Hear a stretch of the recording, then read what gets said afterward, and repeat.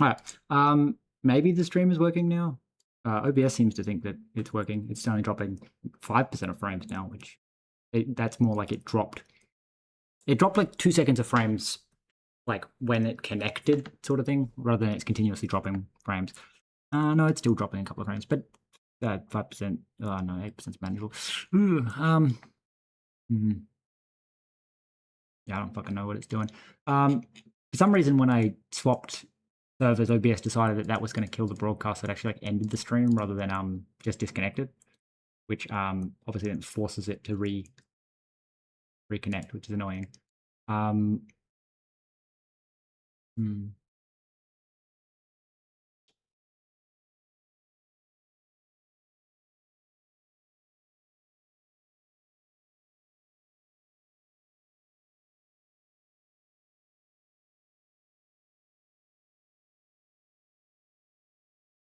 I have no idea if the stream's even gonna fucking work now. I don't know why I have to keep swapping between like the primary and secondary server. Like, what the fuck, YouTube? Why you not just let me stream? Anyway, hopefully this all is working now. It's not gonna like suddenly become a laggy fucking piece of mess, this shit mess again. The stream has no idea what the fuck's going on. It keeps saying there's people here, then there's not people here, which sometimes it's just good they hit an ad, and it's funny because like premium doesn't count apparently. I guess one thing to do is make the tooltip always on top. You can do that pretty quickly. Tooltip.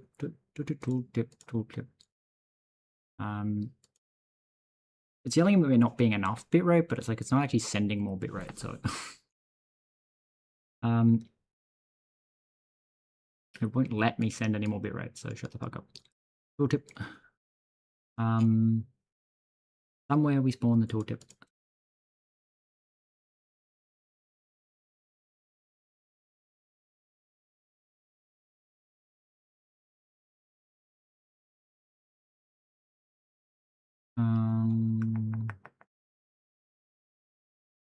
This spawns in this.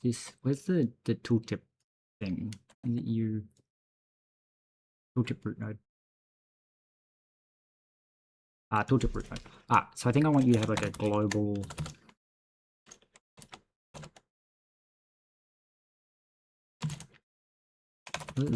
Z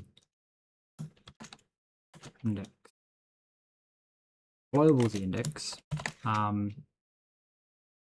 So less than 0 will be drawn below nodes with that. Okay, so I think we set you to 1. Means that I think the way that this works, but maybe not, because this might push it above its own children, but theoretically, setting the global Z index should make the tooltip render above everything else. But maybe I need to set it just a normal Z index. Because I would assume that it gets its parent one. Yeah, so the text is still... So now the tooltip's just always on top. That's good help. I'm just trying to do small wins at the moment because I really don't want to work on the fit code. But what was another small win? Redoing shape, I think, is the other one. So currently shape just prints out like a generic kind of shape. I think mod something. Like shape just derives default debug. Yeah, debug. So we're gonna impl debug instead. Impl, I guess we'll impl display. Std fmt display for shape. Sure. That's going to result in exactly the same thing. So we want to say something more like offset is x, y. Orientation can just be debug orientation, and then layout. We will just format layout, and then we'll do the same thing to layout. Is we'll give layout a custom implementation to make it render properly. There's a lot of weird stuff. Anyway, so let's impl std fmt layer for layout.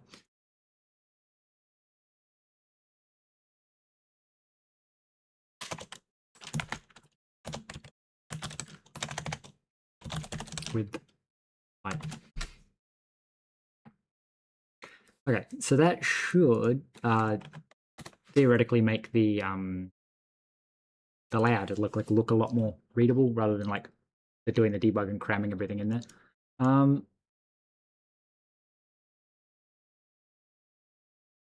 I'm so annoyed that that stream did that thing. I need to also update the Discord one because obviously the Discord one's wrong.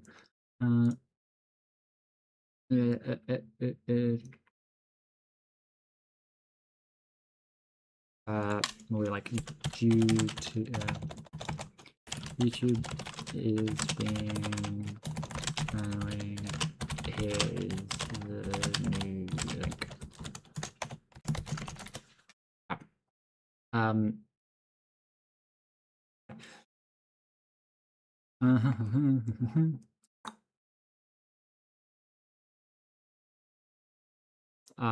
Did it? I think I'm probably not displaying. I implemented display, which means we need to go to tooltip and tell tooltip not to debug the shape. We get out on the correct handle. Down here, shape. So we're doing like just display the word shape. I think it says shape at the beginning, so.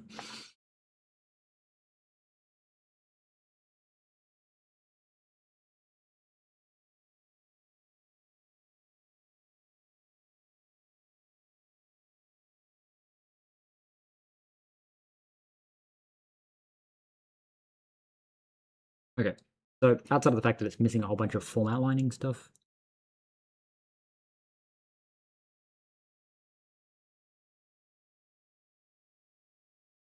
Cool. So layout is a rect with a width and a height.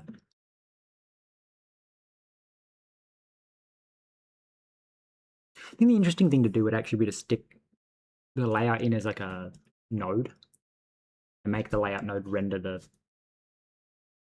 layout.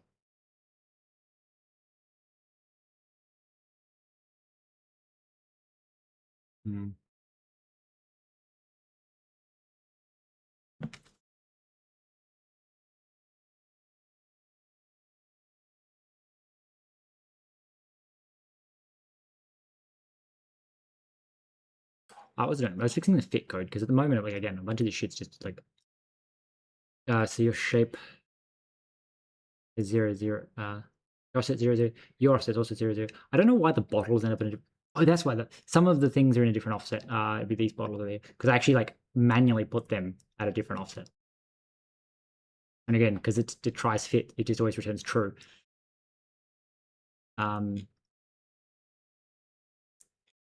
Okay, cool. So then they end up all the way over there. It's interesting, but dun, dun, dun, dun, dun, dun, dun, dun, bum, ba-dum, bum, ba-da, dun, dun. So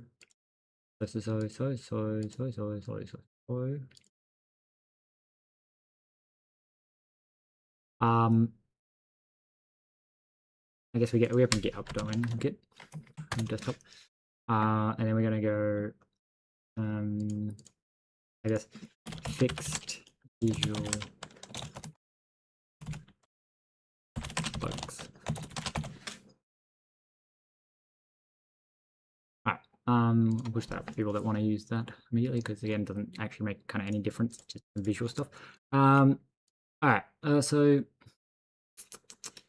it's like in inventory we have a can fit.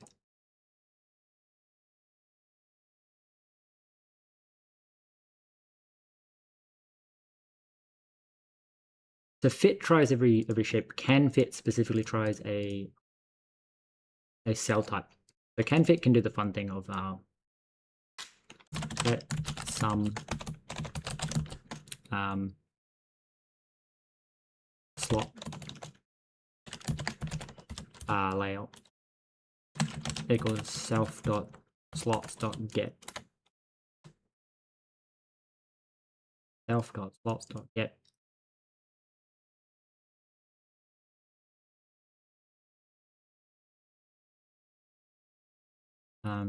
yeah, cell type.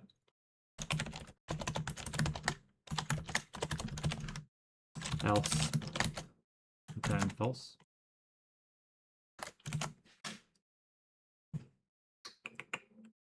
Alright, let me just put a to-do here, like that. I guess technically you would just return true. Like so. Primary reason for returning true at the end is the idea is if I try to fit it and it doesn't fit, we return false. But like if I don't find a reason why it can't fit, we just return true. So next is we have to go like shape. We have to like, so this is a shape and that's a shape. So let slot bounds equal slot layout dot bounds, and then let item bounds equal shape dot bounds. Right. So we have to make a bounds thing.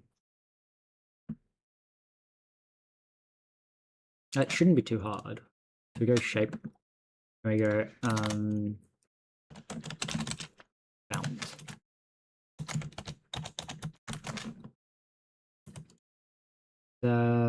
This is dumb. So we say something like self dot shape, self dot shape,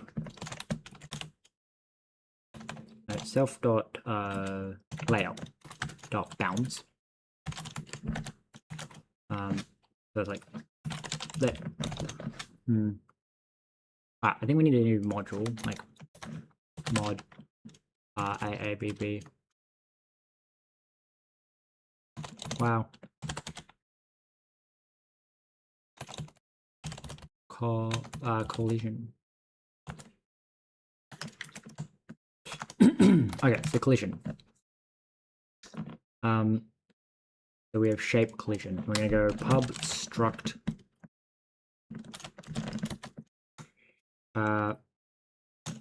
AABB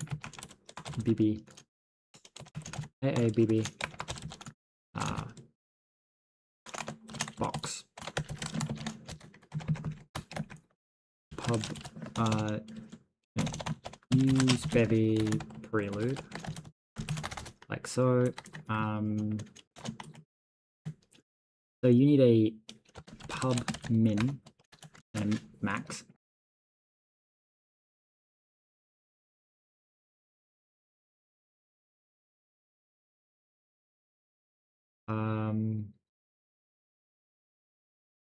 This needs to return a. I need to pub use collision AABB box. So I need you to be like let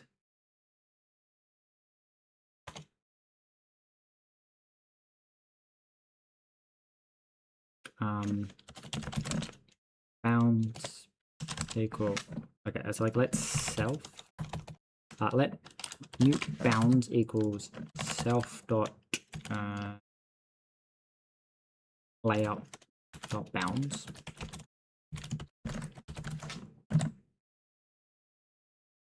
Yo, welcome to the stream. We are working on our fit code today so that like we can make items fit into the inventory, like recursively check stuff. So that should hopefully be fun. Layout, and we go pub bounds AABB, and we say, hey, self.size. What's self.size returns that?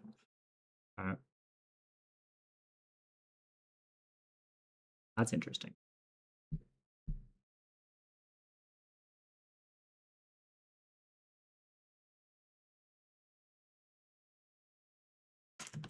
They always decided that the bounds is -1, which I guess is kind of interesting. We have our bounds, and then you're going to say bounds dot plus equals self dot offset, and then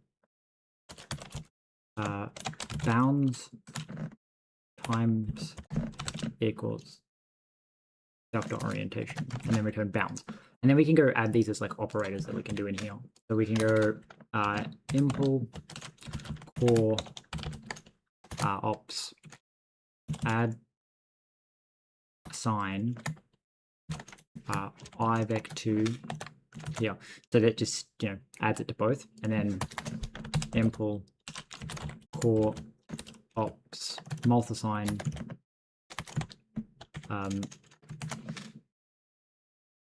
that's not how that's going to work.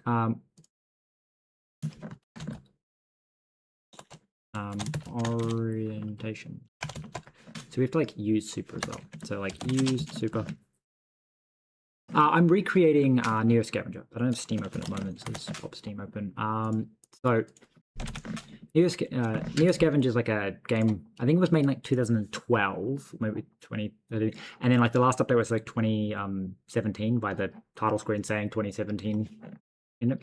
So it's made in Flash, and I wanted to like remake the game as close as I could using Rust and that, and all the assets are in the game, but because my whole stick is open source stuff and I don't own the rights to the game. So this is the game. It's apparently nighttime, which is annoying. Probably just like sleep until day, if we can. Apparently not. Can we move over here and sleep? Intern.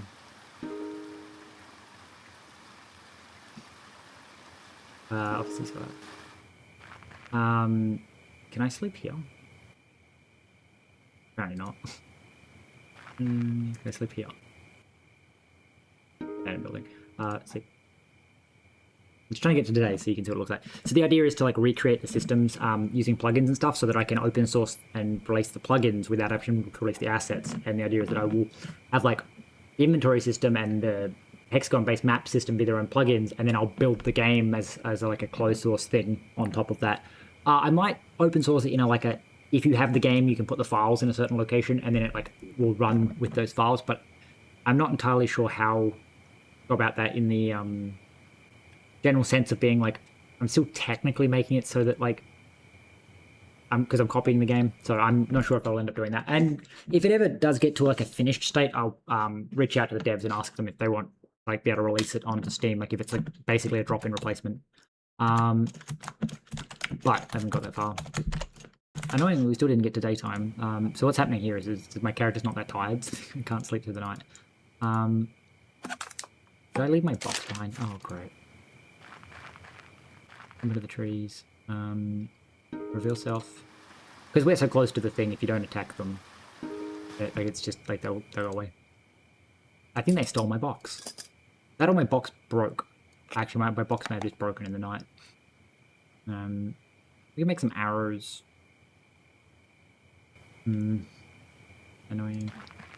Try to get to the daytime. There you go. So it's like a hexagon-based map. It's also weird because my character can obviously remember the entire path, but they can't see it if it's nighttime, which is a bit weird. As I'm saying, these are the kind of things I'm trying to fix. Is that like it does weird shit. Like what's actually doing is that at nighttime, tiles that you can't. So there's like these are tiles you can see, and then these are tiles you can't see. And then like if we go to the tile maps, during the day, this is what every tile looks like, and then during dusk, this is what every tile. But at nighttime, these tiles are black, and it's like that's why the game does that. It's like at nighttime you just can't see them, which is a little bit silly in that like even looking at the map, you can see infinitely far, but if it's nighttime, you can't seem to see into your own memory. A bit weird. Yeah, that's the kind of thing I'm trying to fix. Is there's also lots of weird clunky stuff like if you leave items in an inventory and then like you go into a certain building, it resets that inventory and then you lose all your items because you didn't pick them back up because you were going too quickly, like sort of thing. Anyway, orientation. So yeah, it is like a survival game, but it's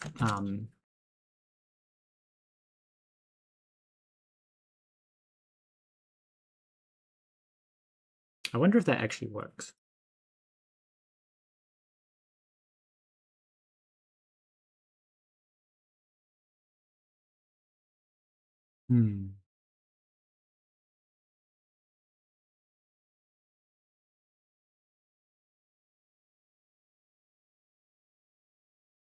I actually don't know if that would work. So all that's doing is applying the rotation to the bounds by taking the minimum and the maximum. I don't think size is the right way to go about it, but anyway.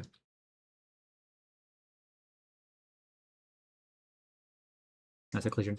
So if you rotate a bounding box, we apply the rotation. I mean, it might work. Because effectively it's the same thing. I don't know if actually it would work. Because the idea is that it's not, because this would be flipping the minimum and the maximum. You'd need to rearrange the min and the max, because the min could then become bigger than the max, I think. So let me just say like let min apply returns it. Okay, so this is let A,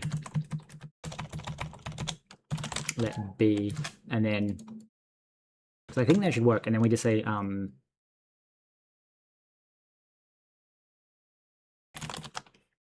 self dot min dot x is equal to a dot x dot min b dot x, and your y is a dot y dot min, and then like that. That should then reset you, because I feel like if you do that, you don't necessarily get the lowest point. We should probably put some tests in here to be like test test rotation. Rotate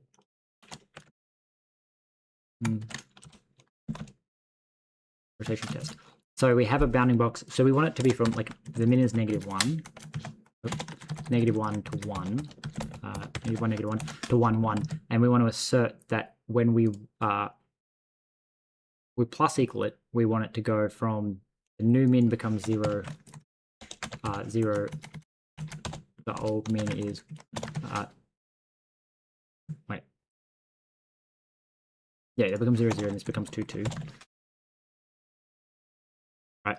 When we rotate by 90 degrees, degree 90, we want to make sure that the min is still 1, -1, 1, and 1, because if you rotate -1, -1,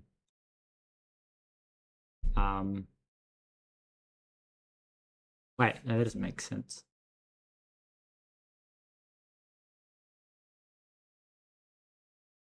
Yeah, I think you need to know what the min and the max is. So you would need to say like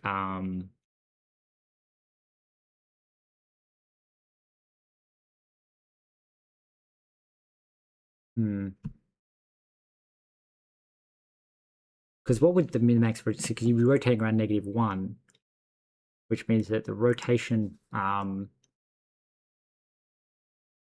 well, if we're rotating it around 0, 0, rotate it around 0, 0, that would be correct. The issue is I don't know if it would rotate around 0, 0.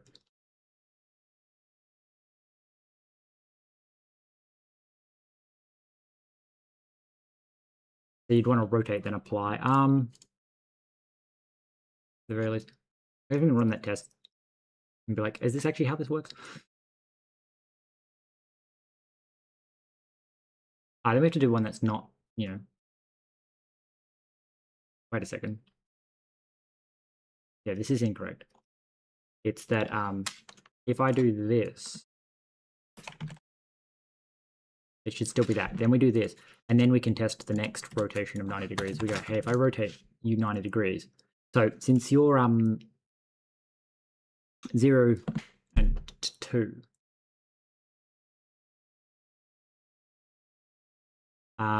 means that you should be, your min should now be, should still both be 0, 0, but then your max should be, wait, no, your minimum, your maximum y should be 0, your minimum y should be -2, and your maximum should be 2. that pass?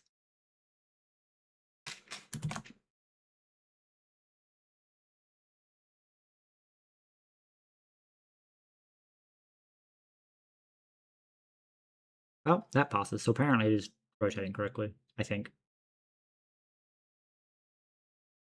Cool. What's next? Shape.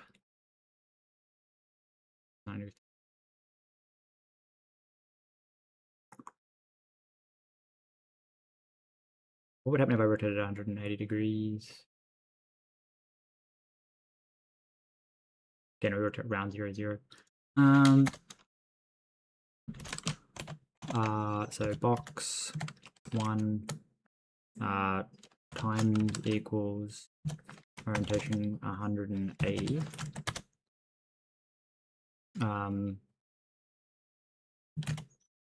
Assert box min is -2 on the x.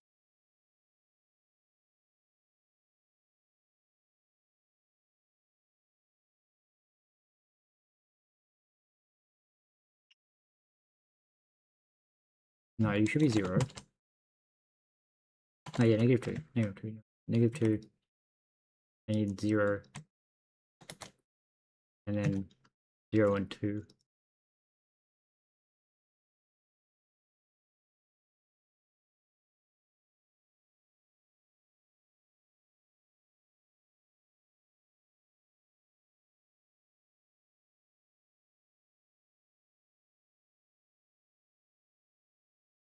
Okay, yeah, that seems correct.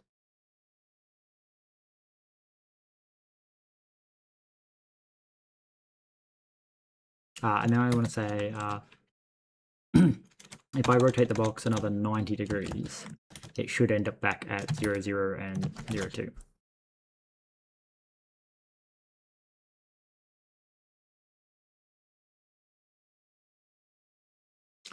I think that should work.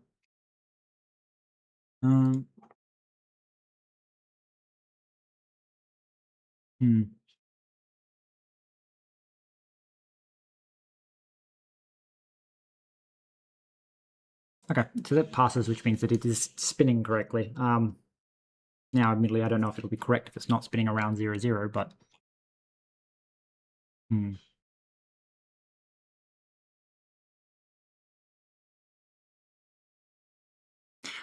I mean, that's not necessarily the healthiest way to look at life, because, as I say, if you had a good day hanging out with friends, then you've accomplished more than enough.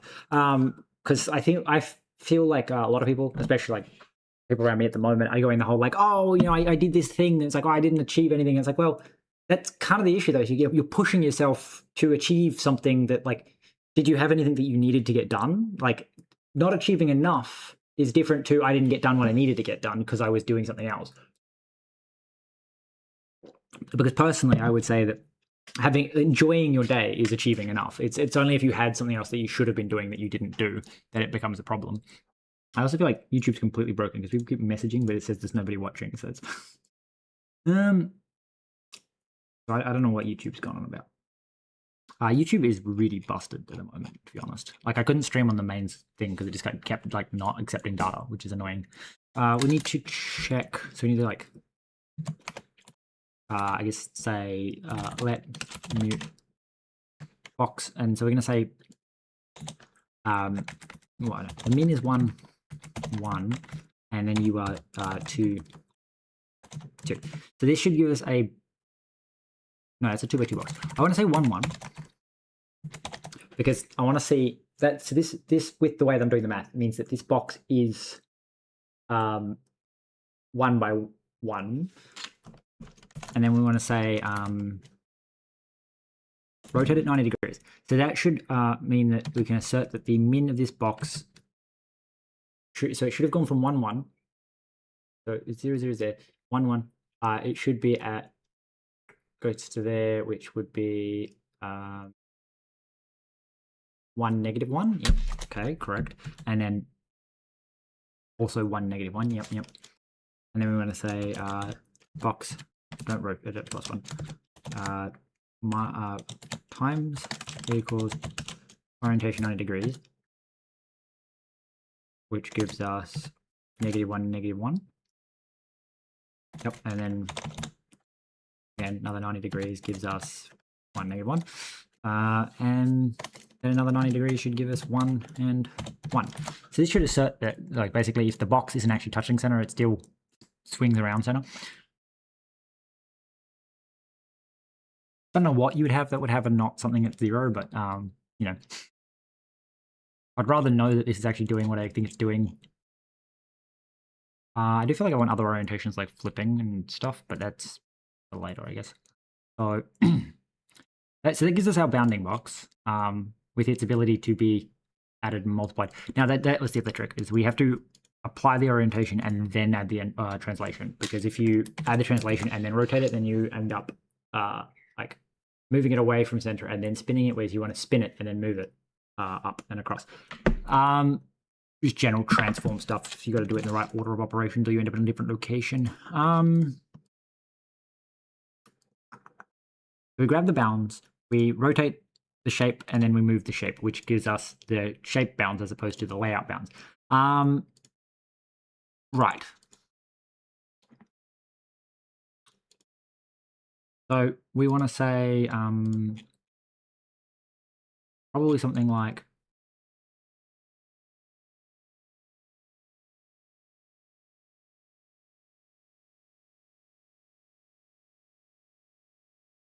we can add all the operators, which is kind of fun. Like as a way of interacting with bounding boxes. So we go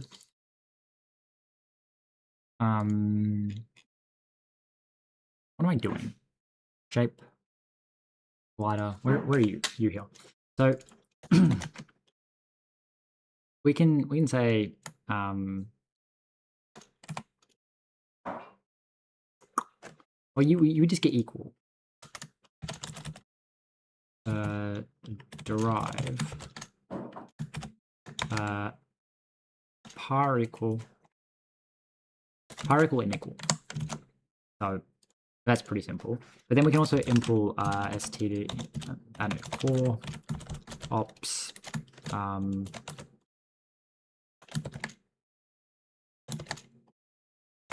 CMP.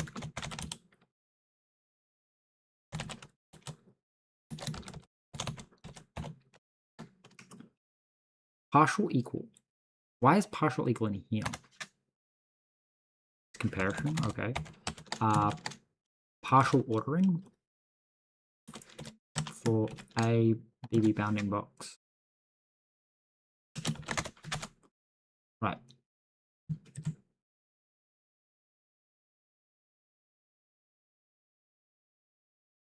So there's partial compare, which returns an optional ordering, but then there's also GE, so tests greater than or equal to self, and is used with the I'm assuming these have default implementations, I think. For example, partial compare is some other is less than, less equal. Partial compare is some and other. Ordering is LE.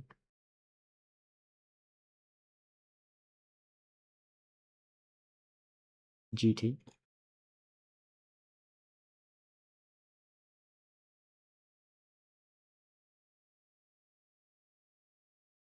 Okay, so we just need the the partial compare.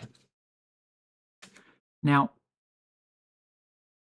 my issue is that this returns ordering between self and other if one exists.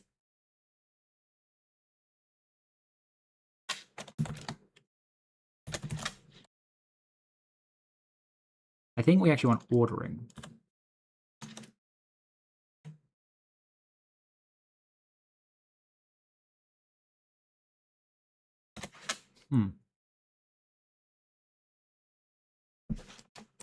That's interesting.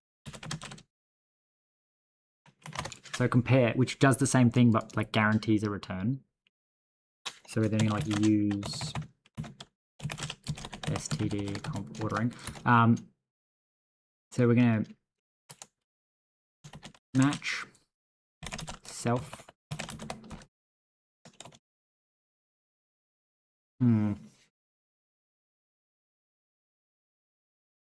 So I think self is this, and other is left hand side. So it's 5 compare other is less than. So let's put a note here and say self is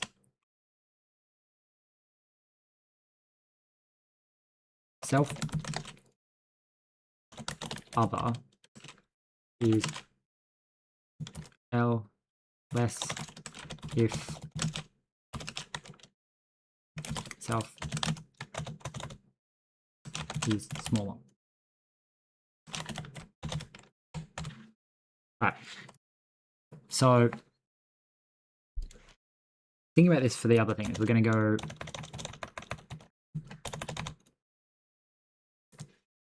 how do you end up with smaller then?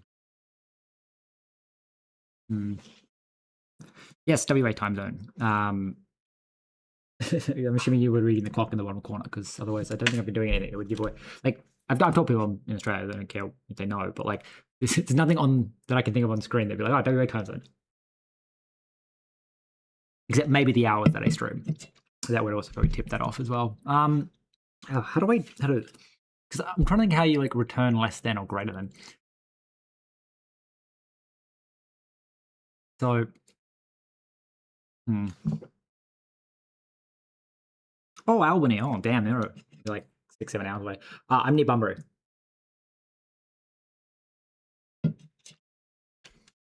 I know a lot of people from Albany. I don't know why, but everyone seems to be from Albany around here. Okay, so if self dot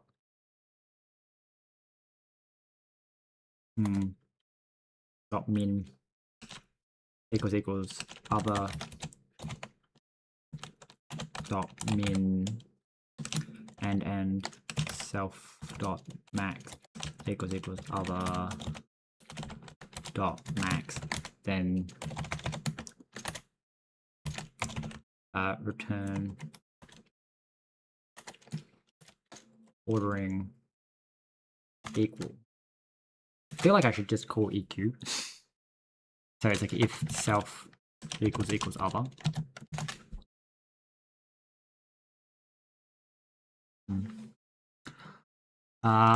Then we say so if self dot min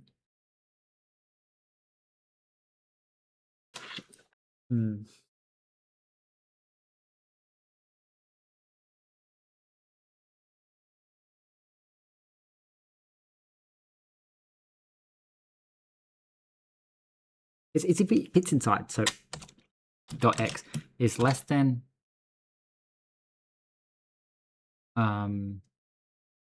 or equal to, because we want a 1 by 1, other dot max dot x and self dot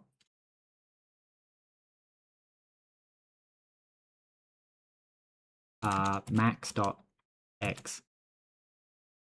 So if your smallest edge is smaller than their biggest edge, and your biggest edge is greater than or equal to their other dot min dot x and self dot min dot y is less than or equal to other dot max dot y and self dot max dot y is greater than other max dot y, then you return, well, actually, you don't return equal. You just return less than.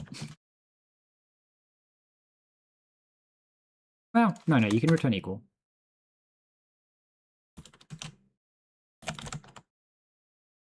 Self equals. Yeah. So you can return equal, because then you can say, like, if it's less than or equal to, it means that there has to be like additional space around the edges. And then well, I guess else.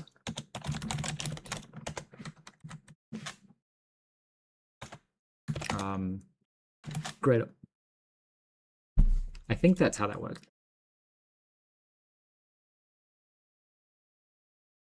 Now, what are you complaining about? So, do you require specifying something?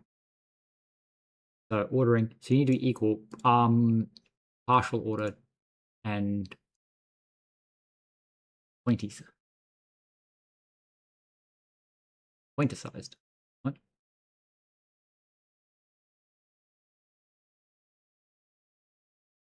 Wait.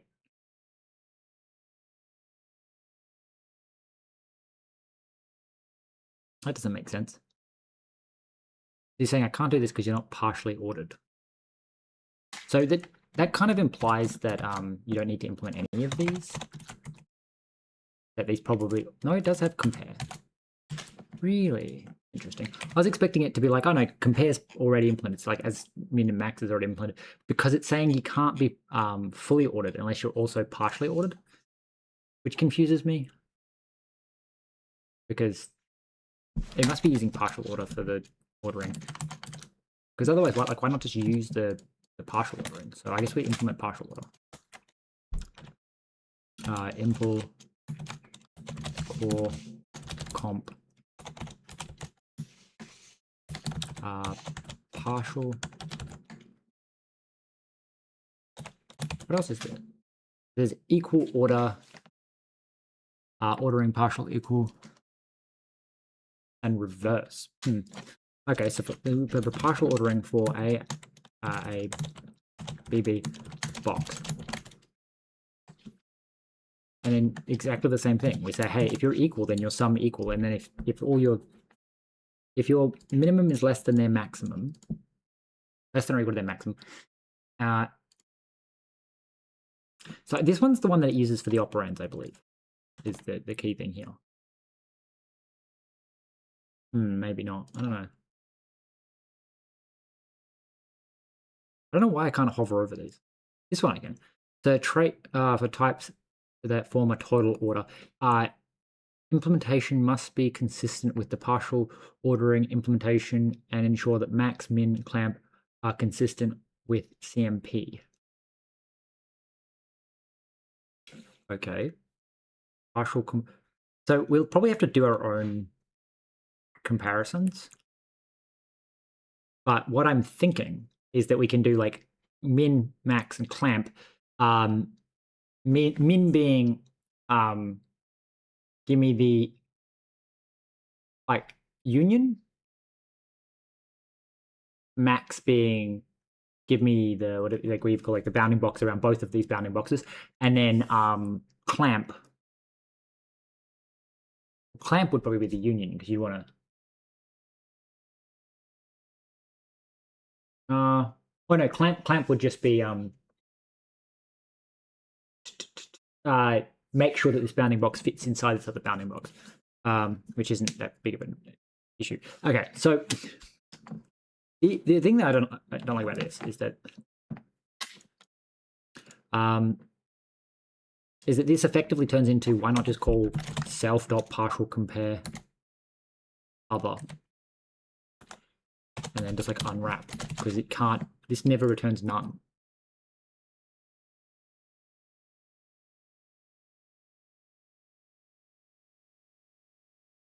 Because you're either the same size, it fits inside, or it doesn't fit inside.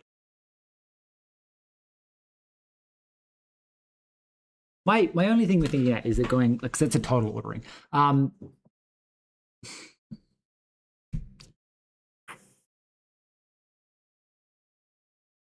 Because I don't think partial compare is the method returns an ordering between self and other value if one exists.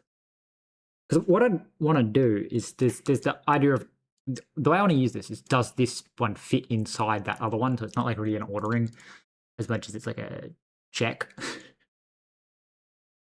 But so less than. This returns equal. Because the order, there's only 3 possible ordering. A level 6 code wizard. No, I'm not a wizard. I'd be like a level 6 code. What's the one that makes a pact with the devil? It's like it's a warlock, level 6 warlock, because you trade the tism for the ability to code, rather than just being good at code.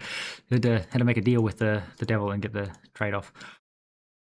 Yeah, warlock. Yeah, see, yeah. I don't know why the stream's so far behind. Yeah, so it's more like a level 6 warlock, code warlock. So we want to say like FN. Well, this is a test. So test. Collision test. So we want to say that box 1 is 2 by 1, box 2. So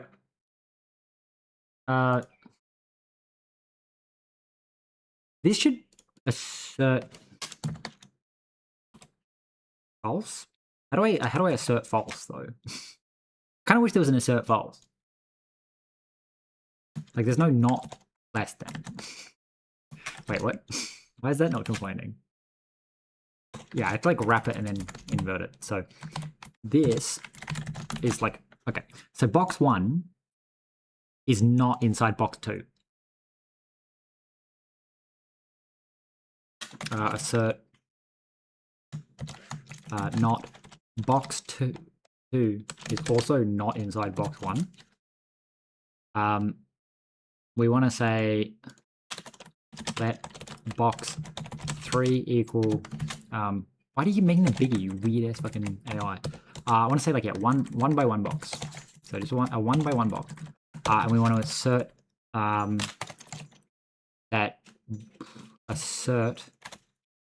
that box 3 is inside box 1. That assert that box 3 is inside box 2. We want to assert that box 1 is not inside box 3 and assert that box 3 is not inside box 1. We need another 1 by 1 box. We want to assert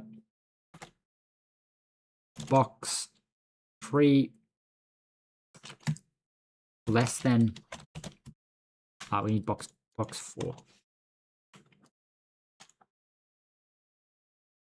Here's the annoying thing. We want to assert that box 3 is less than box 4, is in box 3 would fit inside box 4. But I also want to be like, but it returns equal.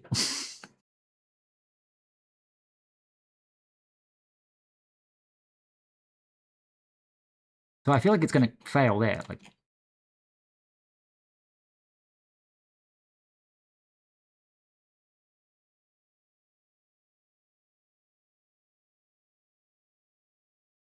also, wait, this one should also. This has been flipped. This should be box 1. Box 1, box 2, like this. So we want to say that box 1 is not less than box 2, and we also want to assert not equal box 1 and box 2.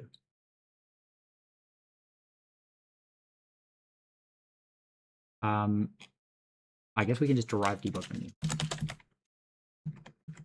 Now my issue is that I'm pretty sure you're using the wrong. You're not the ordering equal. You're the par equal, which is different to the ordering equal. Oh god, it's so weird. So this would be different. So we want to also assert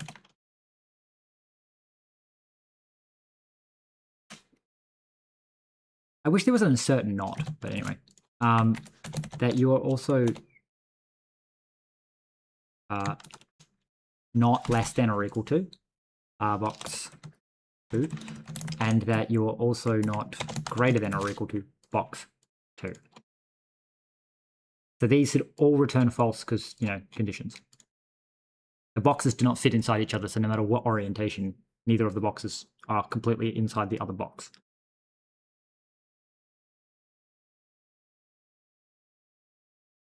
Wait a second. Apparently that one assertion failed. Assertion failed. 1 is not less than 2.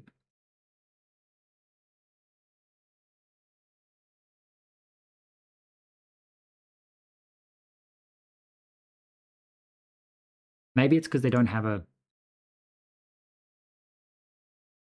Oh yeah, no, because this we can't use this because this implies that they have a guaranteed ordering.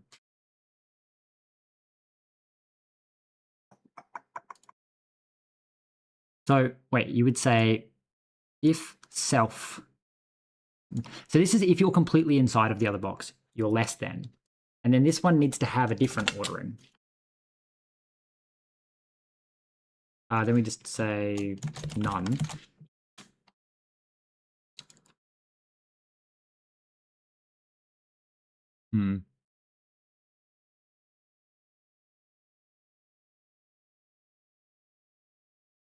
So it'd be like, else if other dot max, no, other dot min dot x is less than or equal to self dot max. So I think, and then we like else one. Then we don't need to return anything. We can just let it fall out the bottom. Get rid of the returns. Thank you.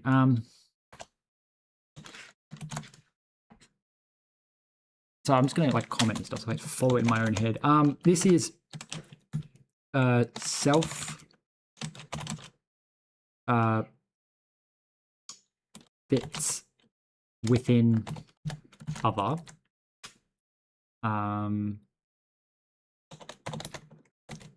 Then we go here and we say other fits within self, else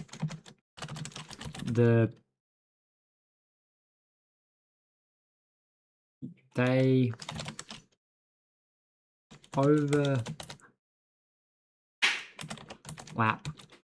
or don't fit within each other. Oh, they don't overlap or don't fit. Maybe. Does this let me do this now? So we say that box 1 is less than box 2.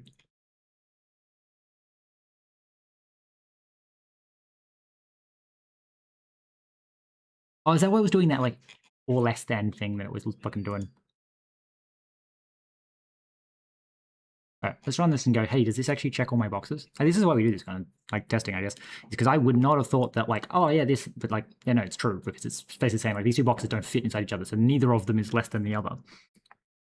Okay, so we still failed the assertion, which is that box 1 is not less than box 2. What do you mean? Right. I need you to like, please like print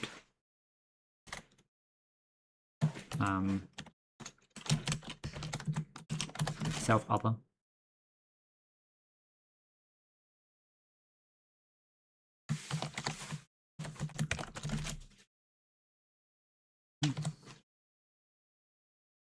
Right, it is the less than, yeah.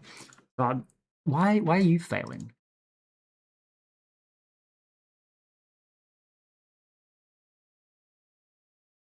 Obviously I've got the logic wrong somewhere.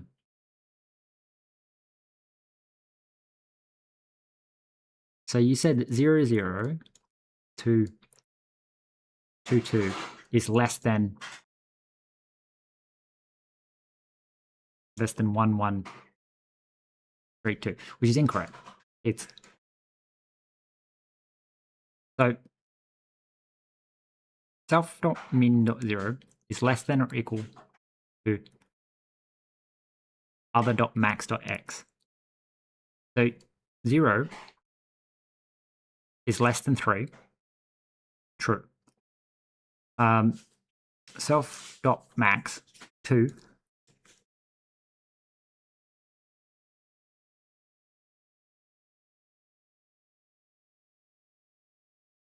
so self.max is greater than or equal to min.x. 2 is greater than 1, which is also true. I feel like maybe I'm missing a whole row of collisions.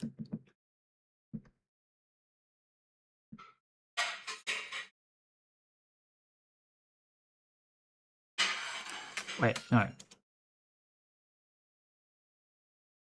No, your minimum needs to be greater than their minimum. Okay. Your minimum is greater than or equal to their minimum, and your maximum is less than or equal to their maximum, and your minimum y is greater than or equal to their minimum y, but your maximum is less than or greater. Okay, yep. And then the other fits is just the same thing. Min is less than min. Max is less. It's greater than. Their max is.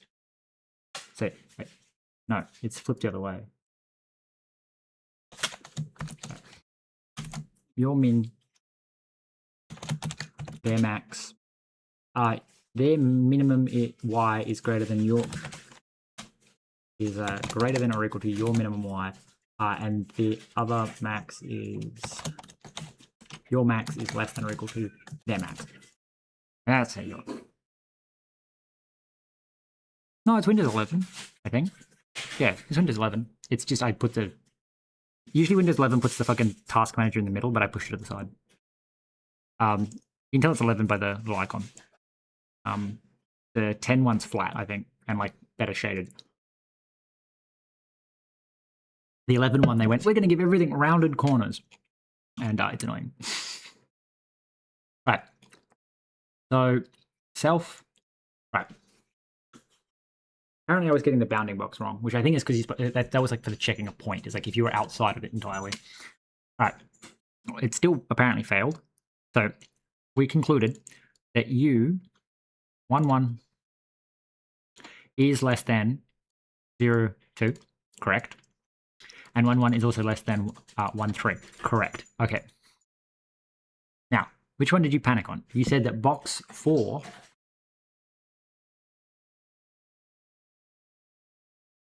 You said box 4 is less than box 3 is less than box 4. They're both the same.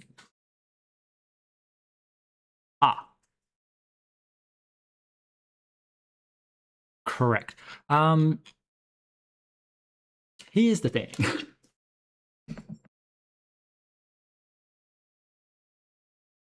I want it. Well, I'm gonna sneeze. I want it to trigger on.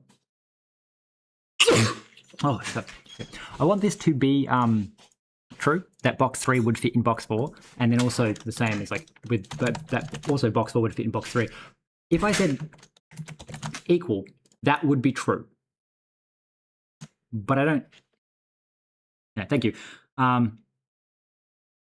Well, the issue is if I listen to music, YouTube will come and fucking take all my videos away. Like even now, they're still taking streams they did like years ago away and going, "Hey, like we've just found copyrighted music." And because I don't know if it's because I used to play like lo-fi beats. I don't know if the lo-fi beats are like someone's acquiring the copyright and then like enforcing them, or whether it's a weird thing of like it's because I've had streams that get struck down that have like no sound, like I'm sitting in silence because there's a TV playing like in the house in the background, and you can't hear it. But YouTube's fucking picking it up because it's in the background noise, like enough that the fucking content ID will hit it. So it's fucking.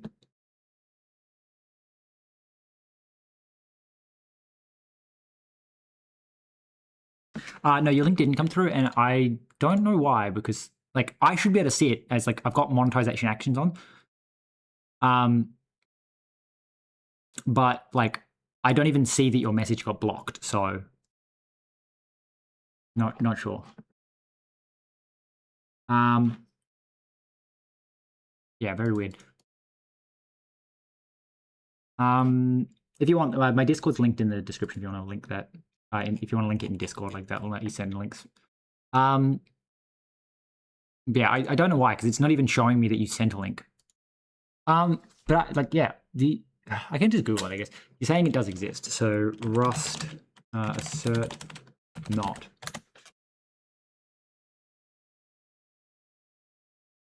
In Rust, there is no built-in assert not macro in the standard library. Instead, you can typically use assert not equal for inequality and negation, or negate a boolean with not. So no, apparently it doesn't have assert not. It has this assert not equal, but it doesn't have assert not.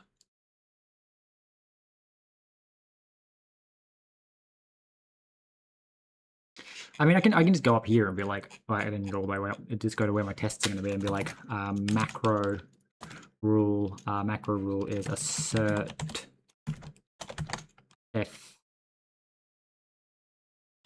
l false. I'm trying to like think how you would do it, like assert false.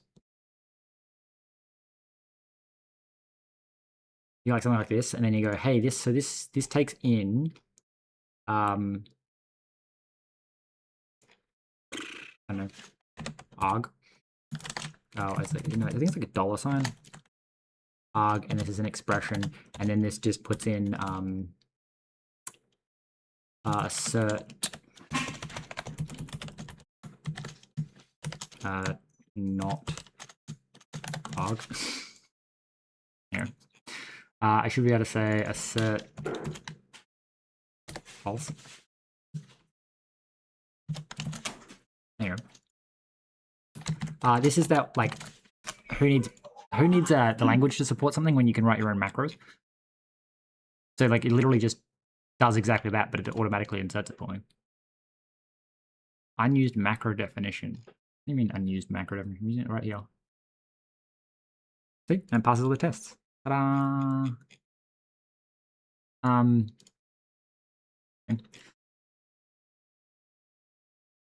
Now, my thing is, I wanna say that, like, technically this should pass, which means that we just go up here and we say, hey.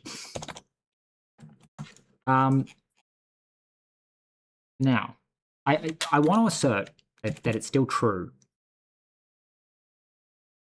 I guess you'd assert equal box 3 and box 4, but I also want to assert that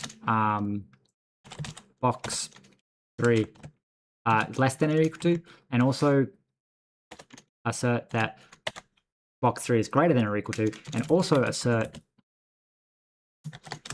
that box 3 is equal to box 4. Now, I'm doing this. This like looks like a lot of,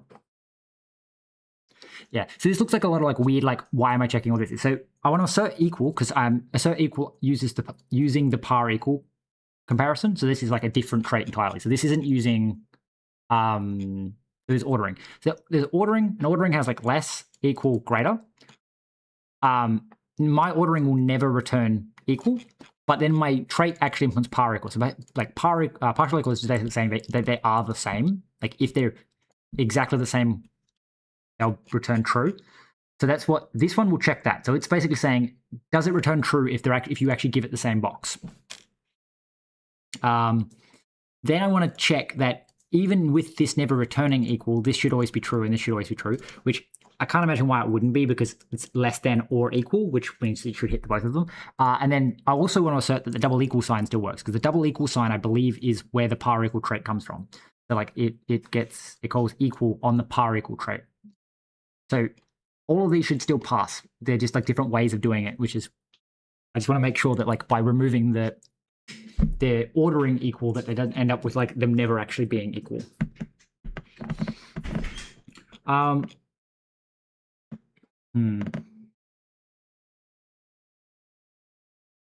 No, this failed. Why did this assertion fail? That box is greater than box 3.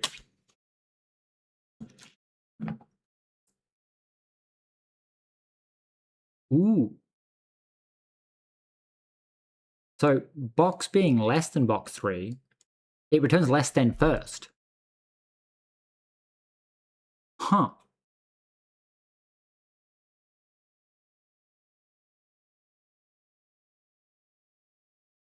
Because we check less than first, it returns less than even though when it's greater than.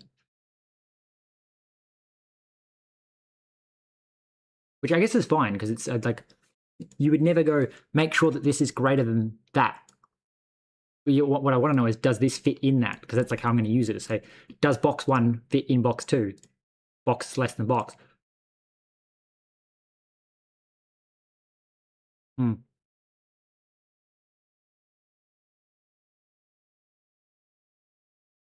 I guess I think returning equal would probably be smart.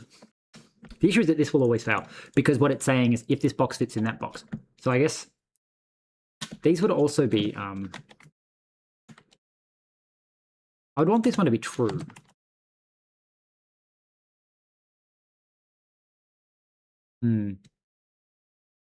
But then they should both be false. So these should both be true.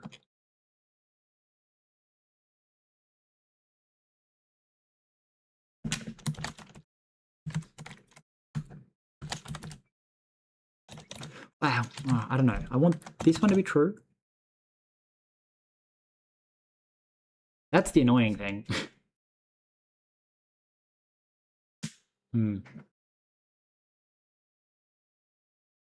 Well, it doesn't need to necessarily handle overlapping, because I'm trying to, like, basically, I'm doing kind of a cardinal sin of Rust. You're not really supposed to, but I'm overriding these with the conditions of like how I want to use it, in that, like, when I write the code, I want to say, hey, is this less than that?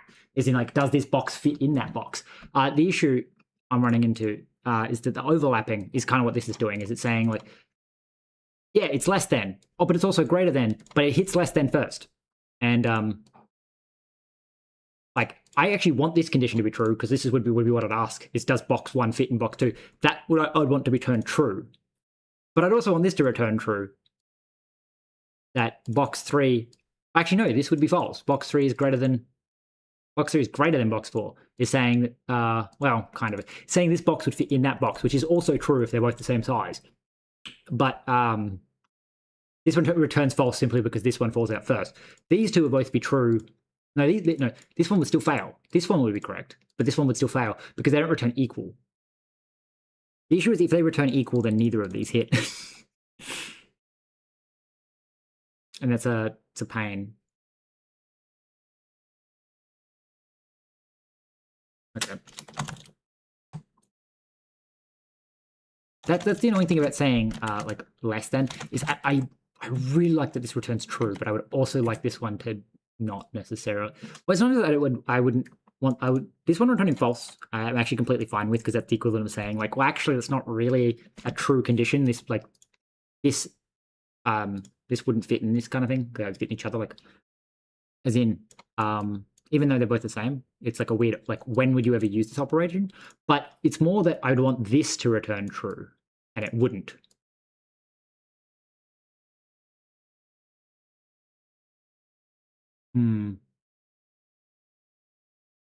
The other issue is also, I think a lot of sorting algorithms would break with this, because they would flip and then flip back and then flip back and flip back. Like, because, like, think about, like, if you're swapping it with the next one, if it's bigger, then eventually you'd end up with an infinite loop where they could just swap back and forth because they're actually the same.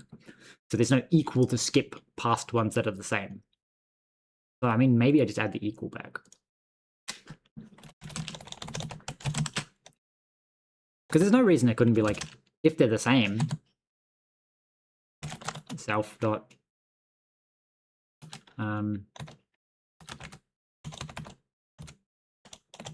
self dot min, no, self equals other, return sum equal. Yeah. Always happy for random unrelated questions. Mostly because if you look at my viewer retention, the random unrelated questions are always where the viewer retention really spikes, because I start talking about other shit that's not just what I'm programming, and people actually come and watch. Weirdly, like a YouTube cycly thing of, like, I think more people means it shows it to more people, which means more people, and it's like, and then I go into coding and drops back off again. So I'm always happy for a random unrelated question. So we need to, again, assert that these two are false. Which is a little bit annoying, but it's just the equivalent of saying if the boxes are the same, then they are not considered to be the same.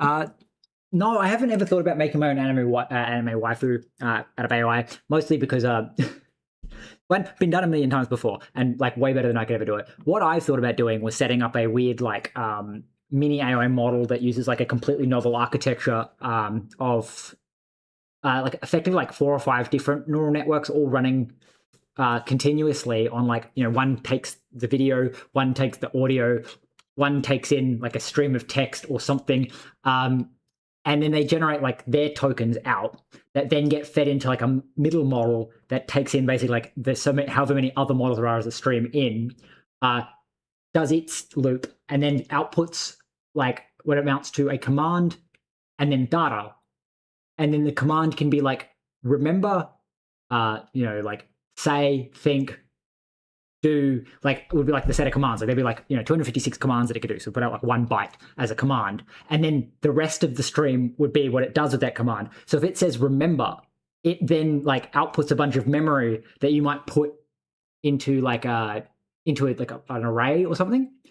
And then that array is somehow like, you know, maybe there's a neural network that every second reads the remember array and updates its output that is fed into the beginning. So it's like the model doesn't do like normal models where you have an input and you go, okay, feed in token 1, compute, feed in token 2, compute. And then you know, it doesn't. Instead, this is like the AI would just continuously always be running, always be outputting. And it's like, so it's either outputting like a think, you know, so, and then when it thinks, it's like it thinks like a token, and that token goes into like a folder. So you can read its thoughts, because every time it goes, oh, think, it's like a text document that's filling up with its thoughts. And then you maybe have, you know, it only stores the last 256 tokens that it thought, but it can say remember, which like those tokens are stored somewhere else. The idea being that it gets past that like focus issue that they have at the moment, with it, like as the context window grows, this AI would have been trained and learned on its own that it's basically got a context window that's like, hey, this is short-term memory, and a context window like, hey, this is everything that I've ever been told to remember. So if you tell it a fact, it can remember that fact. And it might be able to give it a key, I don't know. But the idea would be just like, it's not an AI for doing what AIs do at the moment. It's not an LLM in any way. It's more like a way of making general intelligence, because it's just like a cyclical repeating thing of being like, you don't need to teach it how to process images, because it just has an AI that like scans the screen and then outputs like a stream of tokens about what it thinks it can see. And very much like how our brain does it, where our eyes see something, process it in the visual lobes, and then pass that to the rest of our brain. I just think it'd be like a really, really interesting thing to do. And then this is like where they're like, how would you try? Is it just to have it running continuously on my computer while I'm streaming and stuff? Because the idea is, if it can run fast enough, like if you can do a single loop fast enough, you could have it looking at the screen like constantly, like once per, you know, like 30 times a second, I guess, or like fast enough that, you know, that I can't do something faster than it could do it. If every 30th of a second it looked at the whole screen, processed it, and streamed it in, and then it like outputs, you know, action, key press, Q, and so then it can be like, I could read my keyboard inputs and give it a reward function if it can predict what I'm going to do. Then you do the same thing where you have it, if it outputs say, you have a different AI running, like completely independent of it, transcribing everything I say. And if it says the same thing that I was saying, like within the, you know, like in that 30th of a second, if it says say the right word that I actually said according to the transcript. So like while I'm streaming, you're constantly training this AI to be a better predictor of what I'm going to do. I wonder like if it would do like would it become very similar to me, or would it just like degrade into absolute chaos? Like, because I feel like in AI, there's like a concept called grokking, which is the idea that if you train an AI, eventually like it overfits, and it'll stay overfitted for ages, and then suddenly it will generalize incredibly well. And I'm going like, I wonder if I had this thing just continuously watching me while I was streaming, like, oh, whenever I was using it, like at any time, it was just, you know, constantly, it had the same, it could see what I could see, and it could hear what I could hear, and it could, and then like, does it output the same thing I output? I don't know if it'll ever work, but that would be just like a weird thing of being like constantly training an AI to be like more and more like me. Would it be getting more and more like me, or would it just ever hit like a brick wall? I don't know. Just an interesting thing that I thought of doing once, but I don't have the skills to actually set it up. But I think it would be a really weird thing to do. Anyway, moving on. Apparently, told me AI killed my viewer attention. So the person never even like said the random question either. It's a where did you go? I also have no idea how this like top fan thing works. Okay, XP.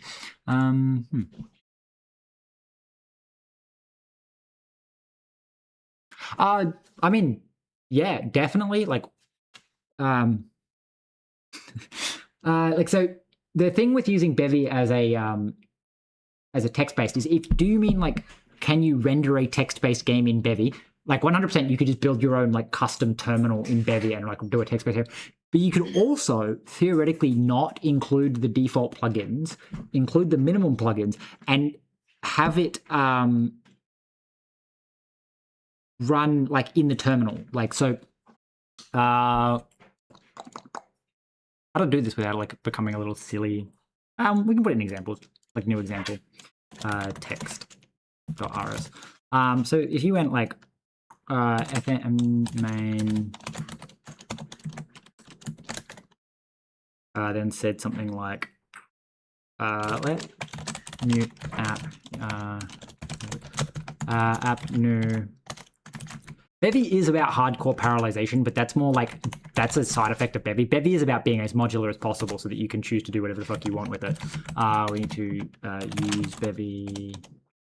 Because like, there's things that people keep asking, like, oh, can you do this with Bevy? And it's like, well, yes, because Bevy's open source and low level, you can literally do anything you could possibly do with any other game engine, purely because Bevy doesn't lock you in. Like, you couldn't do it in Unity, because doing it in Unity, you're basically hacking around the fact that Unity has a rendering engine. Bevy doesn't have a rendering engine. Bevy has a rendering plugin that you can choose to add. You can also choose not to add, and then Bevy doesn't do that. So you're not like locked into doing something a certain way. You can just not do it, and Bevy works just as well.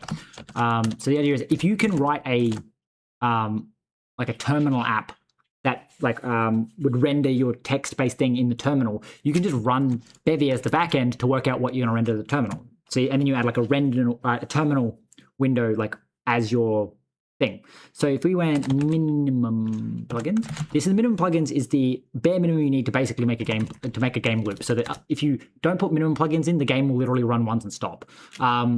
So you go something like fn.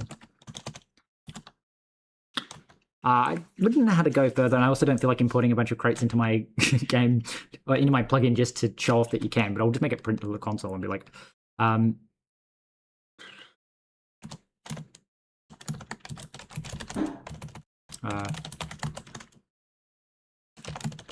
this doesn't do anything. It just says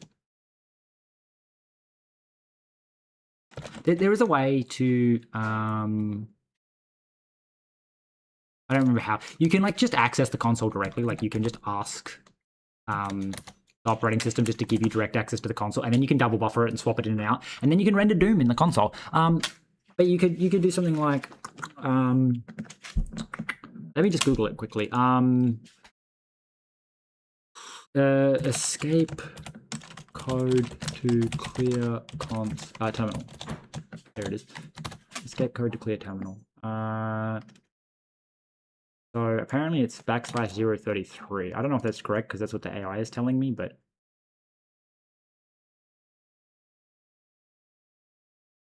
no, apparently it's like this. Okay. I don't know if that's correct, but according to the AI, that's how you do it. So you print line that, and then you like print line. I don't know the things, but it's like,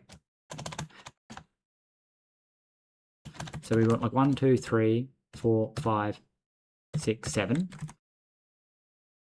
and then so it's 3, 4. No, it's 5, 6, 7.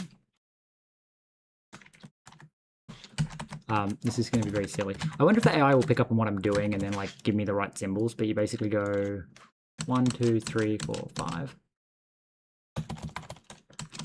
Honestly, should have done that.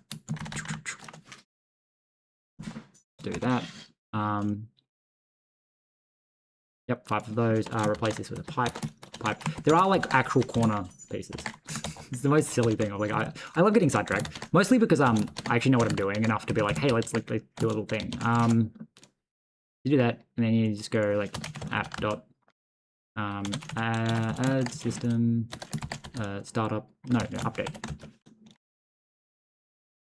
Update. Something like this. I guess we need to show that it's moving, so we'll go like time res time. And then here we're going to say replace this with like that. Elapsed sec.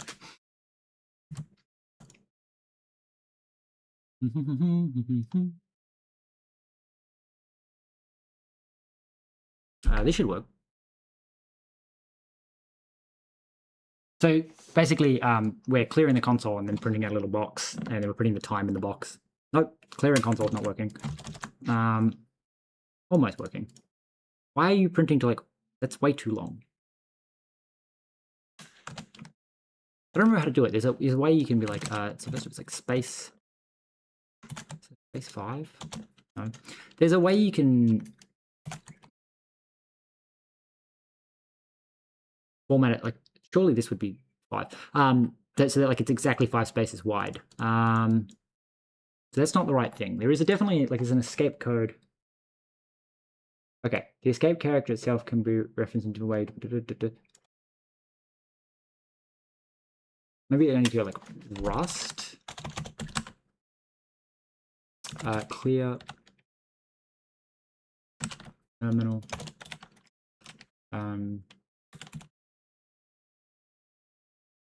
escape code. Maybe I need to do it a different way.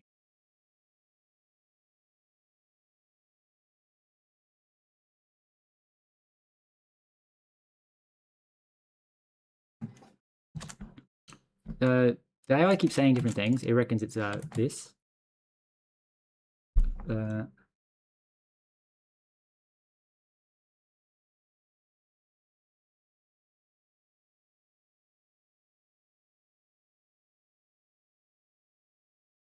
obviously the easiest thing to do would actually be to go std io standard out dot. Apparently you go like that.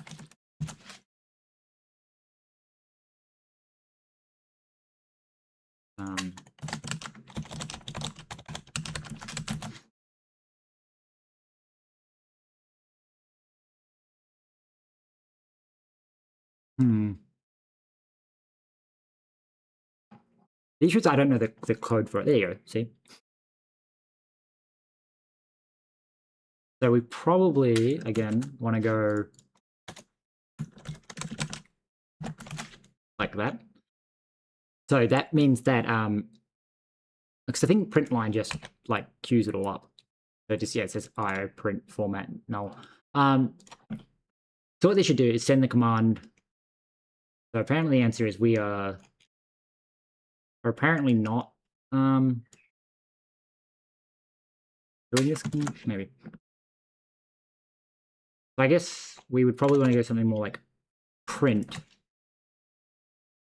Let's take U. And then like we need to append all of these and be like new line. Please do not write elapsed fucking time a million times. Sometimes the AI.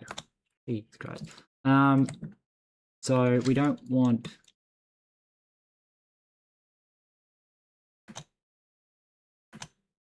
this like this all the time. We just want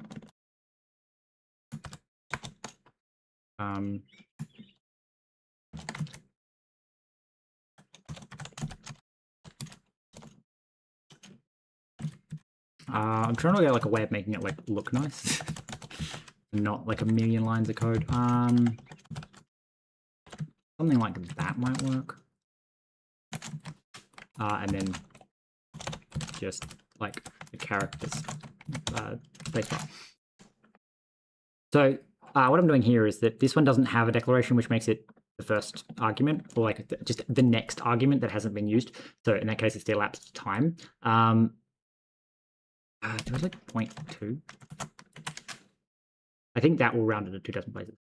Then, so we're putting that in 5 spaces wide, and then we're saying argument 1, which is this one here, and then 5 wide, like that. So that should maybe print the whole thing.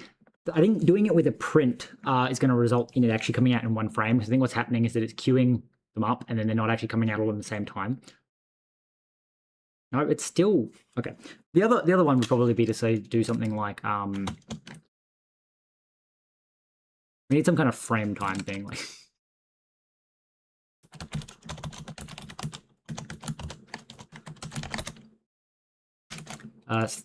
from millis, 100 milliseconds. Yeah, 100 milliseconds, please. So and then we go app.add system last. Like, yeah, that's a terrible way of doing a fixed frame rate, but you know,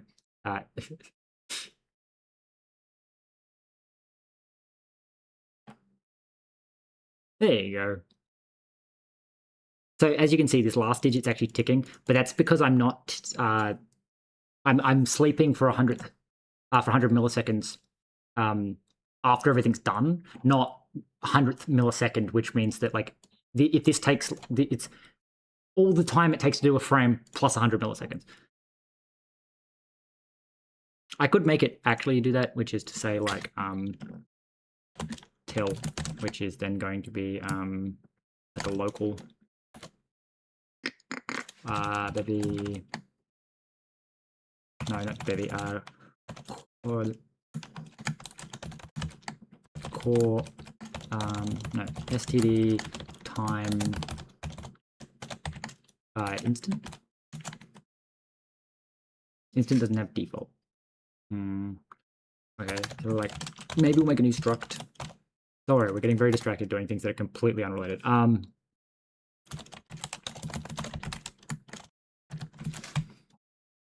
Frame time. Oh, no, next frame, which is then going to be end time instant impl from world 4.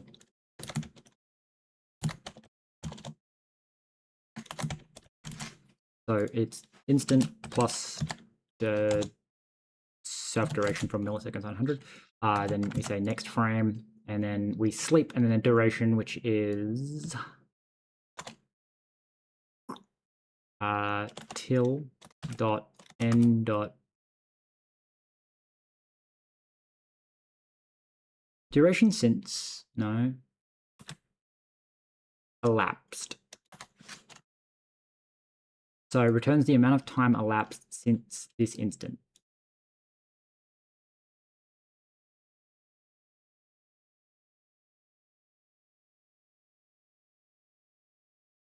Okay, so we're gonna say, okay, let's last, which is just, you know,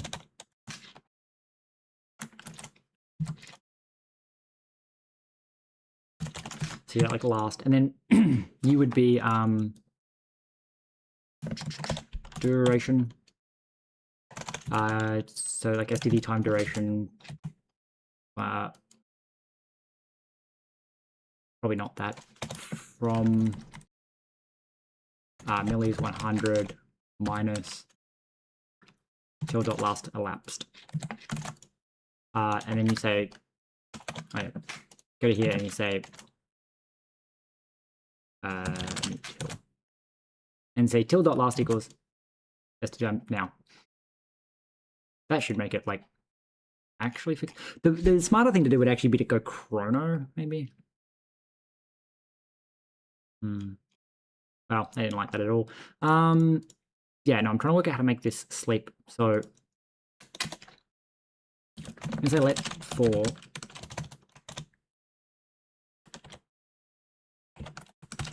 again, there's no need for it to keep track of how long the last frame took. I just want to make it sleep until like the next 100th of a millisecond, because that seems like a much smarter way of doing it. So we're gonna say something like std time elapsed now dot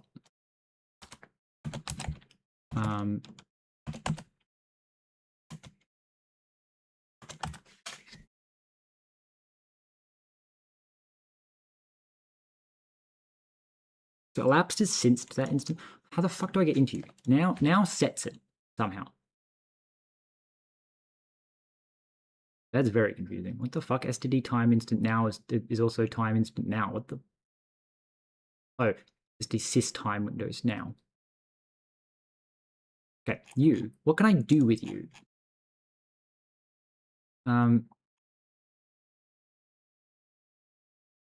Duration since.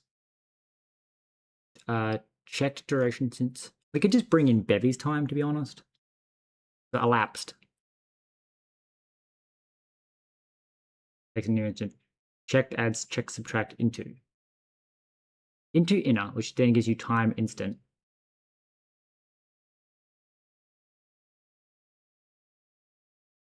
Okay, so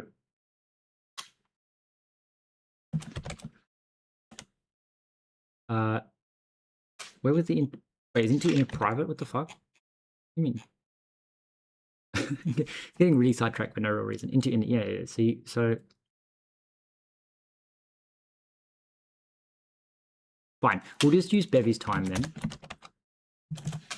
because that makes it a little bit easier. And then we can say time dot. So elapsed will give us a duration, and that's how long the application's been running for. And then we dot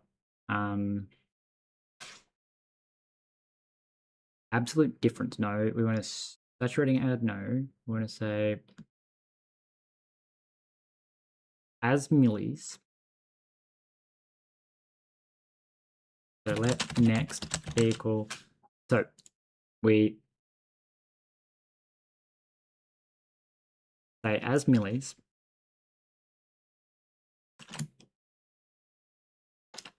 Divide by 100 times 100 plus 100. Lovely. Well,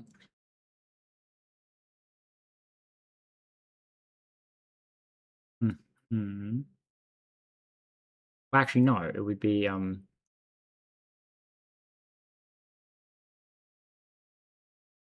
so let elapsed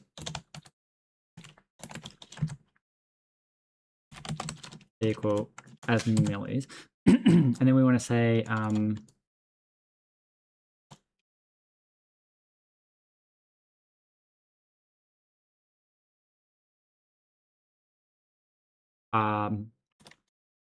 elapsed. No, it's 100 minus elapsed modulo 100. That might work.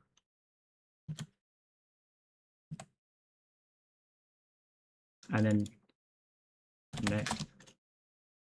Man, I was really trying to make that complicated, wasn't I? You're the wrong type, apparently. As U64. So this should make it always sleep until the elapsed would be 100. Like, it would be a multiple 100. So that should stop it from slowly drifting off. It effectively always resets the time back to 100th of a millisecond. There we go.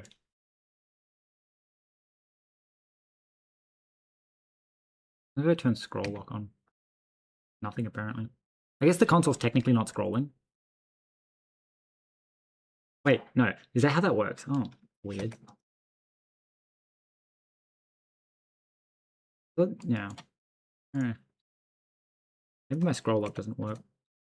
Scroll lock's supposed to stop the cursor from being able to move, but I guess it's because it's pushing it off. But yeah, see, as you can see, like, it's not exactly hard to write to the console and make a Bevy app that like outputs console. Personally, I would recommend getting like a crate that does this. There's like a terminal, like Rust, fancy terminal crate. I don't remember what they're called, but I remember using one once when I made like a piece of software for the Pi Zero, and it was like, oh, how do I make it output something? It's like, well, it would output it over SSH, like you SSH into it, and it would output a terminal back. I think it was just called terminal. This one's called terminal. Doesn't seem to be showing anything.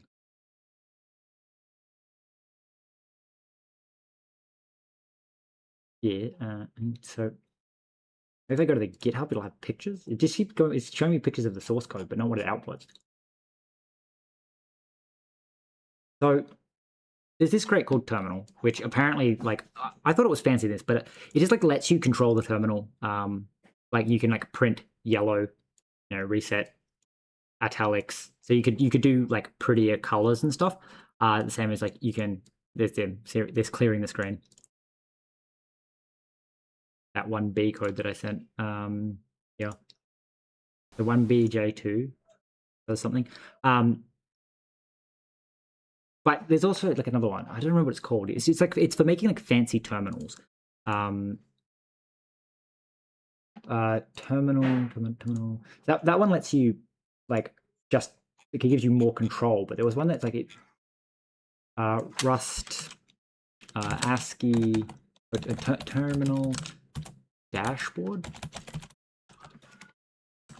right?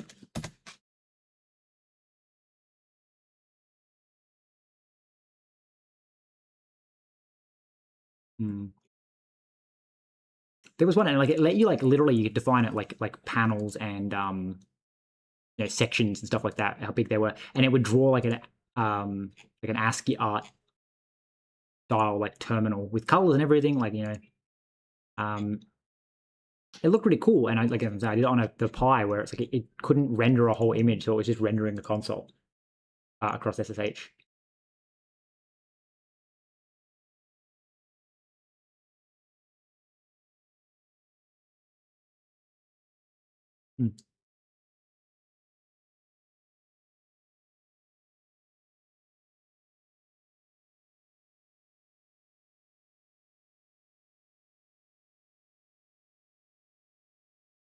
This one's called TTY dash. It's just a little bit weird because it's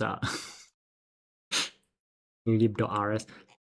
But like say you can I think this might have been the one I was using, but it's just weird. One light theme and it's blinding me, but like so you could define like this section and then you could it's a chart and then it would like render the values and it would ASCII art everything for you. So you could do that. Like you could actually make like a really cool like ASCII art style thing, which that's what a text event like a text game would be really, is just ASCII art but like use text. Anyway, we should maybe like move back on to the stop opening a new terminal. I'm just gonna leave that there. I'm gonna pretend that it doesn't exist. All right, so we have our bounding box tests. So the idea with the bounding box tests is that we are effectively just going to be able to like go like, hey, are you inside this inventory? Now we have to use less than or equal to, because if it's equal to it, doesn't fit. So that's somewhere in here. Okay, so we have the slot bounding box and the item bounding box, and then we say if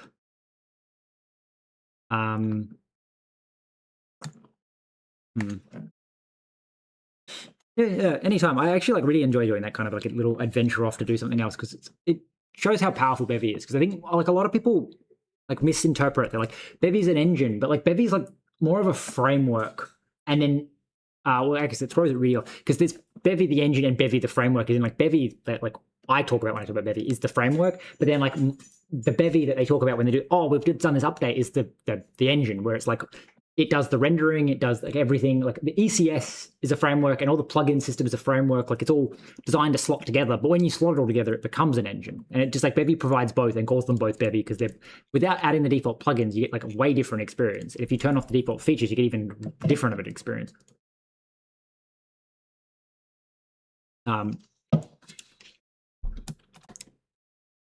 So it's like slot bounds greater than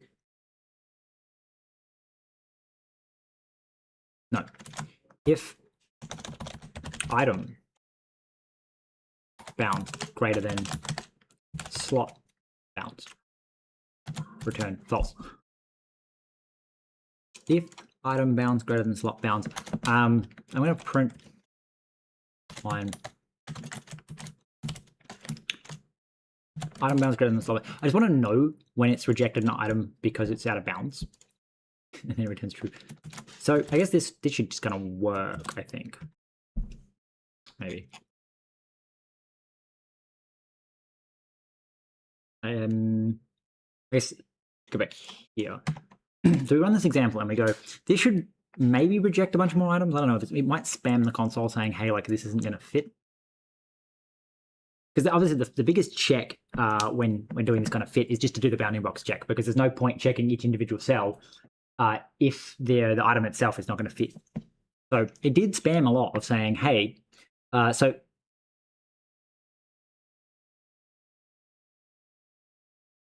I feel like that's printing something else. Something else is printing that. That's not supposed to be being printed. So that's in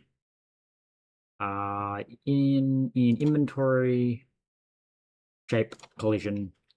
Which one of you fuckers is printing something? You. Thank you. Can you please restart this?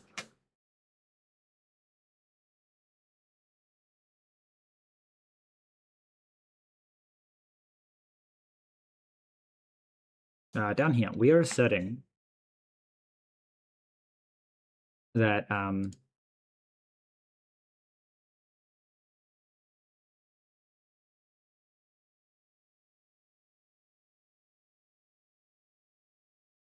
so by the fact that it didn't print anything, it's saying that none of these items were outside of the bounds, which I guess makes sense because like it's putting it at 0, 0, and every item I've considered 0, 0 to basically be in bounds of every item that I've generated so far.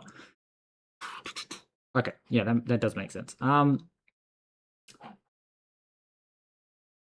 except these rotated items. I need to probably test that and make sure that something does. Wait, what? Failed to get inventory ID of inventory index 0, 0 while trying to find item 20 with skipping.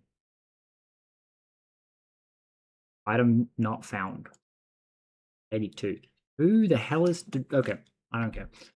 We tried to remove a bottle, but the bottle wasn't in the inventory. Anyway, we need to go back to the example and maybe try and put something in the wrong spot.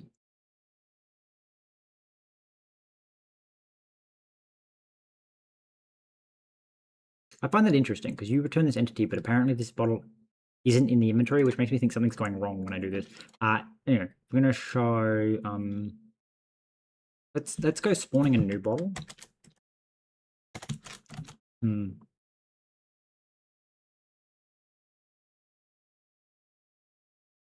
I still feel like this doesn't actually need to have access to the handle ID because we don't do this stupid remove insert trick, and the remove insert trick is the thing that breaks is the thing that breaks the asset counting. So theoretically, I could change this to taking in into asset ID and then making the handle on the fly because we have access to that. I believe. It's a little bit weird. I wonder if the asset server can get me a strong handle as well. Spawn item, empty bottle, spawn item, empty bottle. So I guess this one, we go to clone.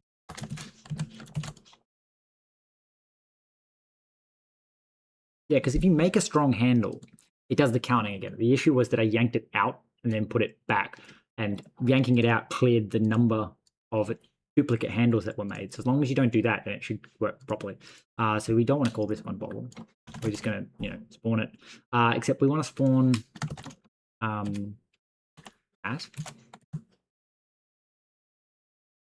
And then you take in a... oh, I want to spawn you at 0, 0. I don't know why you did that. Underscore. Yeah, I don't actually care if you don't do anything. So we want to spawn at 0, 0, but we want to say that it's 180 degrees. So I want this one to fail. Failed to spawn empty bottle. Please don't return. Also, you don't return. Why would you return? Oh, that's why you would return, because if you don't return, yeah. If you don't return, it's because something went terribly wrong. I guess you should panic then, because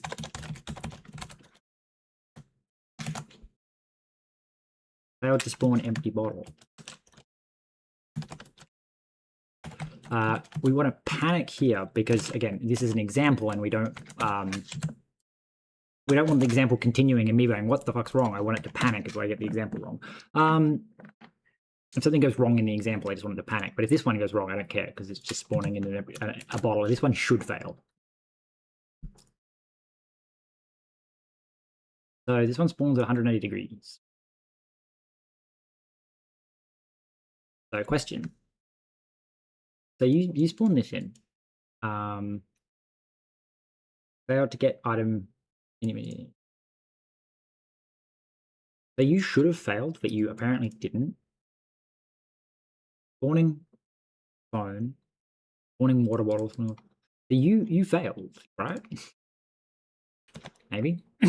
So you get the descriptor and you get the shape, and then you say, hey, for layout descriptor.sizes, shape layout clone if self current layout can fit cell type shape, return spawned item at. So,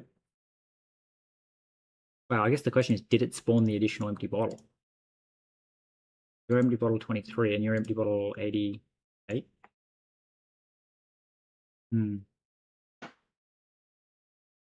So it's been a water bottle. So it seems to have failed.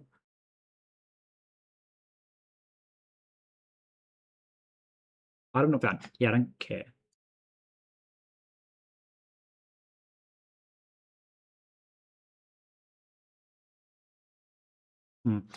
Why are you not working? Self spawn item. Okay. So item descriptor not found. That's my real question, I guess. U return does not fit. Spawn internal. Spawn item in. Do you just always succeed then?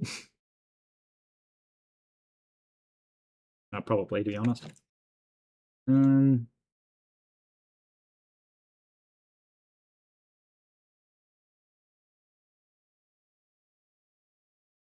So it printed somewhere, apparently. Maybe we should call this a warn, so I can find it more easily. It doesn't seem to be doing anything, is more the problem. I'm also unclear about why it's failing to find the oh, I bet it's scanning the inventory that is itself, and because self is the main inventory, so it should probably check itself and then check the other inventories, because the other inventories don't exist. That's interesting. So clicked on entity. No, I don't care about that. Well, it's definitely not getting there, that's for sure. So can fit, I guess can fit's just never getting called. So we need to say, like, when I say spawn item out, like, do you ever call can fit? So this is an inventory-based thing. Inventory-based thing. You should call warn at some point. Interesting. So it's either never calling it or it's never getting there. They're the two options at the moment. So spawn item at. It calls current inventory can fit. So it's definitely calling it, which implies that it is failing to check. Okay, so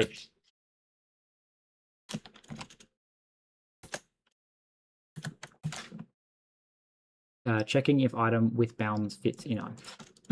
Okay, so that seems like a little weird bug that I can pretty easily fix, I think. Because what it seems to be saying is it's failing to find the bottle, but it's actually failing because it failed to find the sub inventory. So it spat out a lot of warnings. So we said warning, checking if the item bound 0003 fits inside 002959 2949. Then we say checking if the item bounds 0-3 fits in the slot with bounds 0. So the answer was, wait, did I turn 90 degrees? No. Yeah, -3y. This should have returned false. So I guess we can plug that into our test case and be like, why the hell are you not returning false? Or am I doing that backwards? Possibly. So we need to go to our shape colliders. So I need to say that bottle equals 3, right? 3y, and then let bag equals bag is 29. So 0, 0, 29, 49. Bag's really big. We don't care about. We want to assert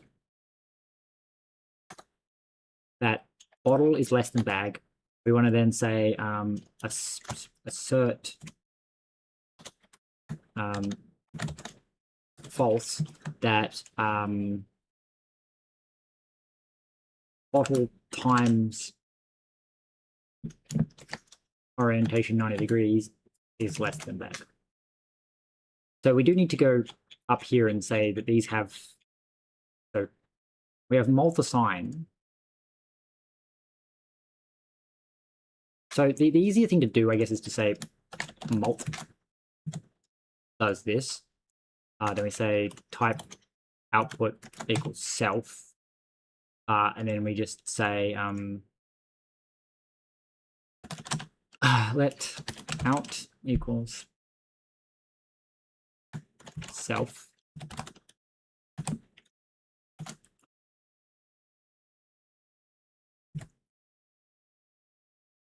And then you just go here and say, well, I guess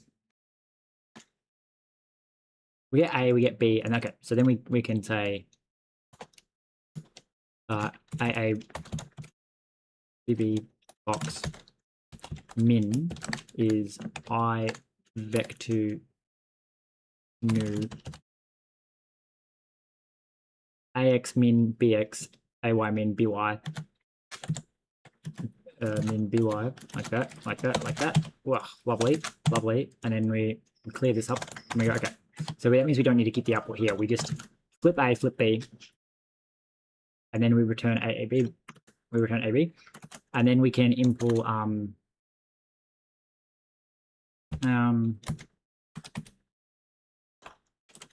core ops mul assign operand is that for a B B box mul assign.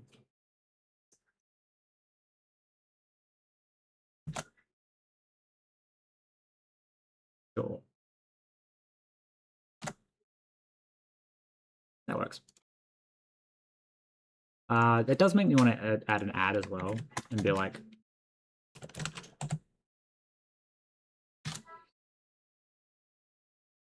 you know, we could also add a sub, you know.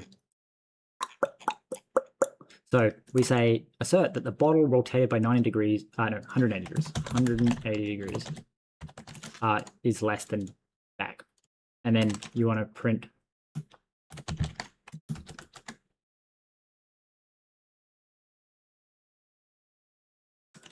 should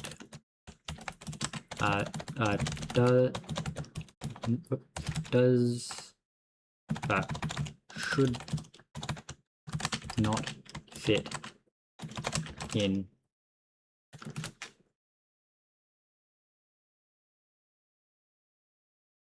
right.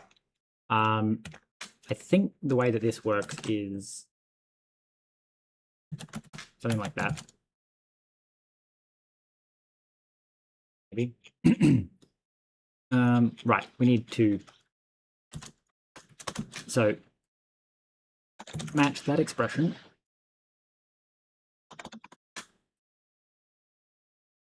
Match that expression. What are you complaining about?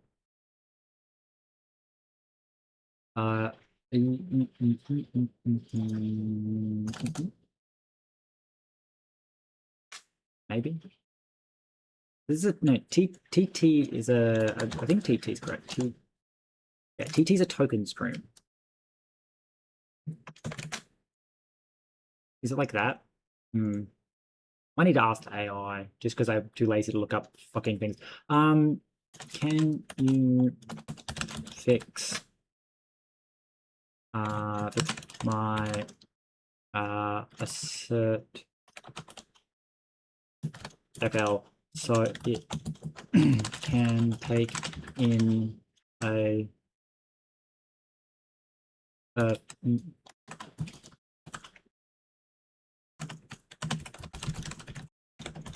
I think something I need to do is like probably needs to be changed to like take in a literal as a string literal and then pass that down, because I think that if we find assert, so assert's macro rule is arguments tt plus. So it's comma tt plus, and then it's any number of arguments question mark. Huh. Okay. And what did the AI say to do? You said to do any number of question mark.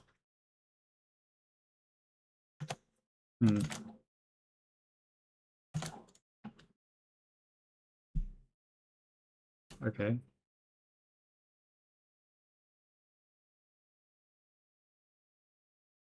Oh, you're saying to borrow. Okay. So it actually probably was working. It's actually that this isn't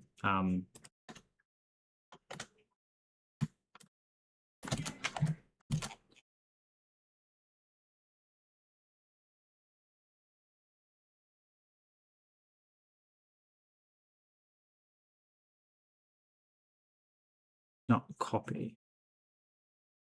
Well, I'll just make it copy. It's not exactly a very large data structure. Clone, copy. Very lightweight data structure. All right, so we have bottle, ordinary version, flip, flip, flip. Okay. So when I run this should fail because the other one is saying this fails. Bottle should not fit in bag.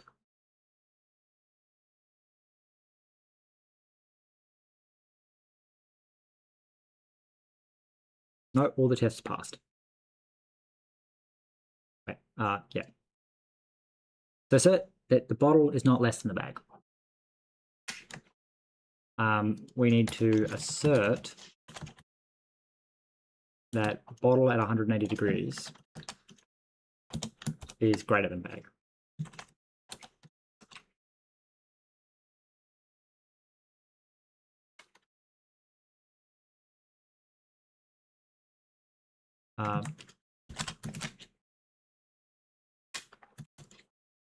No, this needs to assert true. Assert that this is bigger than the bag. Correct?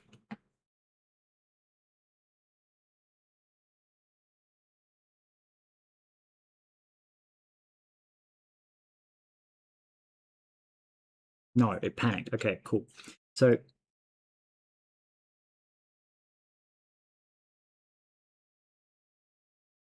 okay.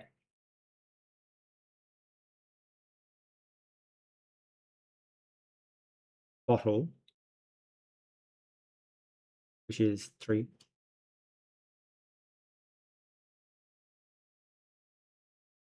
Oh, I think I don't. No, I do. I do flip the Y. I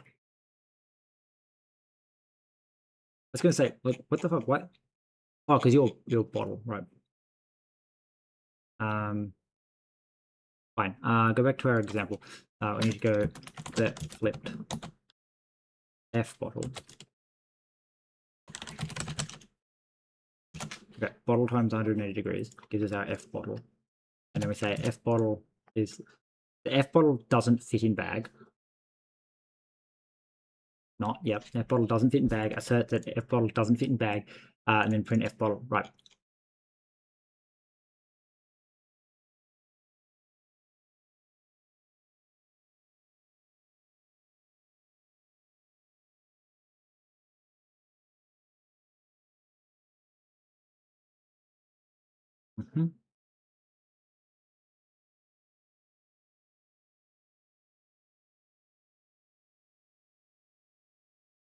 Okay, so this returns true, which I guess no.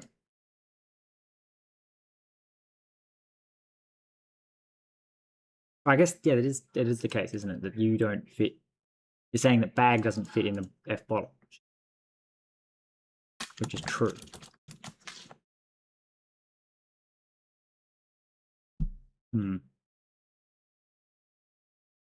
Okay, that just means my math is wrong here. When we go like inventory fit, I've got that the wrong way around. This is saying if the item is less than the slot.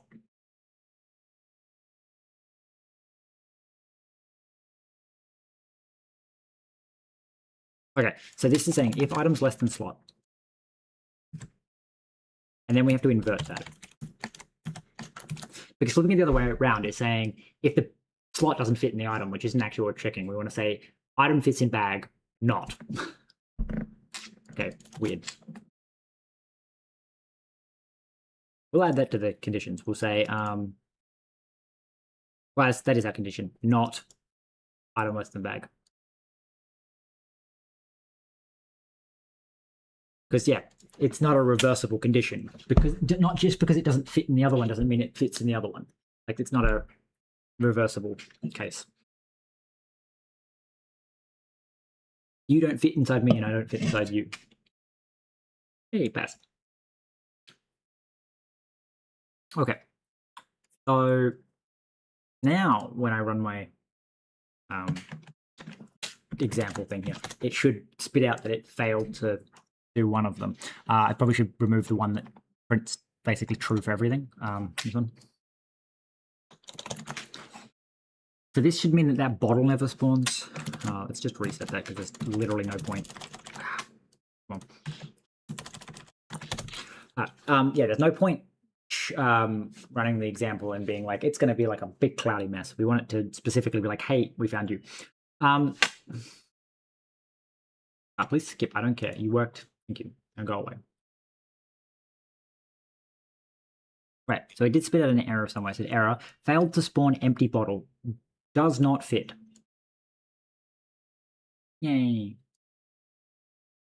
So something's failing. This is the remove. The remove fails because I think the remove doesn't check. Like it doesn't consider the item bag thing that you're currently looking at. So when we said remove, it doesn't check itself and then check all of its children. It just checks its children, which obviously doesn't work. So check. Let's here. Somewhere we're going to go check loaded, spawn inventory. In here, we say spawn at, please. No, it's remove. Remove item. So remove item just calls find, and find takes in an asset ID, but we've already removed said inventory from here.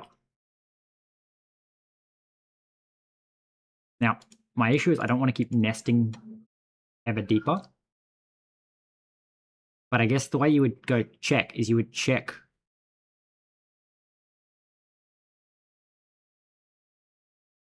Well, this would just take a self. Wait, no, this isn't even. So this takes in a.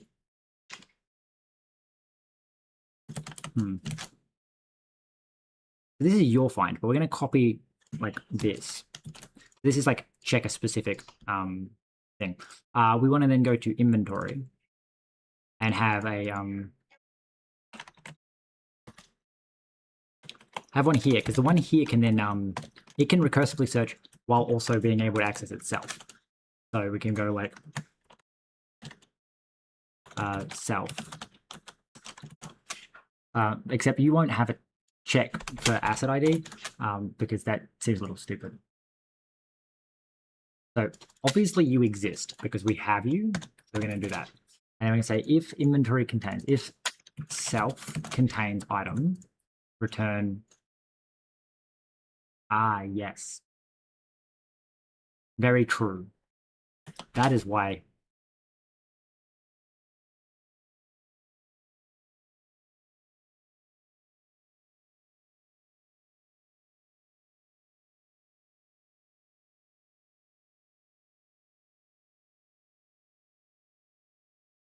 Well,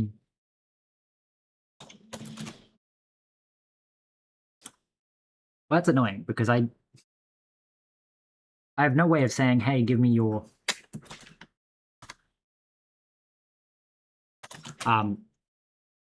asset ID. I need some kind of way of passing up that like so we need to be like pub enum find found item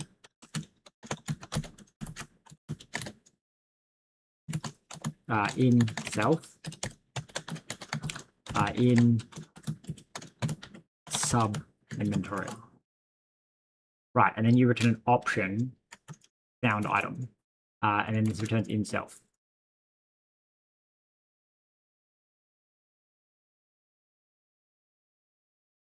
So then this says checked and it inserts self, which you can't do. It's good to know. So I guess the first thing that this should do is say if checked dot contains self. Wait, oh, again you can't.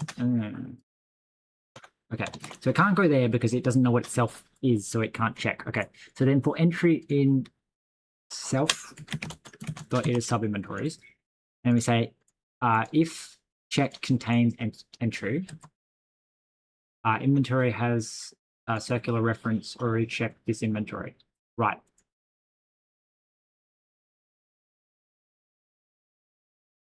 Then we're going to say checked dot insert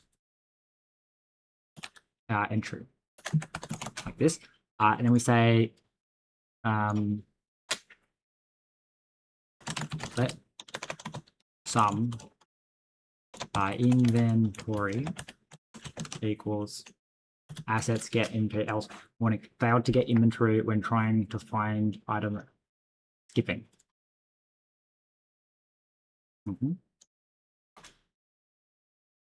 If let sum found equals no, we want to say in inventory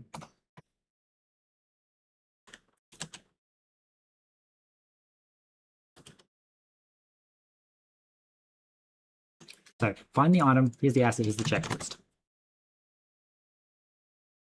So sum found item in self return in sub inventory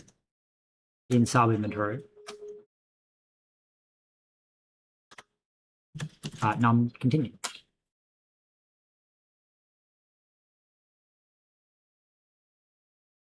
Yeah, so basically it's like if you check your sub inventory and it says, hey, it was in me, then you have to then update the returning thing to say, actually, I found it in my sub inventory. And then if it says it found it in one of its sub inventories, then you say, hey, actually, like, yeah, and then you pass that up. This needs to be pub. That does that recursively, and then it checks that, which effectively just means that because again, you can't really know if you checked yourself. It's a little bit interesting sort of thing.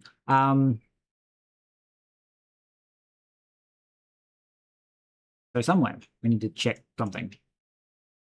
So where's it? So you do this. It's the remove. So remove gets the checked, and then it says well, don't do that. It's self dot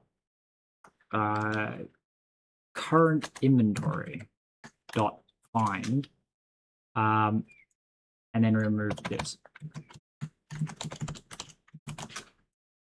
Okay. So this returns that, which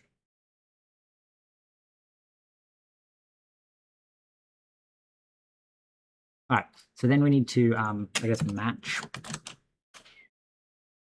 So yeah, it's just easy to match it for me mentally right now to be like, hey, if self, what?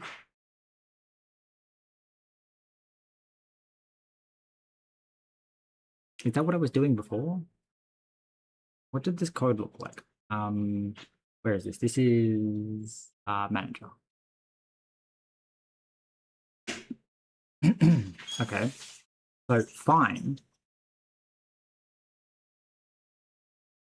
We never even removed it, I don't think. Kind of weird. Remove failed, item not found. Like it didn't actually do anything after remove.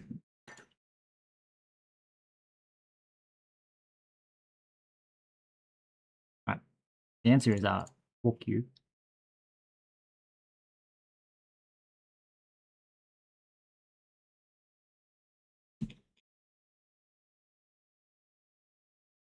Well, that's interesting. So annoyingly, I guess that's part of the point, and that's why I own that thing mutably, so I can access the other stuff mutably. Did find take it mutably? No. Weird. Alright, so found, yeah, found in self. So can we like import this, please? No. Where would that be? That's in inventory. Bit of the puppy num. Okay.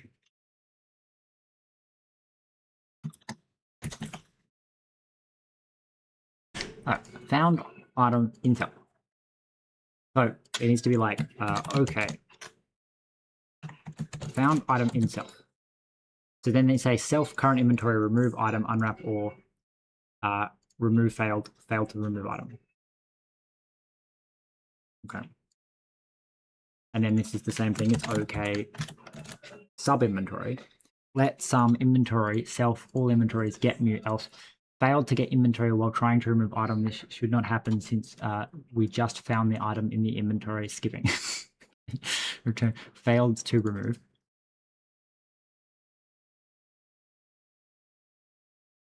Okay. So there's only the item not found and failed to remove. Now, I feel like this shouldn't print out, and we should instead say there should be like inventory not found, asset ID in the inventory, and say error, failed to remove item from inventory, inventory asset not found.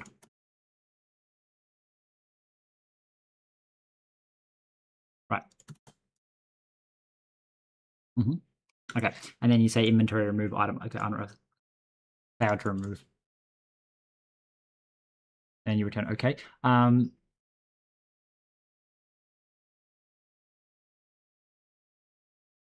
You just return an option. Okay. Self current item find, and then error E. You don't return an error, do you? Find. We call find. Find returns option.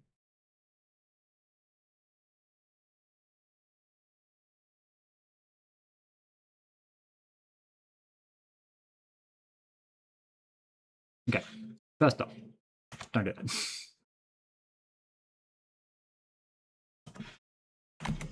Wait, that is correct. Turn it into some, and then none, item not found, item. There we go. I was going, it was a bit weird that like I was returning something and then like being like, but how on this? Anyway, so apparently you don't do anything in them.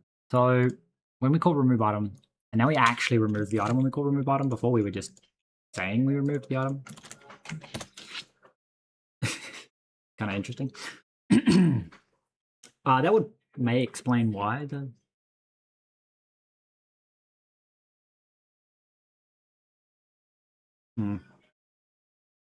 So it tells us the inventory it removed it from. Theoretically, you should still know what the item is because you passed it in, so that should also work fine. So now when we say, hey, the player's inventory, it doesn't actually display it yet. This is player's inventory. You should like not have that first bottle in you. I don't remember what entity it was, but failed to spawn bottle yet did not fit. And then this says okay, and so it removed. Now I kind of wish it told me the fucking entity actually. There must be an entity like 85. None of these entities say that they don't exist, so maybe.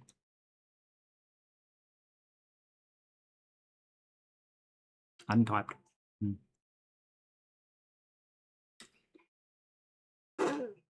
Okay, so a big backpack book. Okay, 0, 0. So I guess now, at the very least, what it's doing is checking to see if it fits in the backpack. We then need to effectively go through each item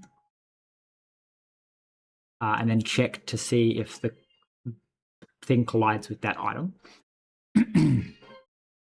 Now, an annoying thing that makes that kind of slow is that the theoretically the items aren't actually in any kind of order.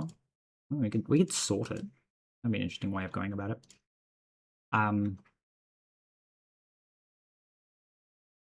That's kind of the reason, like, I guess you wouldn't want to, like, if you made 180 not flip actually 180, but instead just turn the sprite 180 and like still takes up the same as a 0 orientation, then you can sort basically the top left corner being the furthest away from anything.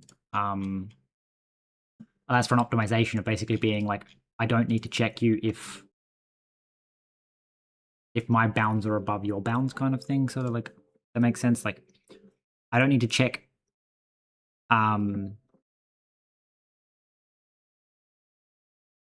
I don't need to check every item. Oh, we don't have the game open. Where is it? Like, the idea being that, like, this bottle here would only need to check basically any item that was less in it. So it only has to check items that so if they're sorted, and as soon as you find an item, so it would check like all of these items, but then as soon as you get to here, it wouldn't check any more items because it goes, hey, any item further into the vector would never hit me. It has to be lower than me. That's an optimization to maybe do in the future. That would be don't do this, which is that when you flip 180 degrees, you point the other way. So that's how the game actually does it, is that we open up this and pick something up. You'll notice that when I rotate things, like, it doesn't matter how many times I rotate them, they always keep that corner. This is like where they're actually rotating. Even when they rotate, so like pointing down, and now it's pointing up, now it's upside down, now it's pointing up. Like, it's still got that as its corner, which would make for good optimization. Mine currently like spins around that point rather than like flipping when it gets there. But we'll work out if that's actually what we want to do. It's effectively just tweaking these values so that when you rotate it 90 degrees, you do this, and then 270 degrees also does this, but it also flips it.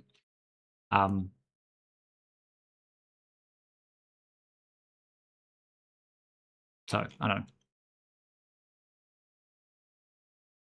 It might have an impact. It might not have an impact. I'm not entirely sure. Like, it would definitely make optimizing the speed way faster, but we're not at that point yet. Don't prematurely optimize. Make it work first. All right. So when we go here and we go, okay. So this is no, this is fine. This can fit. So we're gonna start labeling things. Incompatible slot type. This makes me feel like I should return a fit error. Like, I should have a fit error type instead of returning a boolean. I should just return result or fit error. So then this is, well, I don't care about that one. This is item is not inside in slot bounds. Now the next question is, do you check whether the entire item is like, do you check to see if it's colliding with any item first?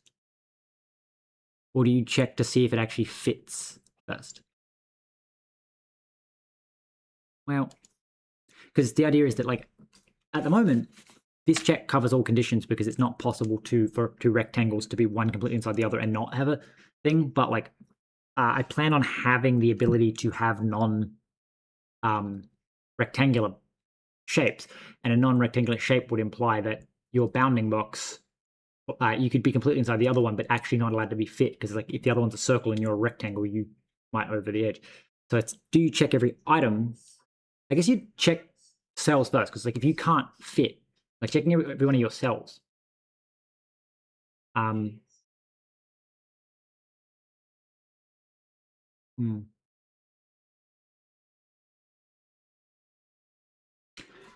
on. Think. So checking every one of your cells would imply, like, means that, like, you definitely are able to fit here as long as there's no other items, whereas checking the items first would be like, hey, you may not even actually fit. So I think you would go like, for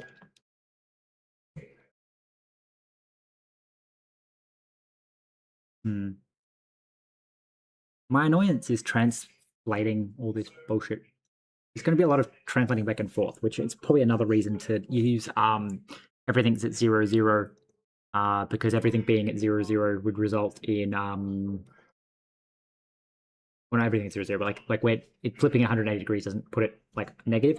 Again, simplifies the math here. But anyway, we're going to say for cell in shape dot layout. No, I think we have to iterate the shape. Dot iter cells, because the idea is that like that should already apply the transforms and stuff, which should make iterating it much faster. In that, like, instead of iterating a rectangle and like transforming every iteration, like as we iterate through it, it's instead going to rotate the triangle, but rotate the rectangle and just iterate it normally, because it's way faster than applying a translation to every single cell as we go. Anyway, so we iterate through all the cells in the shape, and then we say slot dot.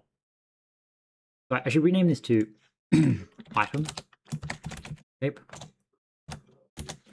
and then this is slot shape. Right. So for cell in item slot shape dot contains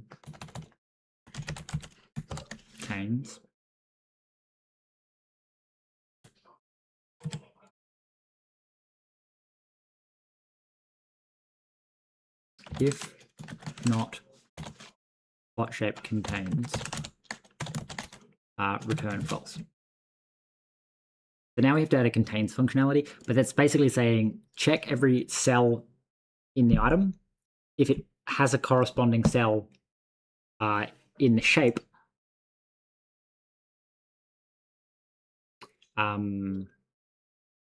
if it doesn't have a corresponding cell in shape, return false, because you can't fit. If there's like a single cell missing, you can't fit. That's just how it works. If you need a spot to be a place and you don't have that place, then you don't fit. Okay. That should work kind of well. If not, I don't know. Okay, so this is check if every cell in the item shape is contained in the slot shape. Okay. Then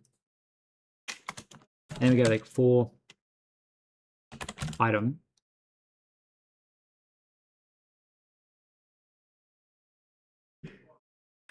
in self dot items dot values, I guess.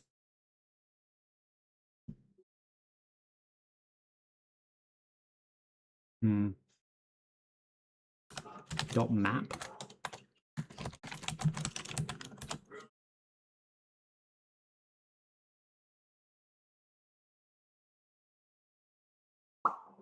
Wait a second. You have a layout, an offset, an orientation, and a shape. That's concerning.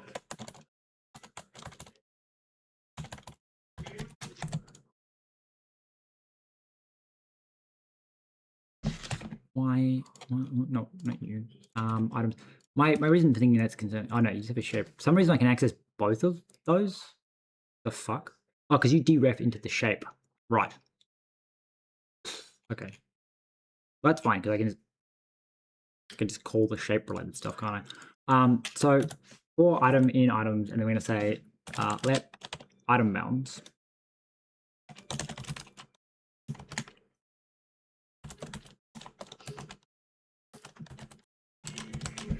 ooh, that's interesting.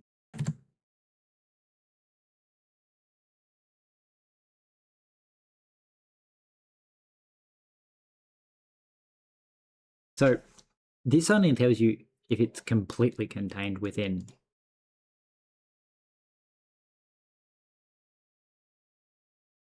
Right, and then the flip side, this one, is saying it's completely not contained within. I know. This one's saying that this one's completely inside of that one.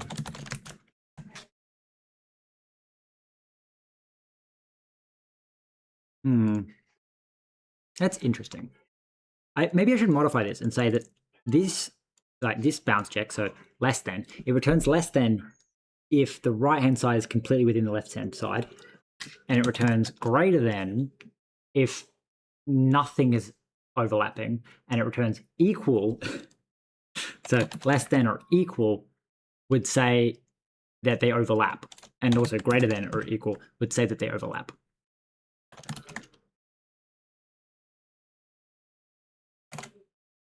That's interesting. Again, you result in a non-true ordering, which I think means we can't implement ordered, because the non-true ordering is implying, like, if you applied a filter, like a sorting algorithm, would you get a stable ordering? It's like, well, the answer is no, because they don't overlap, and one's inside the other. Are two different things. So we would want to say, so this is so used instead. So if used bounds, so this intersects, I would like to redesign my thing and say if the used bounds is outside of the item bounds, continue.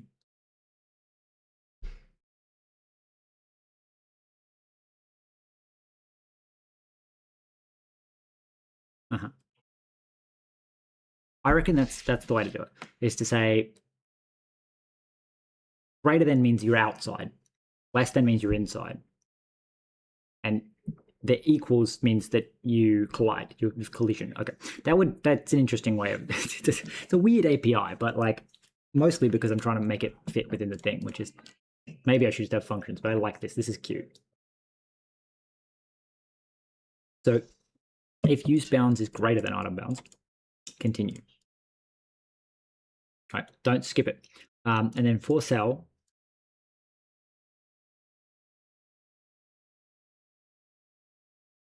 ooh.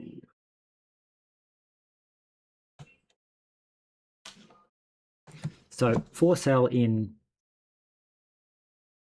item.shape.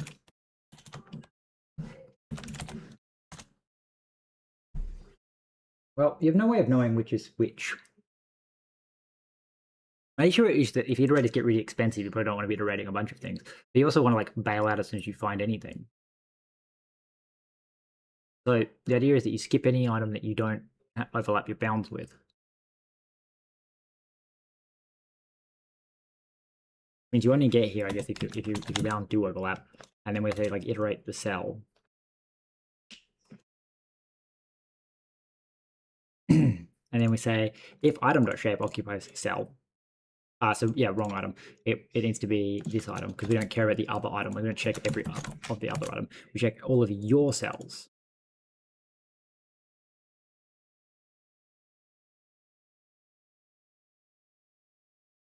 It'd be nice to have some kind of way of being like only check the place where they overlap. That'd be interesting. So for cell in the item shape iter,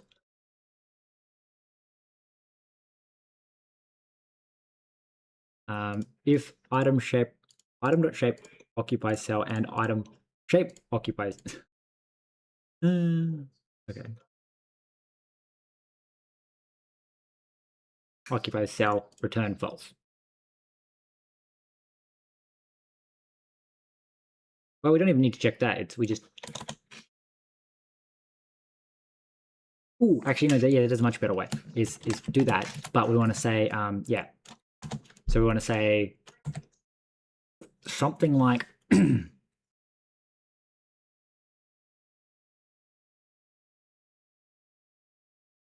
I want to say like item dot bound min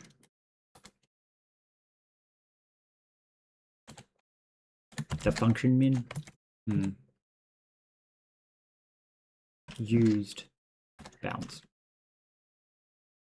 dot iter.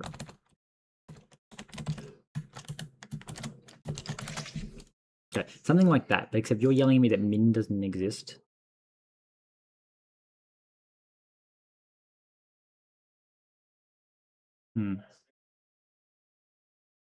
That's interesting. Now it's telling me I have to implement order.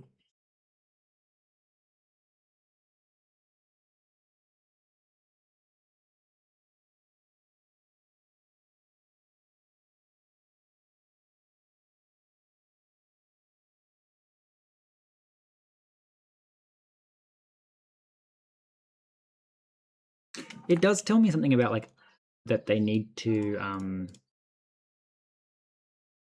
agree, I think. I don't remember.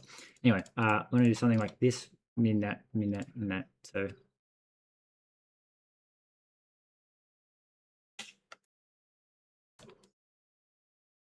that it's contained. Oh. Right. I feel like that's my API.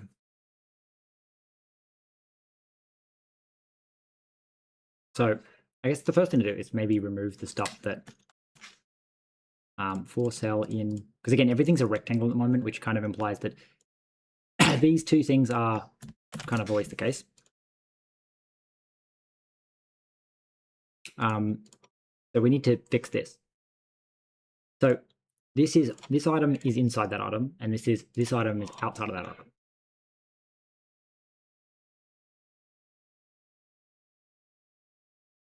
Well, actually, it would be item bounds is outside of used.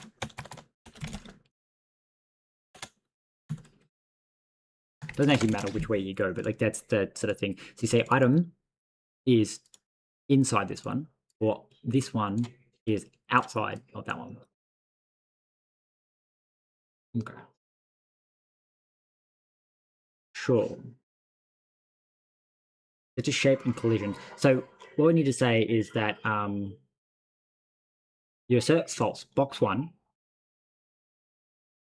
0, 0 is not completely inside box 2.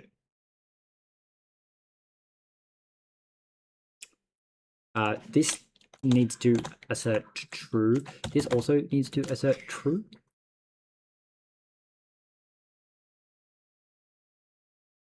Which okay. So box 1 is not completely inside box 2, and box 1 is not completely outside box 2, which is saying they collide. So box 1 is not inside box 2. Box 1 is not outside box 2. Box 1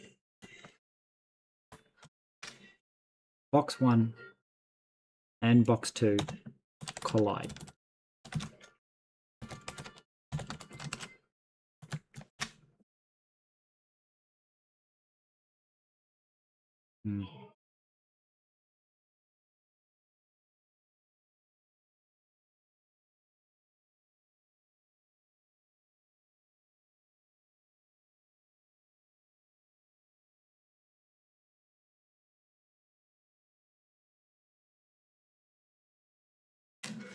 Or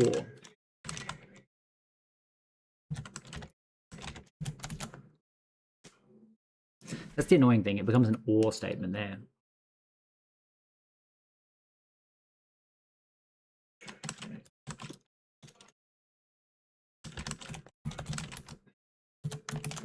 So it's saying box 1 and box 2 collide, or box 1 is outside box 2. Is inside box 2.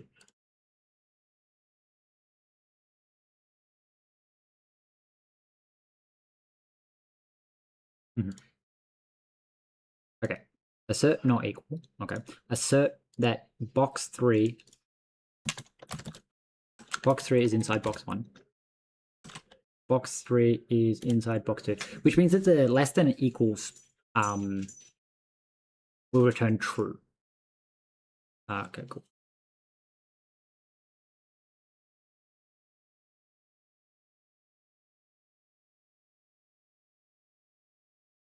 Okay, so we assert not box. Okay, so this is box 1 is not inside box 3. Box 2 is not inside box 3. Box 3 is not inside box 4. Box 3 is not outside box 4. Box 3 is equal to box 4. So box 3 is colliding with box 4.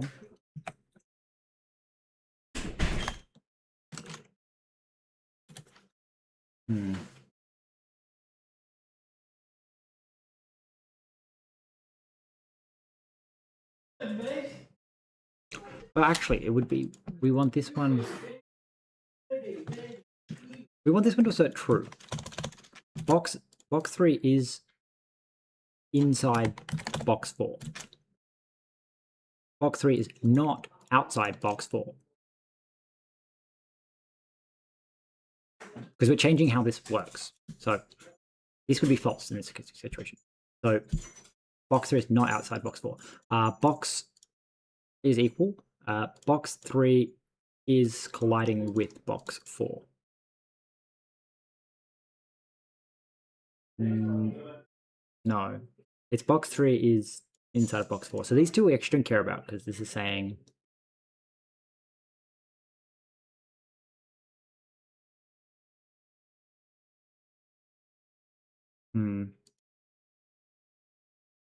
because if they're the same, then they're considered to be overlapping.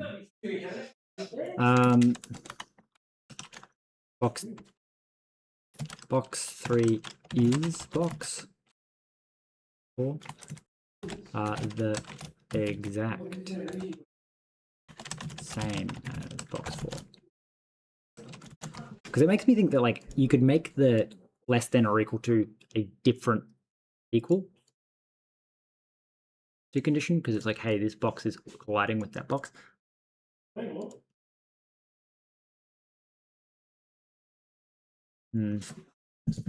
issue is how would you can't do a greater than equal to or less than equal to being different. It's either equal to when compared for comparison or it's not, because you don't actually know which one, because this returns true for either of the two conditions. So then this is bottle is inside bag. And then this is bottle is not inside bag when rotated at 180 degrees. This is also going to say bottle is not outside of bag when rotated at 180 degrees. Then we need to say a little thing of being like bottle is outside equal and bottle is inside equal. Less than equal. Bottle is colliding with bag when rotated 180 degrees.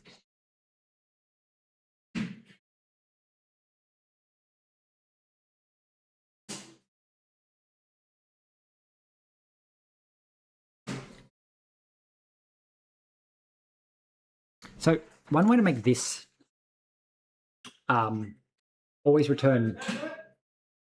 So this should be not equal, like assert false. Assert false. is what I'm thinking is if we say that if we check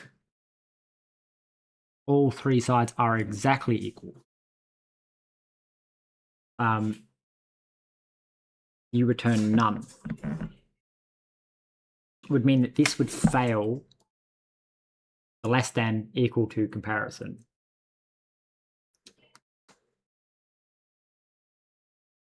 Because then it wouldn't return less than, and it wouldn't return equal to.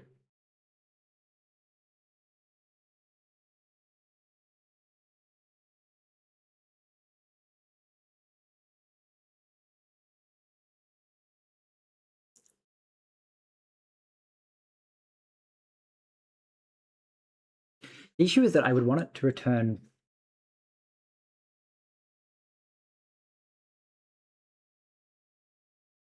I don't actually know which one it will return because they're not less than or equal to. Because these two are the same size.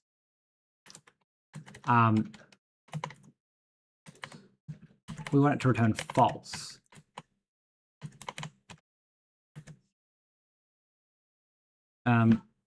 This one wants to return equal to because they're overlapping. So we return equal if they overlap.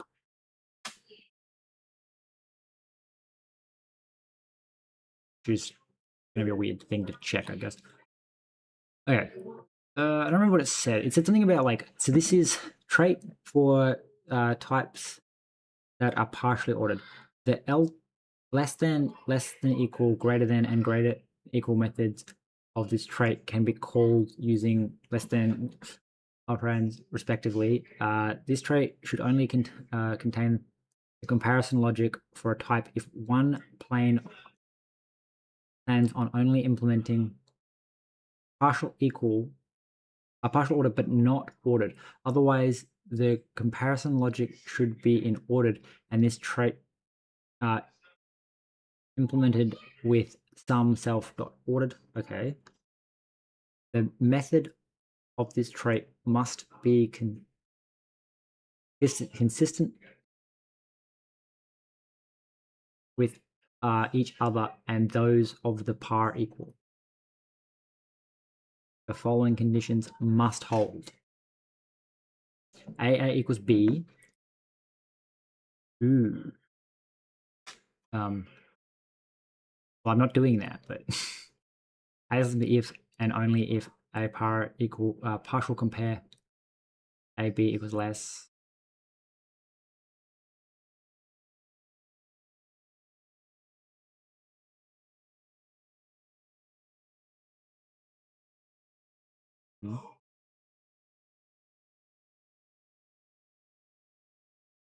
Wait, no, not equals its own trait. Conditions 2 through 5 are ensured by the default implementation. Condition 6 is already ensured by par equal.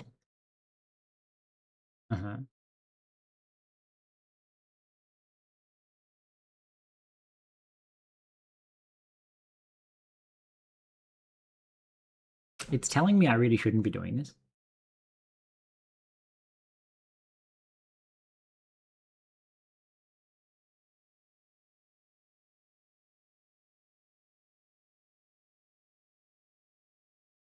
Okay, because I'm trying to think like there's cheeky ways around this, but I feel like it might break a couple of things because it's saying that these conditions must be true, and I'm going to like intentionally break them. Well, equal return. Well, actually.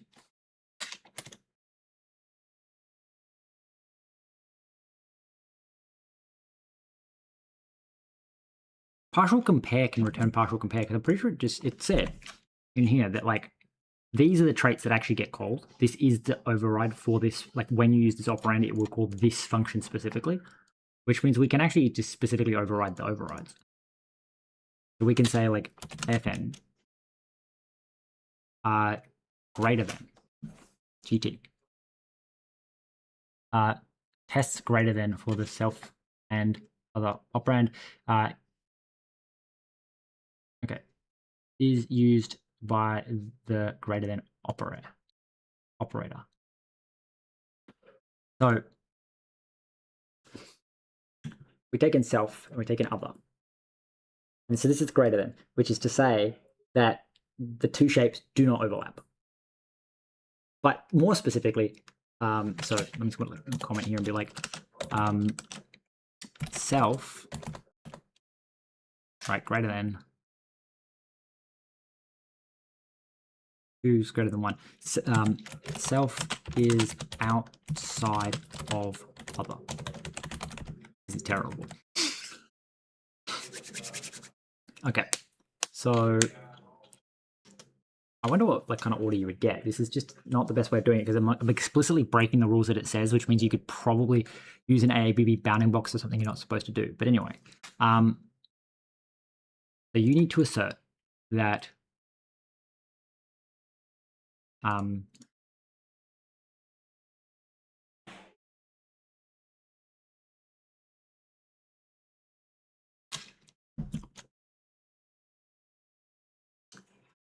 okay, so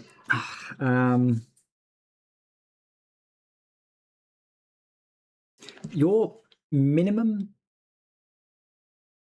position needs to be greater than the maximum. So it's greater than if self dot min dot y is greater than other dot max dot y, or self dot max dot y is less than other dot min dot y, or self dot min dot x is greater than, right. I think this is how you degrade it. So it's saying if the bottom of me is higher than their highest, then I'm above them. If the top of me is below their lowest point, then I'm entirely below them. If my left-hand side is to the right of their right-hand side, right? Yeah. If my left-hand side is to the right of their right-hand side, I'm completely to their right. If my right-hand side is to the left of their left-hand side, then I'm completely to their left. That's greater than. Okay. Then we can get fn less than.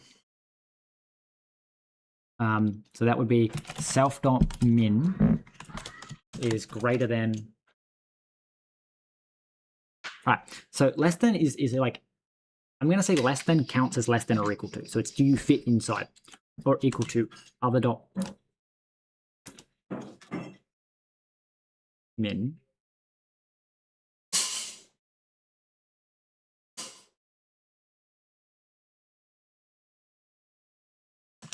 And self dot max is less than or equal to other dot max. Yeah, okay, so your min dot y is less than or equal to min dot y, and self dot max dot y is less than or equal to other max dot y. The self min y and your maximum y is, your minimum is greater than or equal to the other's minimum, and your maximum is less than or equal to the other one's maximum. Your minimum is greater than or equal to the other one's minimum, and your maximum is less than or equal to the other one's maximum. That's less than, which should theoretically get us to here. Great. So the fun thing about that is I now know that you don't actually have to worry about this returning and corrupting this, which means that we can say that box 1 and 2 collide. Box 1 and 2 collide. I don't know what the less than or greater than would actually translate to in terms of the difference, but it's basically, if you put the equal sign, you're saying they collide. Box 1 and box 2 are not equal.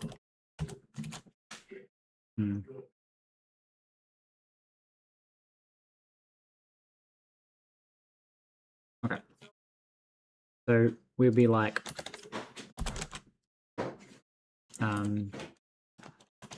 greater than or equal says self dot if you're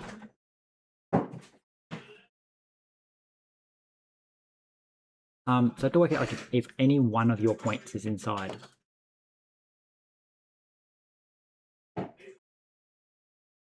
So if you're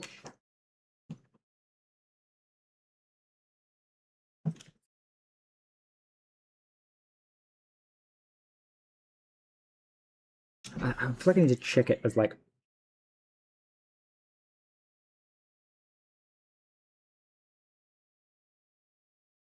if your min dot y is greater than the other's min dot y,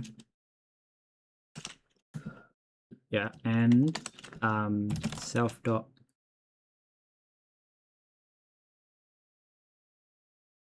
min dot x is less than is but greater than or equal to, because equal to is overlapping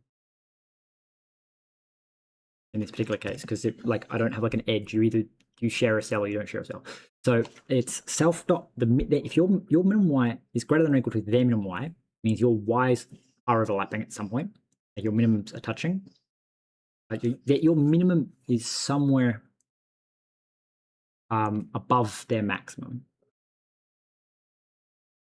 and your min dot x is greater than or equal to the other's min dot x.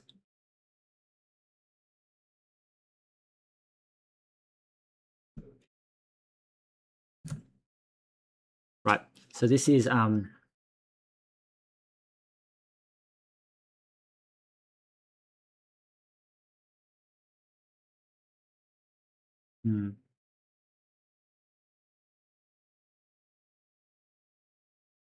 then it's like and self dot min dot y is less than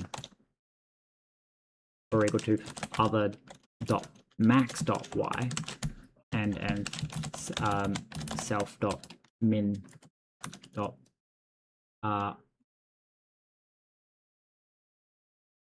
x is less than or equal to other dot max dot x.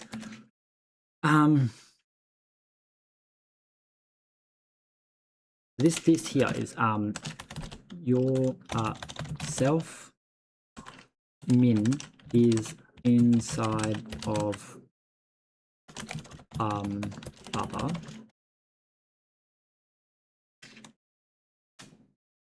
Well, I guess this would be LE, less equal, right? Self's min is inside of other, and then we can say fn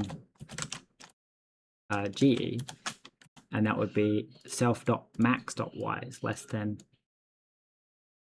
I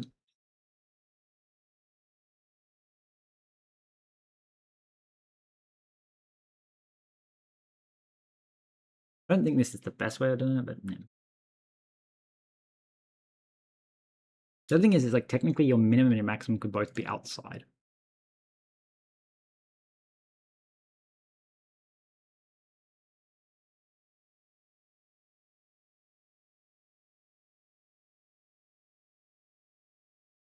These two are ANDed, which is to say self dot so your minimum y is high enough to be inside.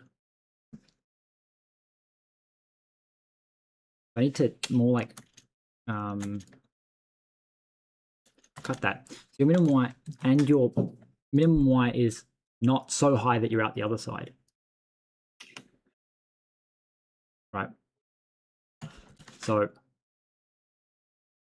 yeah, put this down and put this on a new line. So this is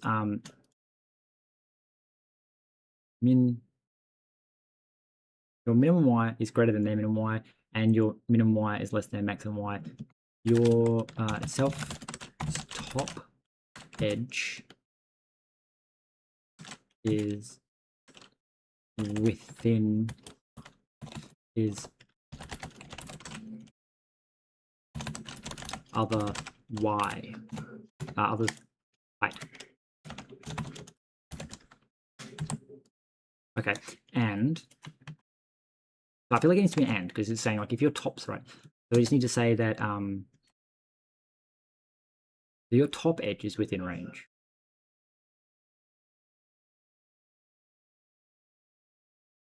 And then, yeah, I'm just thinking about like min, max. So max is over here. Min, max. So this would be, right, we're doing the minimum less. So we want to know this corner. So this is the bottom. This is self,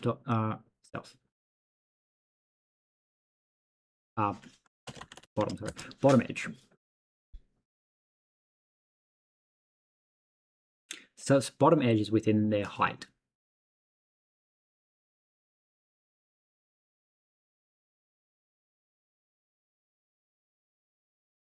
So I just need to check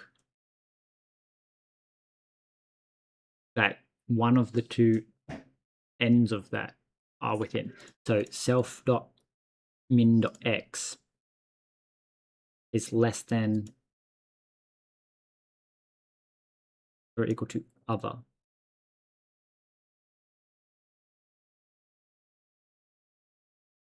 This is the lowest end. So self.min.x is less than other.min.max. So this is saying if your bottom corner, bottom left corner is smaller than its maximum, then the end of the line has to be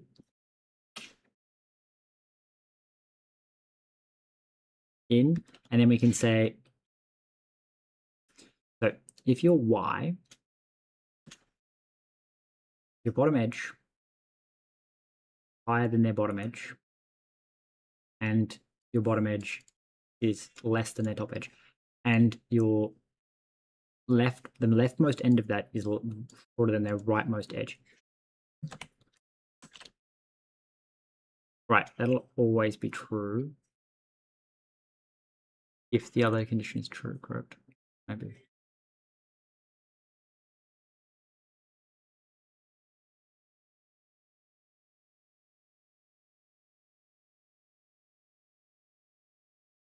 So I think it's actually the other way.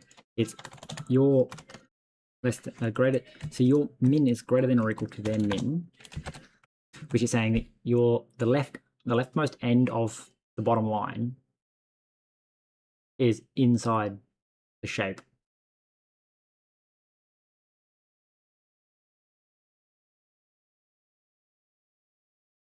So yeah, that's saying that it's either that has to be left of the shape, or self.min.x has to be less than or equal to the maximum, which is saying that the right end has to be inside the shape. Because if the shape is 1 by 1, like 1 wide, then you can't have the minimum less than the minimum without the maximum also being less than the minimum. So I'm trying to picture it. Like there's no way to have the minimum be less than the left edge and the maximum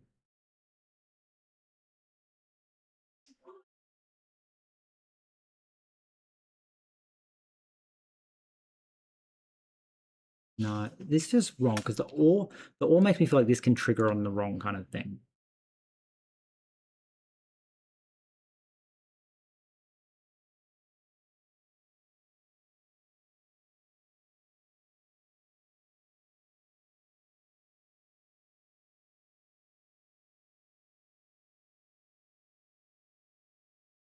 So you have to be less. You have to be inside the shape, but I actually don't think that's true. I think you have to be less than the maximum.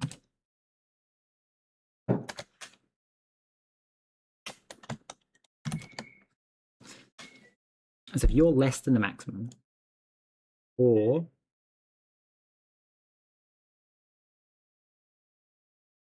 you're greater than or equal to the minimum,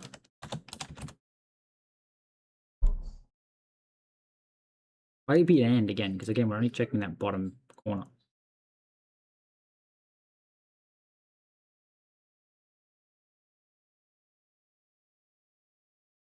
Hmm.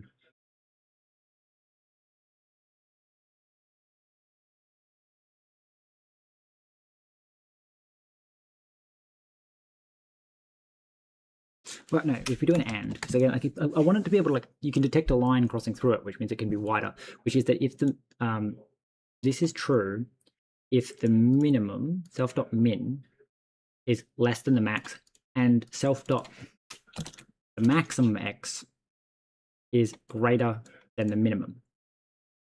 So the idea is that, you go like paint. If we have one shape here, and then we're doing this other shape, like this, we're basically saying that we don't care. It's false if it's like this or like this, because this edge is either above or below, and then we're checking to go, is this point greater than this edge? No, actually, it's is this point less than this edge? Right. So is this less than this, and this is less than this. This is less than this. This is less than this. And this edge is greater than that, because obviously here. So like this is less than this, but this isn't greater than that. So it's an and it's just, so the max x needs to be higher than the minimum. The max x needs to be higher than the minimum, and the minimum needs to be higher, less than the maximum. Because if you're higher than the minimum and you're higher than the maximum, it's outside again. So that would mean that this always detects this line colliding, and it's not possible for this line to collide without this line colliding. Like if this line's not colliding, this line's also not colliding. There's no way to, you can not have this one colliding.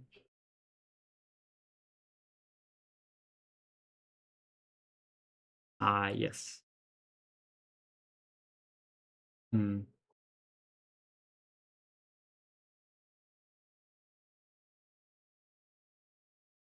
Okay, so that's saying this is colliding.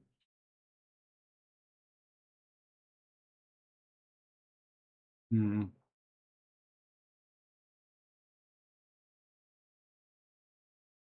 So that checks for that bottom line colliding, and then we just need to also check for the. Hmm.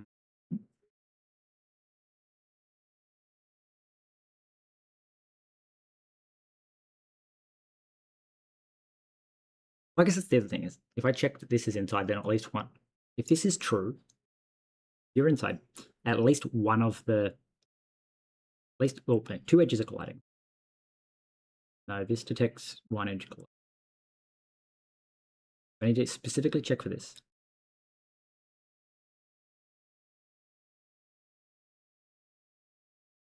I need to also specifically check for this.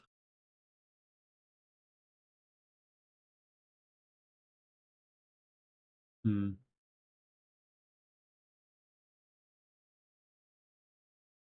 Yeah, so at the moment I'm doing this, I think. No, I'm doing this check. But I also need to do this check.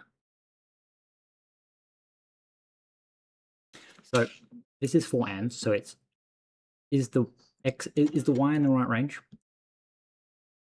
And is the x acceptable? And then we need to be like or. So this is the self bottom edge is within the other.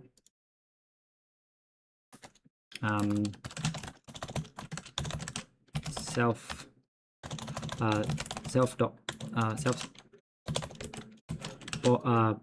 bottom edge is within or wider than the other. Okay, then we need to go like, yeah, and then we should be able to say like self dot min dot x is greater than or equal to other dot min dot x, and so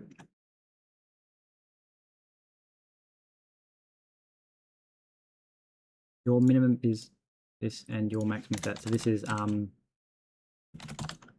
self's right edge is within the other height.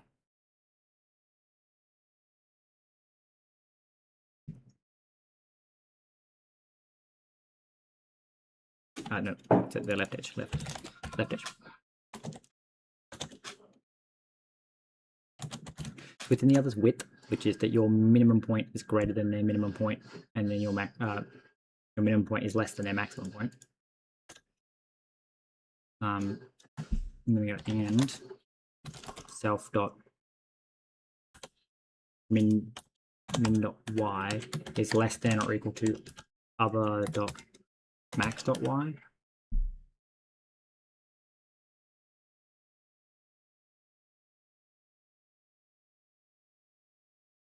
And self dot other. So self dot max dot sorry, I'll go back.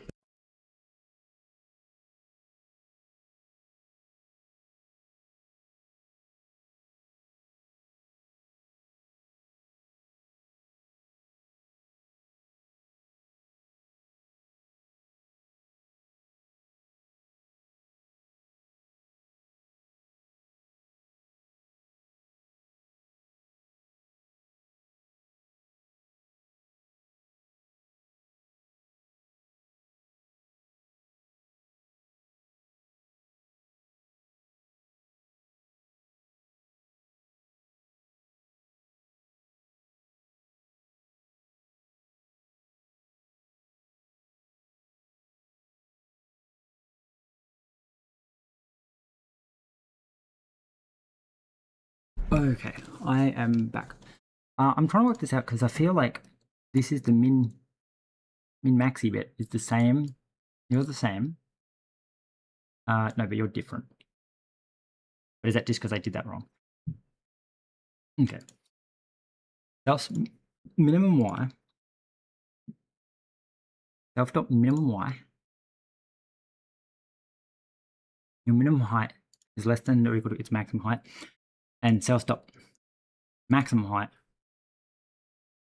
is greater than or equal to its minimum height. Okay, yeah, so that's checking. So this is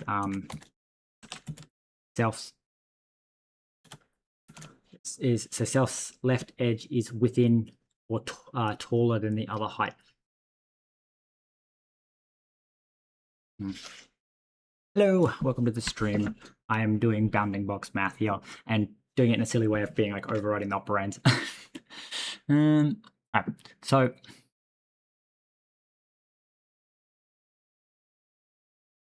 we're checking that either you're colliding or you're colliding.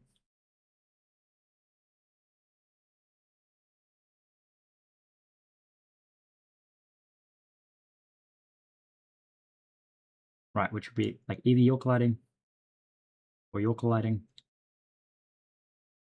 This needs to return false, which I guess should be always true. Then we need to check these two. Which we could do the greater than, but okay, I feel like these two are just going to copy the same code. So I'm just like grab this, go like or and paste this, and we just had to flip this. So this is self's max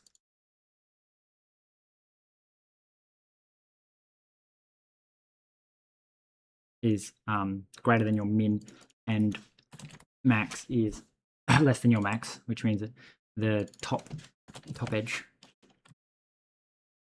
Why does this sound say bottom? This is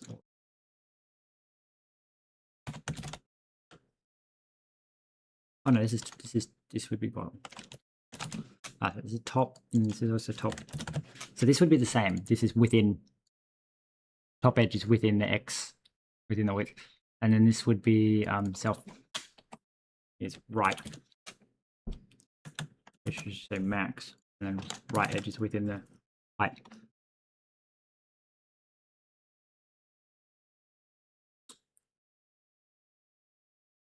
Now the fact that two of these are the same it kind of makes sense because of the point system. I'm trying to work out if it actually does make sense. In my head, it makes sense because the top and the bottom edges would share a dimension. And the, like, if that makes sense. We go back to paint. So, like, if this edge is within this range, then you and you are both also have your leftmost edge in that range. And that's why one of the values is shared. We could also save a bit of compute by combining that. Like, we could pre-compute these. I think so you're unique because you're the top edge. And then you're the left edge. Now, I could probably maybe rearrange that.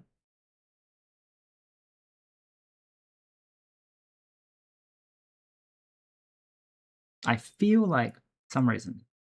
So I guess because what I'm thinking is like I should be able to do this with only 4, but the issue is that this counts as only doing it with 4.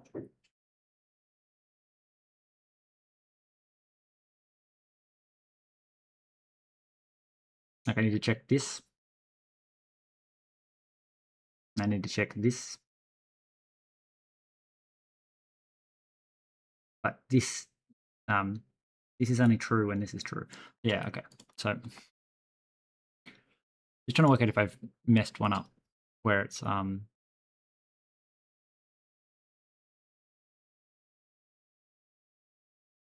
because when I highlight this, it's like yeah, there's 2 of those. But I feel like the others should also have 2 where there's true. Like it's just like which combination. So you're done once.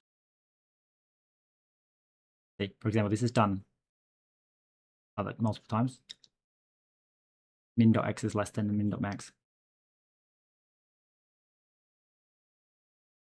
So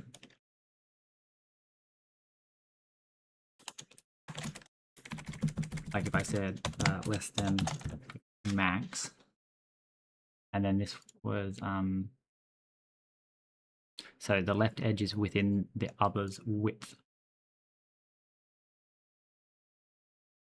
So that would be that your minimum is less than the other one's maximum, and your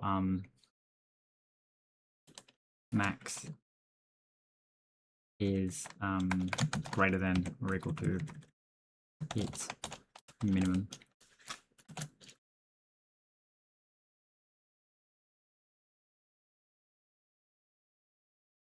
Your minimum, x is minimum,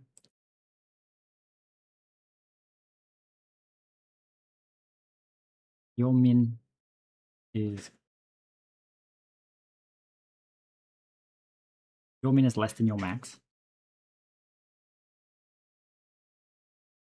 and your max is greater than this one's min. Yeah, okay, correct. My question is, does that turn up now? Yeah, okay. So there are only like, I want to say there's only 4 bounds that need to be checked. It's just a combination of this and this, or this and this, or this and this, or this and this. So that's the annoying thing. So self.width. That where I messed this up. Self.edge is within other's width. Because this is self.others is within the other's width.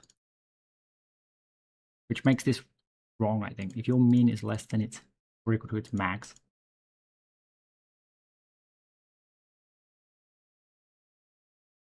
Yeah, no, I think it's your self is within.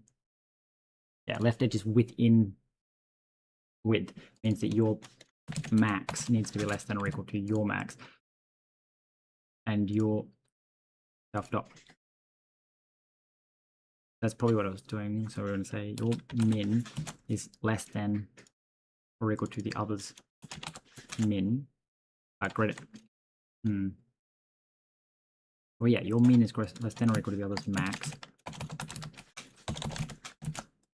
Your minimum is less than or equal to the other's maximum, and your minimum is greater than or equal to the other one's minimum. It's within range. All right, so there's one of these. So there should be like one of each edge. true, true, true, true. And then there should be 2 of each of these. So this is saying right edge is within or taller. And then left edge is within or taller because the height of the 2 edges is the same. And this is saying it's wider.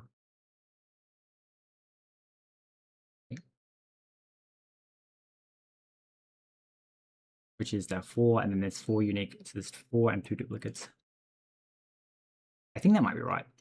A little bit annoying is that I have to like, well, I can always self dot less than self dot less equal other. Cool. So we come down here and we go, I think these should all check out. I guess we can just run the test and find out.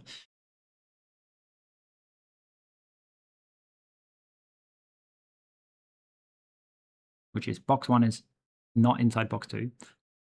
Box 2 is not inside box 1. Well, it's not outside of box 2. No, something failed.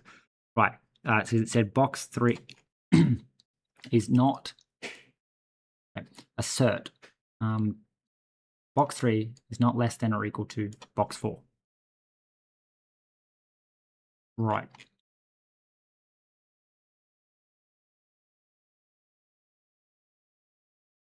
Right, I think this just needs to do a equals check right at the beginning. Why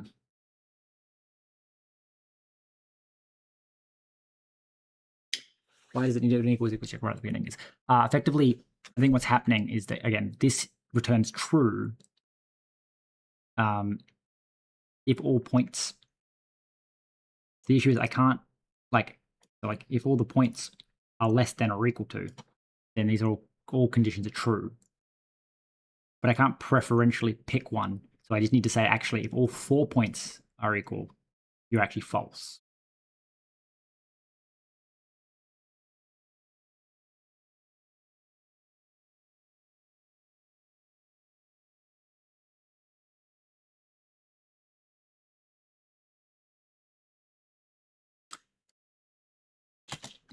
We could say like self.min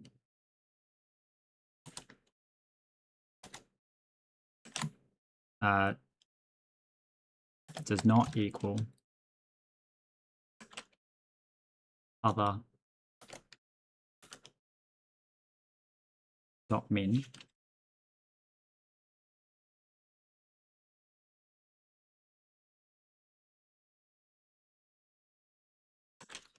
and well, no, it would be more like yeah, self dot min self equals other self does not equal other and right. So if self equals other, then we short circuit early. That's false, because if they're equal, then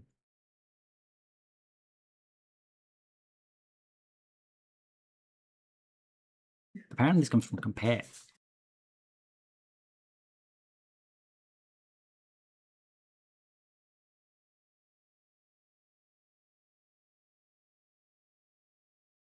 Oh yeah, no, it comes from par equal. No, correct. So running this test means that if they're the same shape, we just don't do the rest. Okay. What does that give us? Well, we passed all our tests.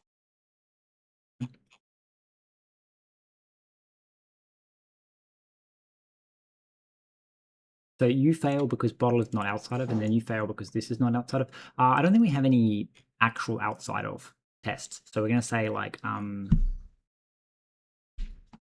of the boxes go into the negative. So we can be like let box 0 equal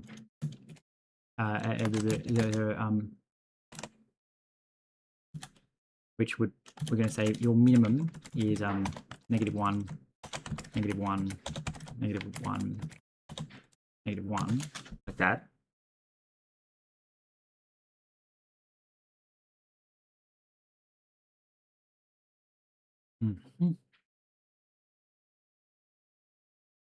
Right. So then we need to do some assertions down here and say that assert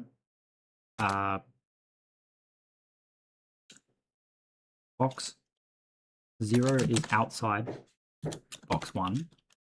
Assert box 0 is outside box 2. Assert box 0 is outside box 3 and also outside of box 4. We want to also assert false that box 0 is inside box 1, box 2, box 3, and box 4. And we also want to assert false that box 2 intersects box 1 and box 2 intersects box 3 and box 4 and then because these two are reversing that doesn't make a difference. I might change that to make a difference if it ever matters, but you know.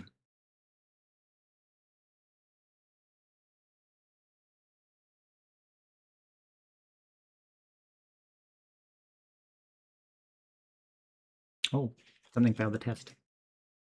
The test failed at collision. Is colliding with box 1. Wait, what? Really?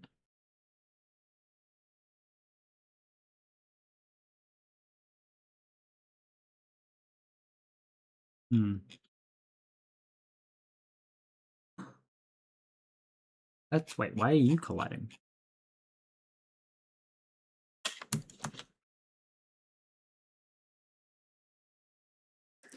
Box is less than or equal to. So box 3 apparently failed, not box 3, box 4.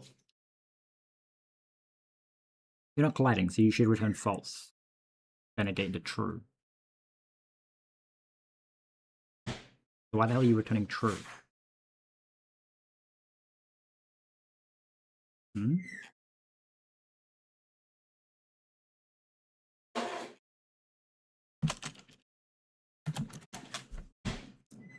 Should not collide with box 3.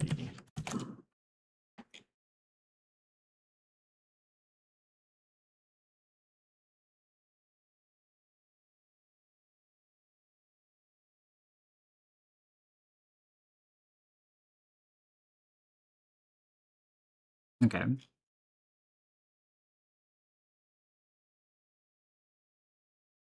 Here's my confusion.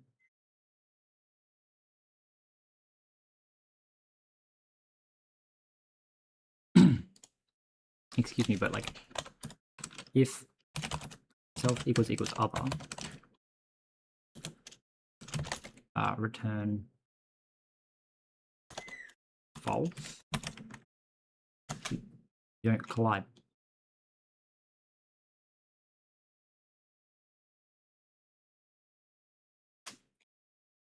I'm very confused if this works, because it's implying that the short circuiting is not working here.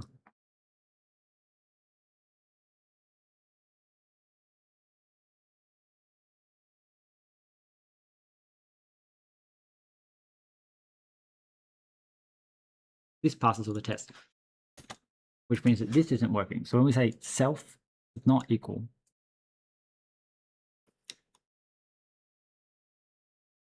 first off, why are you double referenced? That's a little bit. Self not equal to other, unless this is true.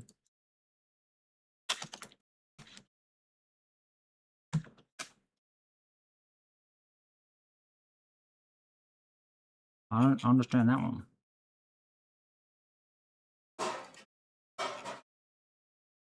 Go away, we're on this place.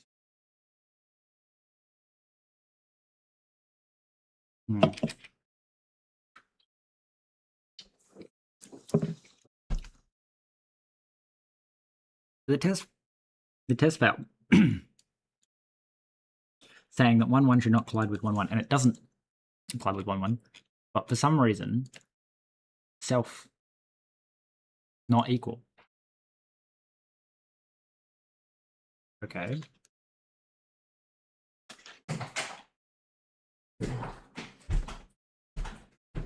Why the hell do you... What?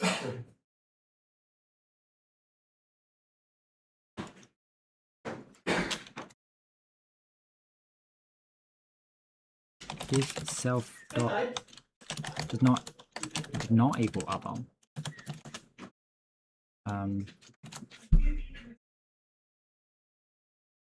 this should fail on the first one.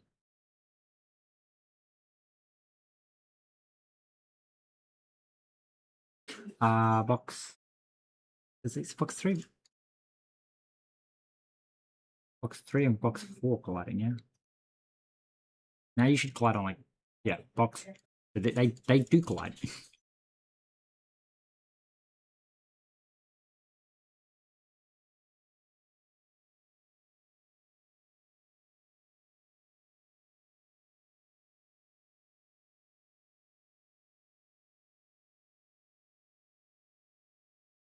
Can I assert if self dot self equals other, can I assert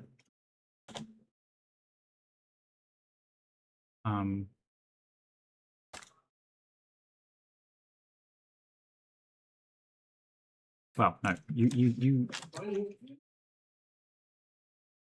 well, we want to assert equal false.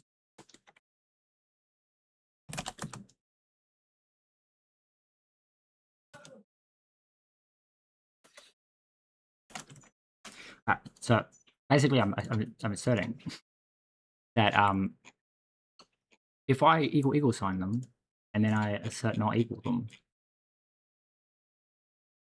so weird.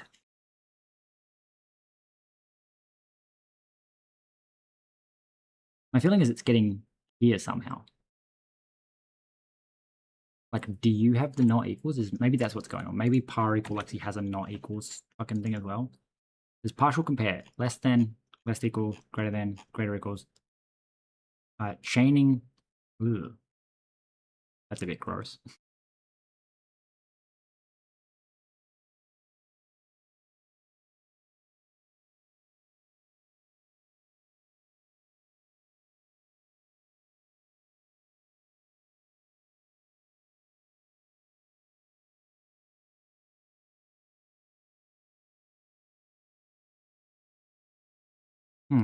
Okay.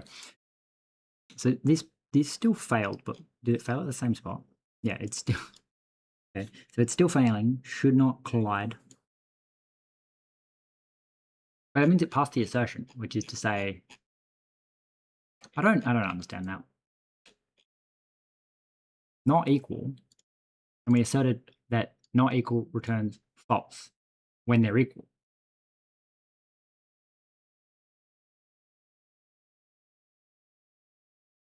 So it should hit false and just return false.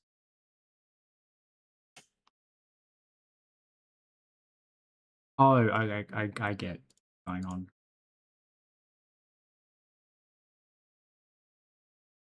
We need to wrap all of that like that and say self does not equal other. You have to wrap it all because otherwise it's self does not equal other and this first condition, but then you hit the or. So it's you need to be self does not equal other and then check the other condition. So because if any of the conditions were true for collision. Okay. Okay.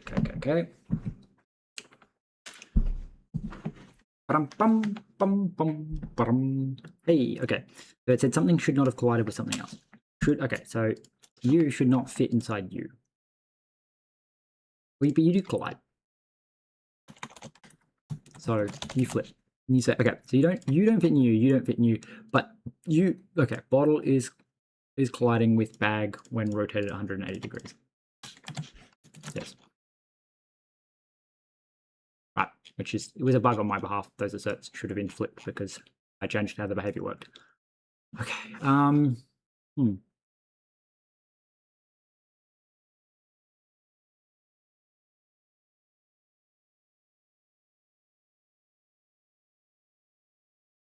all the tests pass. Which is to say that box 0, which is at -1, is outside of every box. It is not inside any box. And it doesn't collide with anything. When they collide, they collide. When they don't collide, they don't collide. We've said that these don't collide because they're completely inside of each other. They're not crossing over. Right.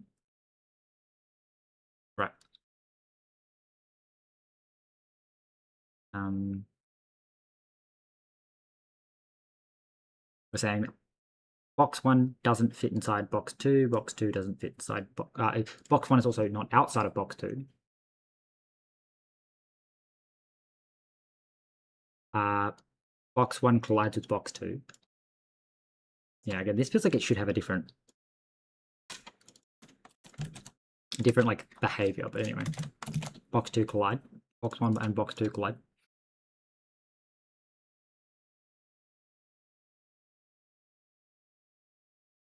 Box 1 and box 2 are not equal. Yep. Box 3 is inside of box 1. Yep. Box 3 is inside of box 2. Box 1 is not inside of box 3. Box 2 is not inside box 3. Correct. Box 3 is inside box 4. Box 3 is not outside of box 4. Correct. Box 3 is equal to box 4. Box 3 is colliding with box 4. Box 3 is colliding with box 4. They're both false. He's not colliding with box 4.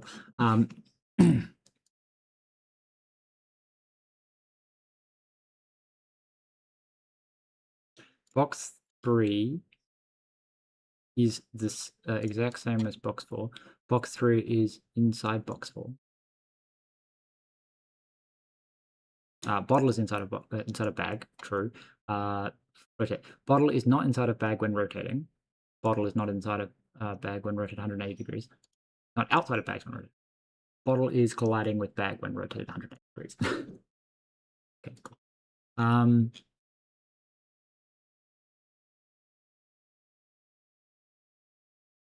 So yeah, none of these are actually necessary. Like the actual individual cell bounds checks aren't necessary because of the logic of that everything's a rectangle. And if everything's a rectangle, then the bounding box is the collision box. So this should just make the inventory work properly, at least in terms of if item bounds is outside of used bounds. We don't have to check. So does that mean that every item now has a different sort of spot? We should also probably stop it from printing that like bunches of inventories were added.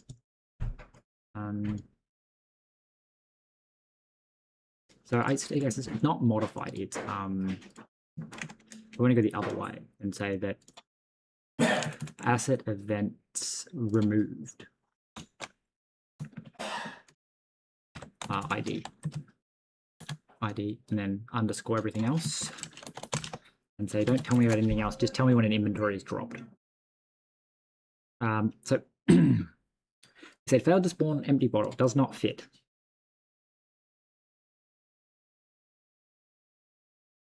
Yep. Inventories test remove bottle okay.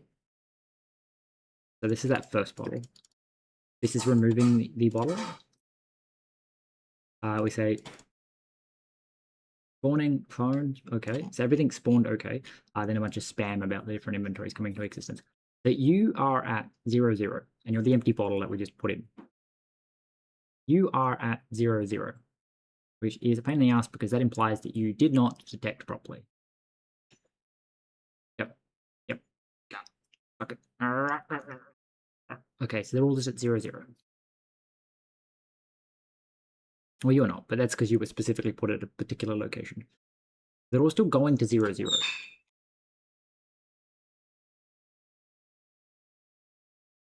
Which is wrong. So when I spawn at a specific location, well, actually, no, it's I spawn it with a specific rotation. It's wrong. All right, so then why are these other items? So we spawn the phone. Then we spawn these other bottles at places, which I don't care about. And then I want to say, when I call spawn item, why are you not checking? So you say, get the item descriptor, get the shape, which is to fit the shape. Does fitting just return true? Probably, at some point. So you say, yeah, okay, so fitting probably just wasn't finished. Because I'm assuming fit never caused can fit. So we're going to say for slot type item layout in size, that some layout self slots get. This is your shape.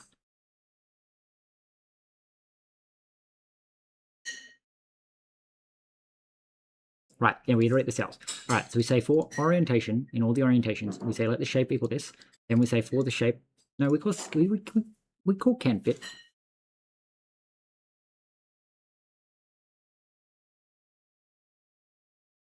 Why are you?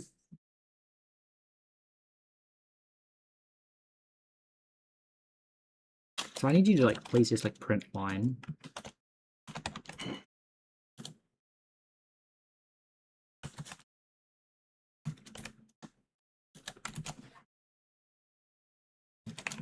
I feel like something's returning the wrong number, but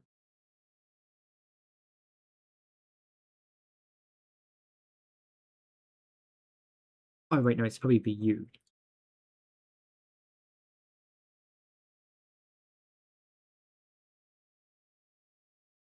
Right.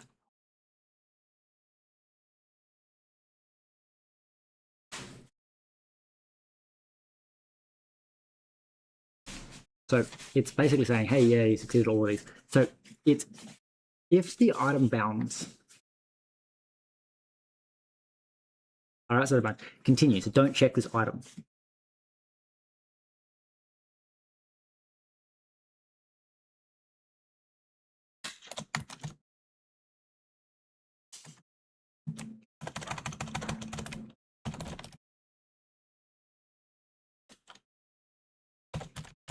Okay, so if item bounds less than or equal to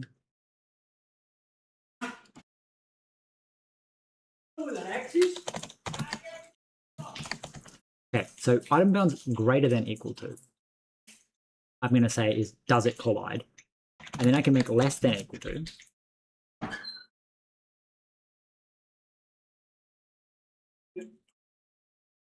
So this one needs to return true.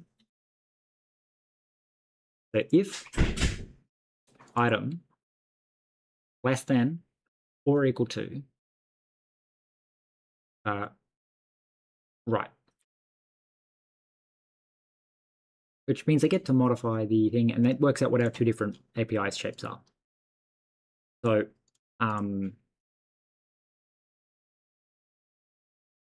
it's in collision.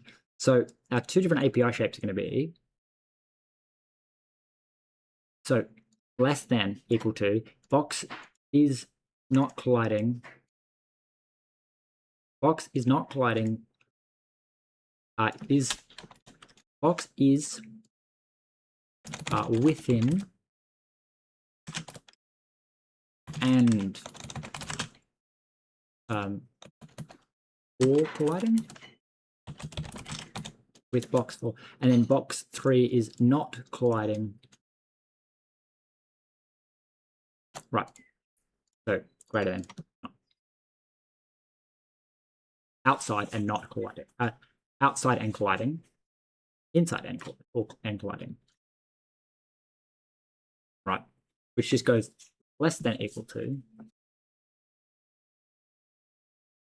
Hey, that makes that much easier because I can go, hey, you do this, and then greater than says self does not equal other, and self is less than.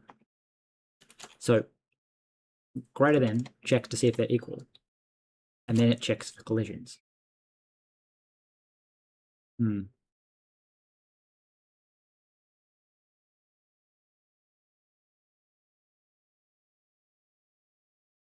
Because the idea is that by the time you get to that point, they shouldn't be colliding. So this will find any less than and any collisions. Greater than is saying if they're not equal.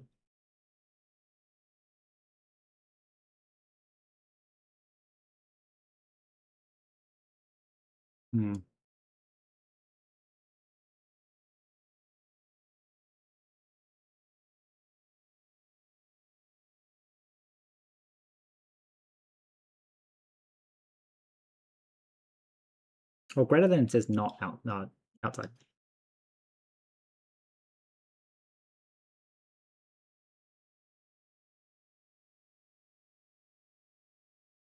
So this would return true.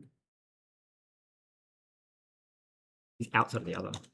Less than is self is completely inside the other. Self is completely outside other. This one is self is within or colliding with other. And self is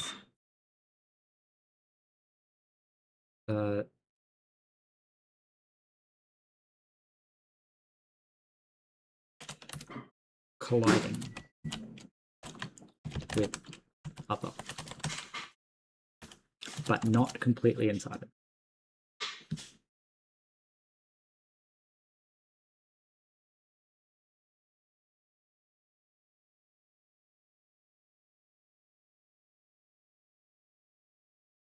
So the idea, I think, with this is that this returns true on any collision, but it also returns true when you're completely inside, which means that if they're equal, this will return false. No. This would need to say,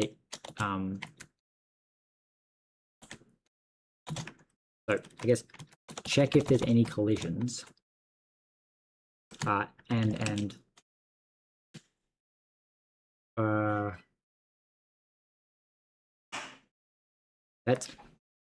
this is no collision. It's completely outside.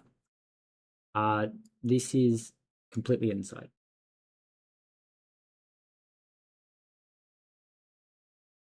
So then it's, I guess it's like, and self, and I guess like not self dot self within other. Right.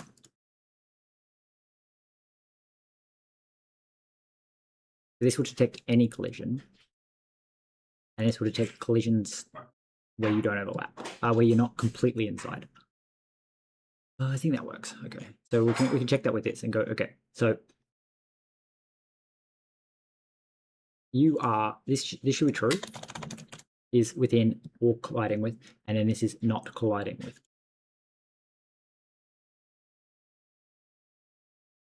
Outside or colliding. So I guess it's outside or crossing, and then this is inside or crossing.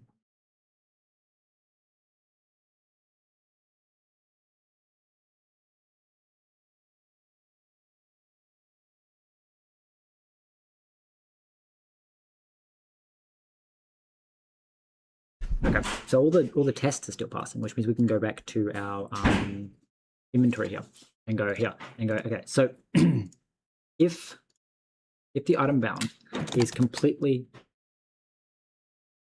no, it's less than or equal to use bound. So if you collide with this item, or you're completely inside this item, less than or equal to, right, inside.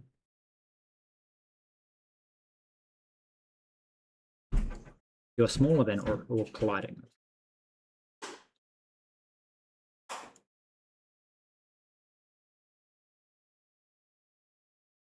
Okay.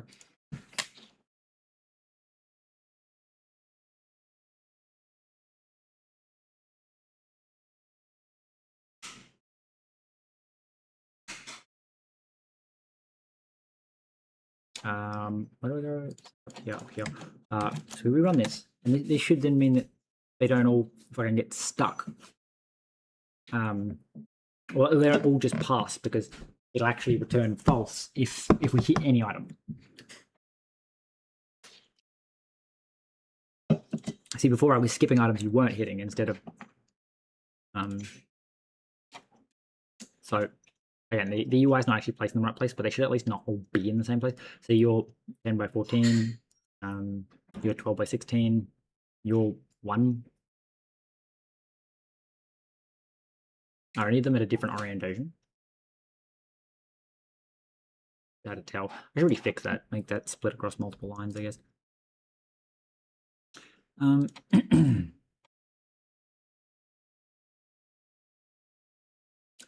Where is that? That's shape.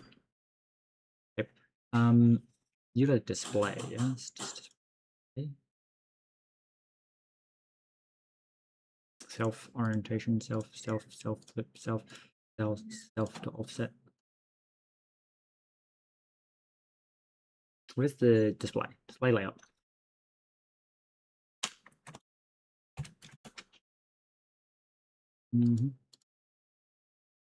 Can I like read information about the format? I would like to stick things in it like only if certain thing. F dot with orientation, alignment, options.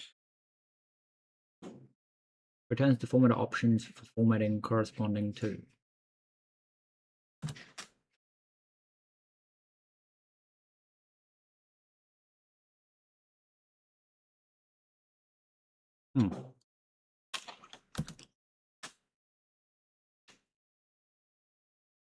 Add.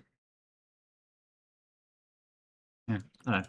This is just display, but like with the format, there's a way to do it that you can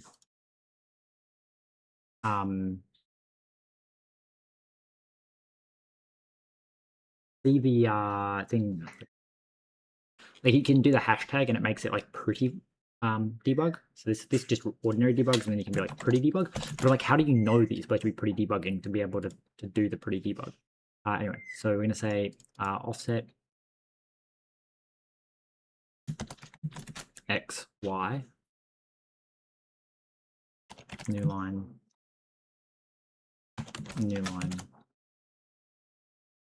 something like that.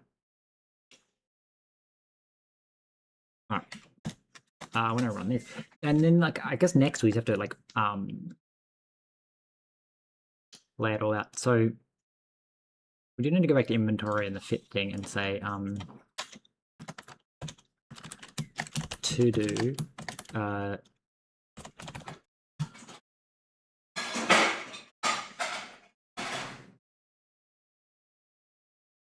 I should redo the contains thing because contains would have the like the cheaty ability of being like, actually if you bounce checked it, we can just bounce checked it, if that makes sense. Because like if you've got two rectangles, you can just bounce check them. Check if can fit in non-rectangular slots, and then it's the same here. It's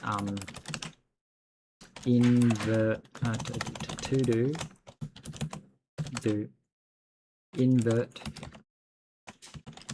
if to skip items we don't collide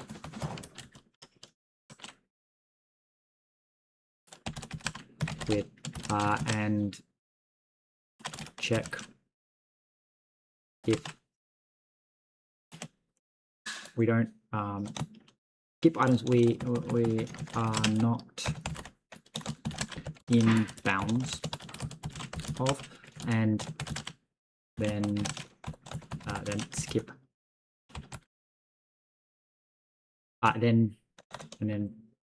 then check if we overlap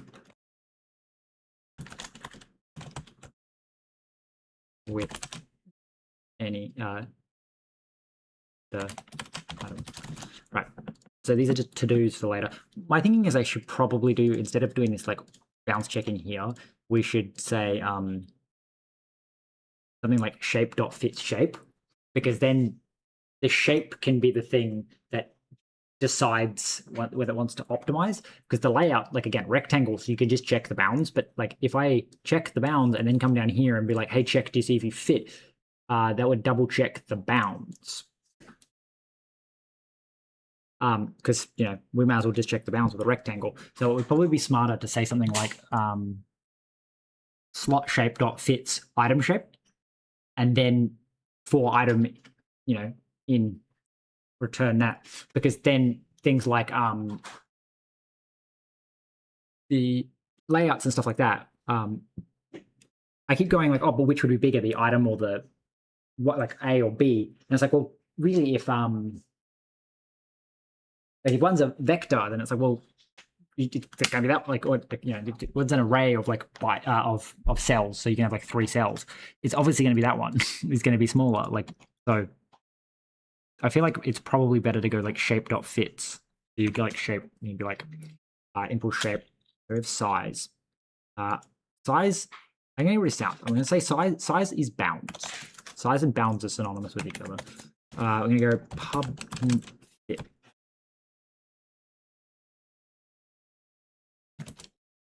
It's going to be self other shape. And this just returns a boolean. And then for now, it's self bounds less than. So I guess it's fits in. So self bounds are less than other bounds. So for now, it's not going to really matter because everything's a rectangle, so the bounds checks the same. But it will mean that not changing the API later when we do it, we can get rid of all those to do now and just actually make it work.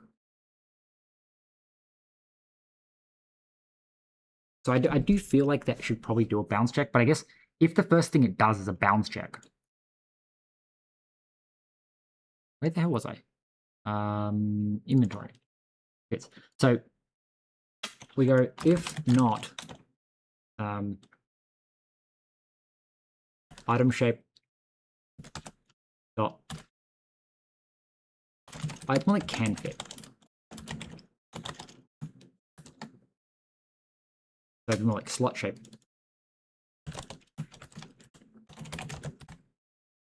Can fit item shape. If slot shape can fit item shape, so not can fit item shape. Right, so we're going to go rename that other one that was in shape. Can fit. So that would go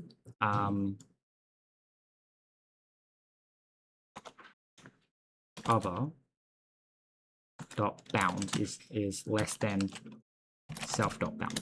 Right. Can fit.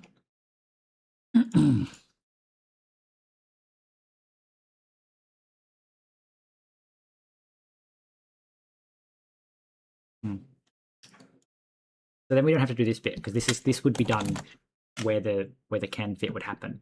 Okay. We're gonna do this. The item thing still feels like it still be a function that I call on shape.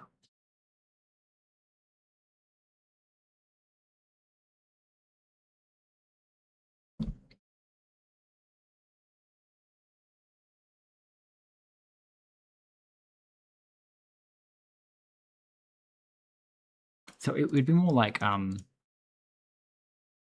it's like if can fit, you just do that, and then the other one would be like item intersects and return. Anyway, that's fine for now. I don't. It's too much weird micro optimization. We just have to fix this because apparently we have size, which is not size. It's shape dot bounds.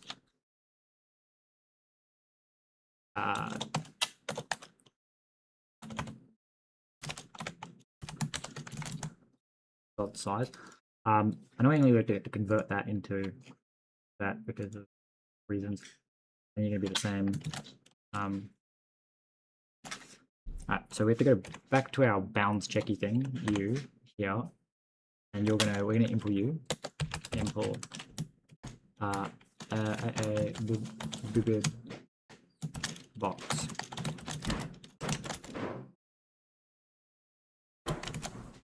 So it's max minus min plus 1.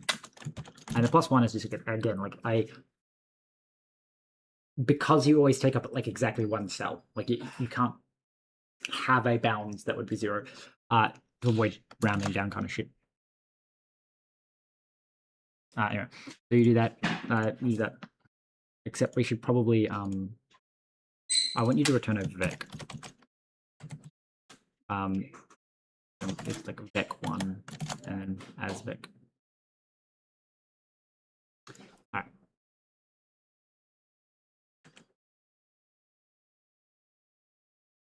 I feel like this needs like a new, so that I can pass in any 2 points and it automatically works out the minimum and the maximum, rather than having to rely on the fact that you have to pass them in the correct order. It just doesn't work. Okay, found fit with water bottle in inventory. Shape 11, 11, 0. Orientation 0 degrees. So here's the issue. Almost everything goes in at 0 degrees because effectively we're stacking from the top in. But anyway, yep. And it's like very unlikely that we're going to end up with something like in an orientation where it doesn't fit. All right, that's fine though. The layout is a 1x2 and a 2x2 and a 1x2 and a 1x4, 1x4. If I put more like weird shaped shit in there, then it would also like work better. Anyway, this is our test to see like it doesn't fit. All right, cool.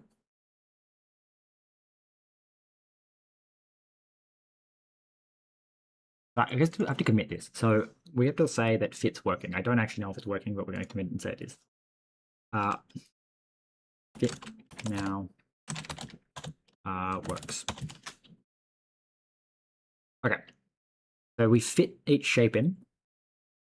So next is to, I guess, to update the position of the items. So you get an item node. So an item node points to the item. No, it doesn't. It points to an entity, right? Where is it? So that entity is the okay, so this is the inventory that you're pointing to. Okay, interesting. You're a child of that, yeah, that's fine.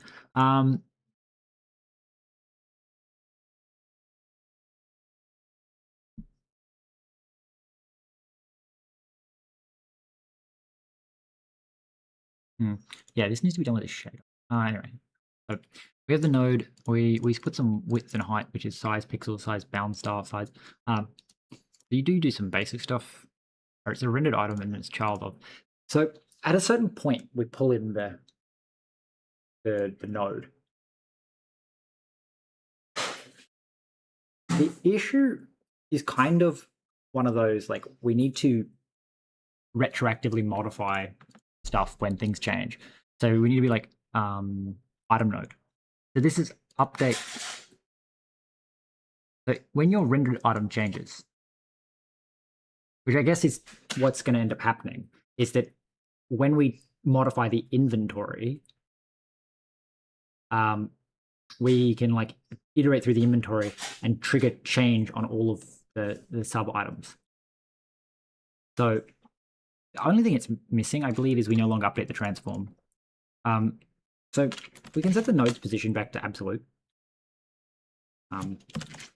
And I'd like to not have to have it set to absolute, but the reason we have to do it to absolute is because let's turn off the updating its transform. So shape needs to still have an UI transform, which is a little annoying.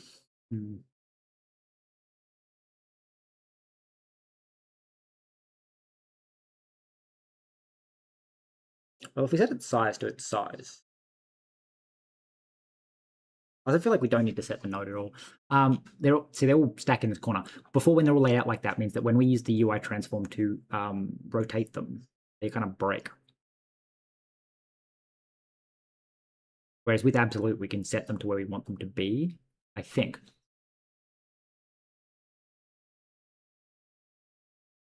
Because there's like no way to make them flex. And the issue with the flex box is the flex box,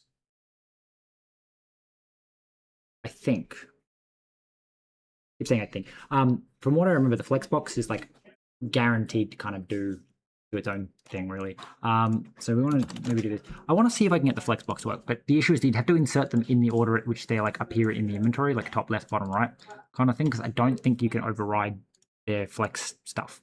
So you spawn in, and these are children of you. So you are position absolute. Yeah, so these are absolute, which means they're ignored by the flex system. It's you, render inventory. You have an optional image node. So this added the inventory node. So we could say like new node and say like new node. And we could poke around in here to do some different stuff. I don't know why this is not working.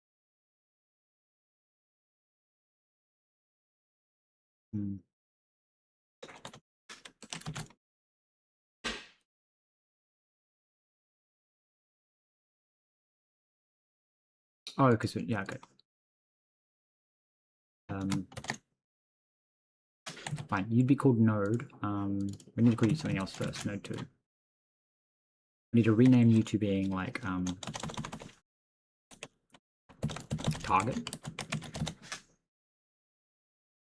And then your node. Yeah, node. Like that. Okay. So now we have our node. I'm just curious what I can do. Like if I said at some point the node size got set. Did it? Maybe it didn't. Like node dot flex wrap equals wrap. Because I think these just set their position. No, actually you probably do set your size of position.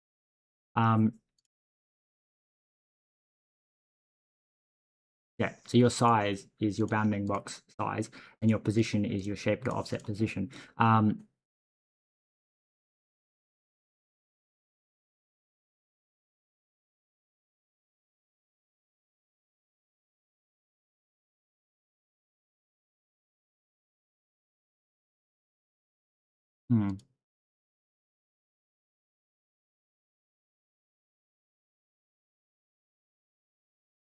Yeah, and then you get stacked in there, and then put in the correct position.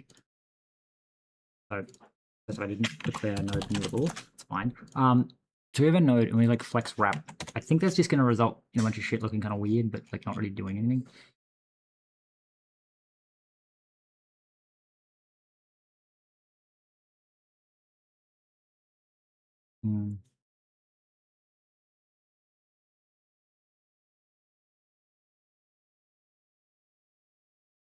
So like it's wrapping, but it's like not actually and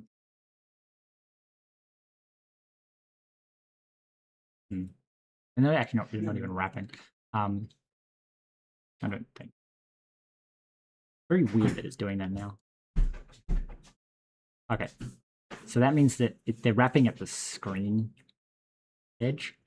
It's probably because the node itself doesn't have a size. Correct. Okay, so we need to say that I guess it's like here and be like let size equals vec2 0, right? And then for each cell type, we say hey size. So we take your size, and then we say size dot equals size dot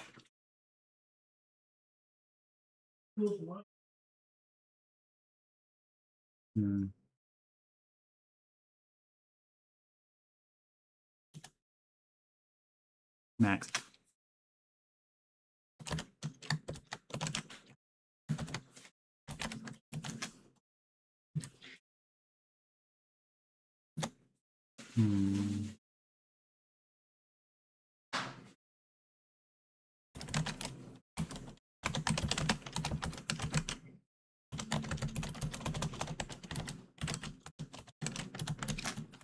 So my thinking here is we say like size dot.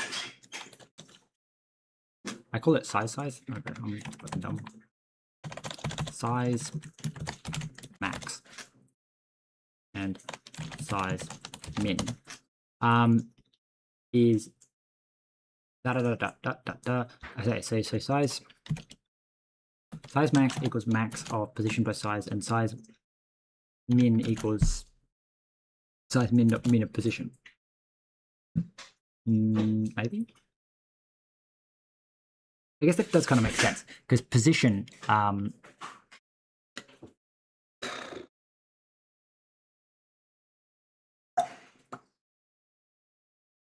Yeah, okay. Which means that I actually need this to be like no,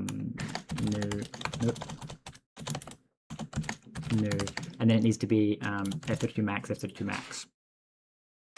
The idea is that the position, if the position is considered to be 0, 0, if you're saying like the bag is offset a little bit, then the well, starting at 0, I guess just is 0. I was thinking you want to offset it in, but I guess starting at 0 makes sense because if the bag's offset, you don't want the items inside to be then offset off the offset. So you take the minimum of the position, and then the maximum is the position plus the size, which is basically saying calculate like where the furthest corner is, and then do that for all of those. And then we can say node dot width is equal to val pixels size max minus size dot x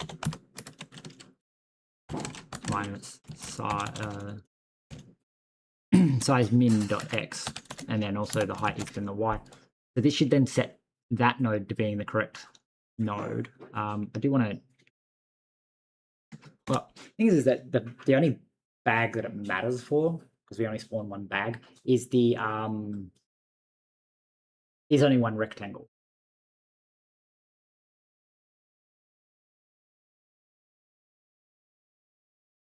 I'm trying to think if it's like, well, they flex wrap now, but I don't think they're in the right spot. Is the key thing here? Like you're in y0x1. No, that's just your shape offset. So with your shape offset being there, you 100% should not be over there. You should be over here. Well, what the fuck? Why is your y1? Oh, that's even weirder, to be honest. Your phone is because it's a hash map.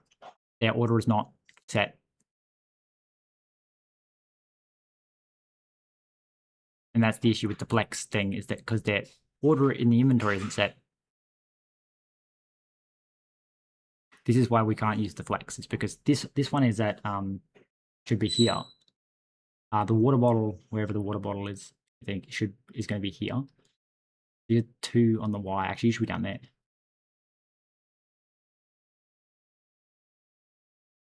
Where's the 0, 0? You? Yeah, so you're at 0, 0. So this phone, I can't really see on this thing. This phone here is supposed to be here, and then this phone is supposed to be next to it, and then this phone is supposed to be down here. But because of the order of the hash map, they spawned like this, and then they flex around, and then they spawn like this, and they flex. So we do actually have to like turn it to absolute and just bully it into place. Unless there's a way to override that, but I don't think there is.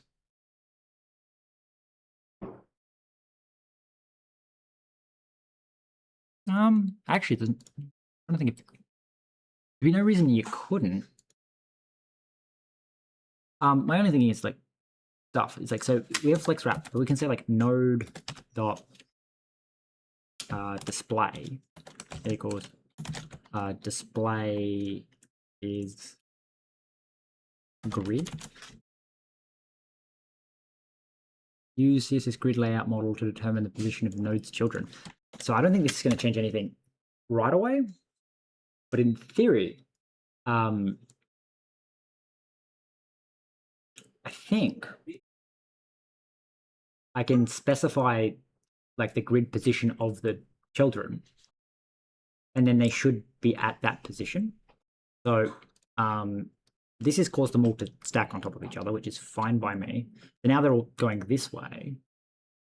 But again, 1, 1 is not at 1, 1. What is, like, is this phone, is it? We definitely add a phone first. So one of these phones has to be the 0, 0 item.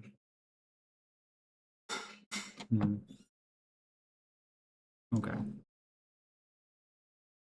You? No. Maybe we don't add a phone first. What is the first item that it adds? It said fit battery. So it is just random.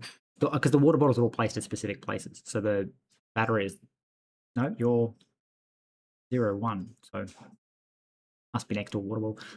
Anyway, let's work out if we can do the grid properly. So we did that. This is the spawning inventory window. So we set the node width and hide everything. It's in here. So it's going to be like grid. So theoretically, we can say row, column, row. And we can say, call like a grid placement. Okay. Span, start. So, grid placement. Let's look at what this actually looks like. So we have a start, a span, an option on how many grid tracks this item should span. Defaults to 1. Ooh. The grid line at which this item should start. Lines are 1 index. I hate that. Negative index count backwards from the end of the grid. 0 is not a valid index. How many grid? How many grid lines we should take up should this item should end? Lines are 1 indexed. Negative indices count backwards from the end of the grid. 0 is not a valid index. So if we give things the correct size,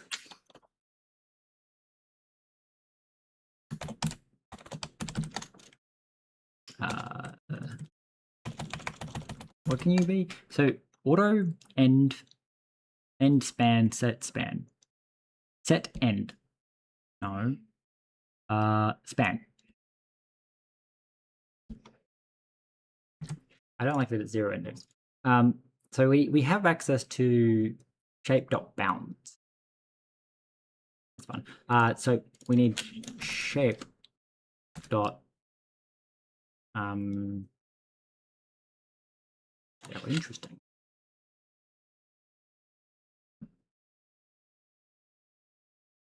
So we need to say like let bounds equal shape dot bounds. So this needs to be U16. Okay. No. U. So this is all I32 stuffy. So, well, that's the annoying thing about. Okay. Fine. Can you return a U32? Do that, and then we'll make the other place do it correct. So we're going to say bounds is equal to this. And then we say let size equal bounds.size. So I'm going to say maybe we don't do your width and height. We might be able to encode that into the actual underlying flex, which means that like this should just look properly. So we're going to say grid rows, grid row, the row in which the grid item starts and how many rows it spans. So this is going to be size dot x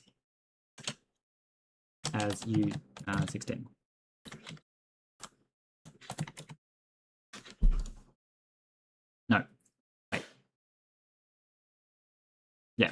Okay. And then we want to say grid columns is Y. So it's not going to be perfectly correct, but as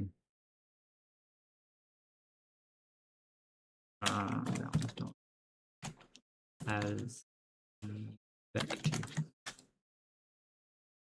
It's interesting though, because if that makes them flexbox right, they're not at the right placement, which again means it's going to cause issues with them not, grid laying out properly. I've told the other thing to be absolute, which means its position doesn't care. So they shouldn't mess with the actual underlying background, but I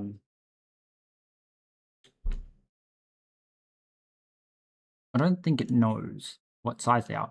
But you are at position, well, you should be at 21, and then you're at 20. So you should be too wide, and then you are 1.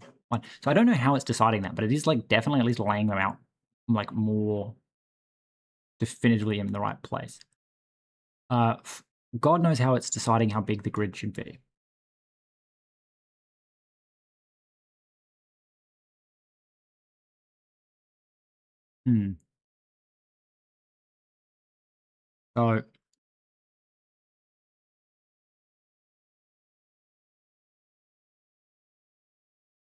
So is there another function that lets me say like start span? Yeah, okay. Start and span, which is going to be bounds dot, no, not bounds. Where's our shape? Shape dot offset dot x plus 1.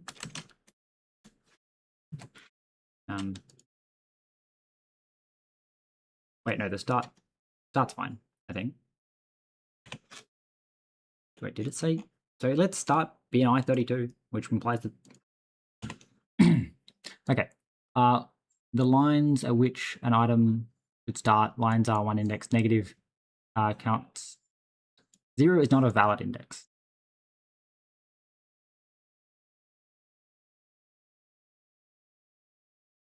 Excuse me, but fuck you.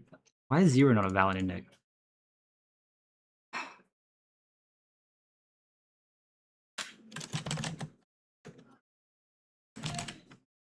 I16.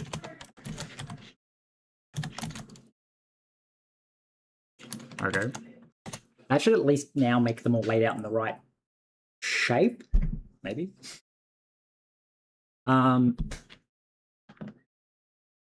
Interesting. Because then we can go configure the grid up the top to be the right size. So the question now becomes like, if I full screen this, are you in the right spot? You are 0, 0 phone, and then you should be like, yeah, 2Y phone. I don't know why you're all over here. Then you're 1X phone, so you're supposed to be below you. You're 1,8. You see, you should be like way down here, but anyway. Now the fact that you're all the way over there makes me think maybe I've flipped rows and columns. Columns go this way.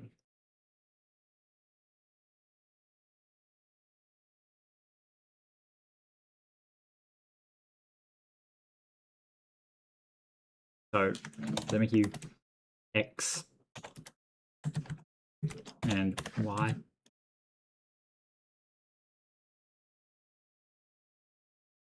Okay. No, so the row you're in, yeah, is your Y index, and then you span your size Y. Rows go across the Y, I think. Is that going to make them look more like they should? Unclear.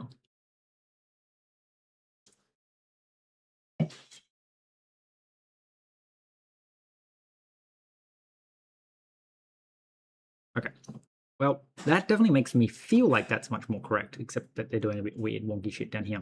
So this is x00, 0. This is x1, y0. Your x3, sure.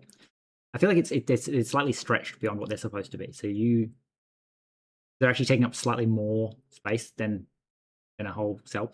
So you're 3 0 4 0 9 9 0, and then we come down here and go, hey, you're like x 0, so this is 2, and then you're like 4 1, you're 8. So it's crammed them correctly this way. It's that this probably should be a little space here, because I think you start at you're 18 plus the width of 12 gives us 20 30. Now, so you should end at 30, which just makes it a little bit weird that, like, is one of these not supposed to? So 15, 17, 18. The fact that you get to 30 confuses me. 1, 2, 3, 4 plus 5, 10. No, 9, 10, 11, 12, 13, 14, 15, 16, 17, 18.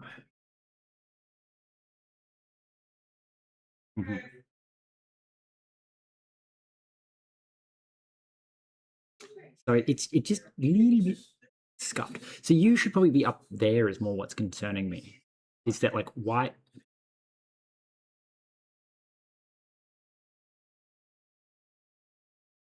So putting them all in the right spot, like when you shift them all over one, there should be one wide space. So why did this phone not slot into the one wide space? Which makes me feel like, oh no, you're sticking too far. But when I shrink them all over a little bit, you're actually on the edge. Never mind. So why are you slightly wider than you're supposed to? I feel like this is the thing. These are getting a little bit too spaced apart.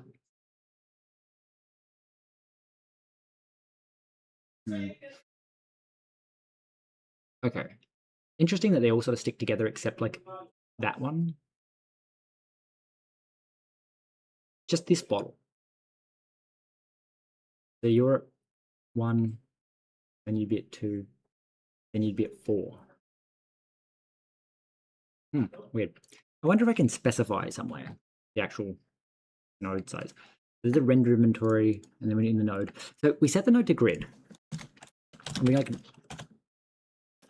well, we have to like have access to the backpack before we can do that, or to the inventory. So we get the inventory size, and then we go.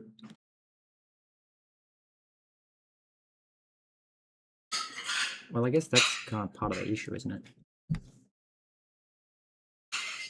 it? So you'd be 4 item. So this is the item stuff. So this is how we calculated the width. So we calculated your width by taking that and multiplying by that.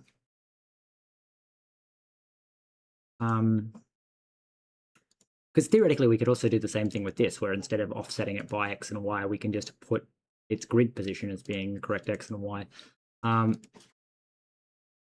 We can't make it span. I don't think, at least, you're allowed to put multiple cells in things in the same grid position. Maybe you can. Maybe it's like purely a layout thing where it's like it'll flex into the right spot. But like if you put something, if you specify hard code something where something goes, it'll just go there. Well, we can test that with going, hey, don't give these top left. Don't make these absolute. You have a grid row and grid column.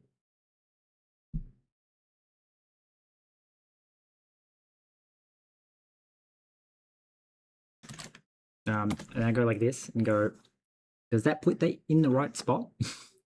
my curiosity is it going to push everything else out of the way because this thing took up all that space?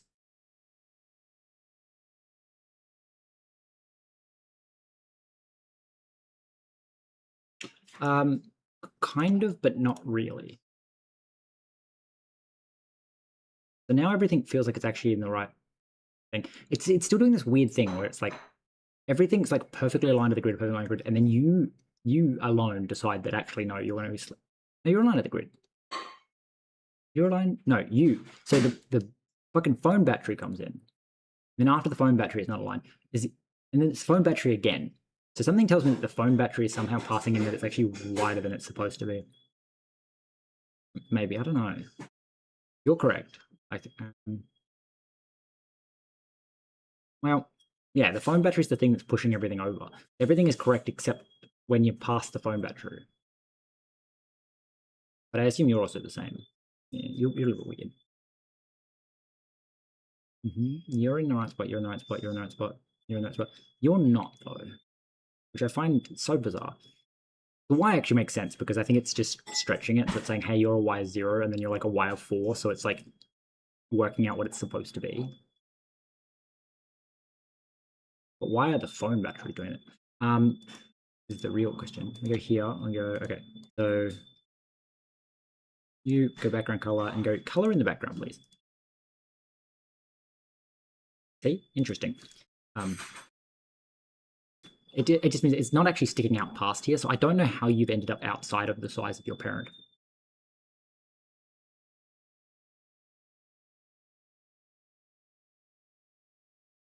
The well, maybe if we turn the watercolor on, we can say the right water. I think we have to give it a water width as well.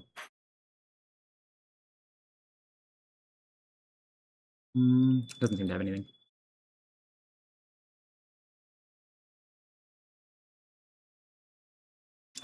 Yeah, so they are actually overflowing. But why are they overflowing? Why are you, the weird ass fucking phones, deciding that you are wider than you are supposed to be? Now maybe close the node. No, we got to get to the bottom. So they're not named very conveniently. Annoying. Can't be bothered. So why with the phones? Out of everything, the phone is the only thing that manages to push something off of alignment. Everything else is aligned except the fucking phone alignment.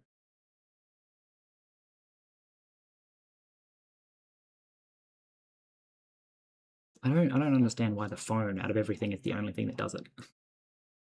Is it using the image somehow? I mean, it could be. All right, we do need to fix maybe the Y. Well, I guess because the other thing is we get the style. Right, we can grab the style. So I believe there's actually no reason we couldn't grab the style up here. Even if the inventory is not loaded, we want to do all this stuff. So we want to say, hey, like, make the flex wrap, which I actually don't know if we need the flex to wrap anymore. What happens if I turn that off?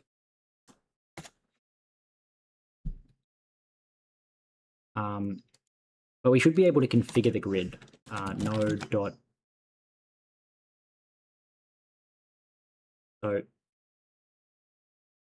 grid auto flow. So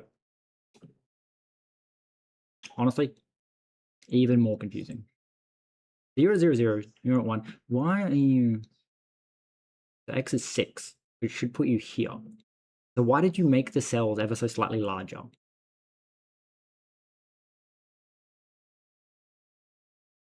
Your X is 0, Y is 2. Again, this way makes somewhat a sense. You're 0, 14. And actually you are at 0, 14. But I'm wondering if that's because you're in the way.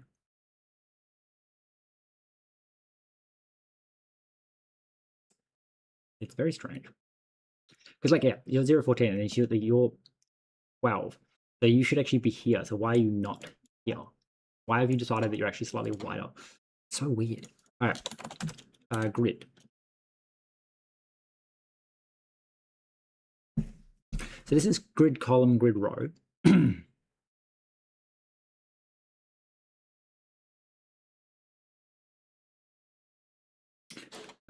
Row gap, flex grow, column gap,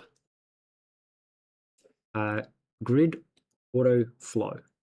I think that's the direction. Does it automatically attach a grid to the next? Does it go the row, column, row dense?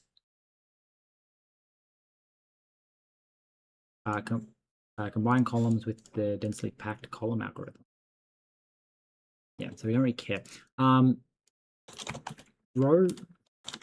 okay, node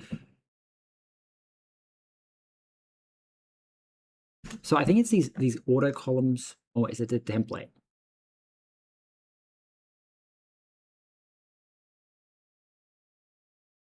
So auto defines the size of immediately created columns. Columns are created immediately when grid items are given explicit placement that are not out of bounds, and the column explicitly created using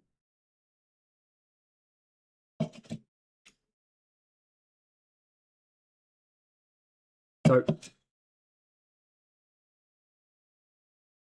defines the size of implicitly. So it's not the auto.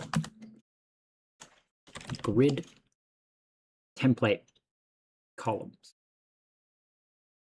So it defines the number of columns a grid has and the size of those columns. If grid items are given explicit placement that moves, then more columns may be implicitly generated by the items that are placed out of bounds. The size of these columns are controlled by the grid auto column property.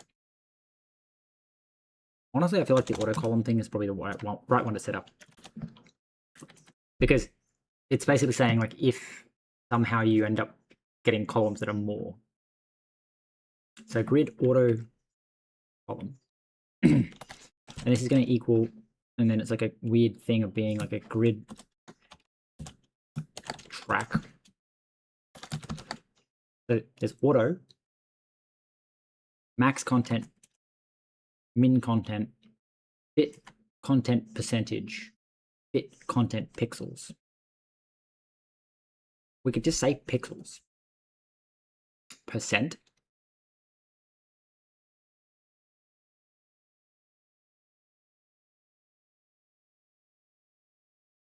Well, no, because we don't know how big we are ourselves. So we can just say pixels, px. And then we say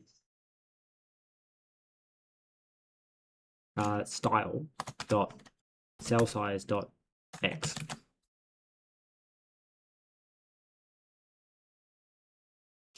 Wait, columns. Yeah. Mm-hmm. And then the rows are y, because, yeah. I think. So you just say grid track. I think we have to give it a vector of grid tracks, but it seems to have been okay with it. So what do we say? So this is auto min track sizing function pixels. Max track sizing function pixels.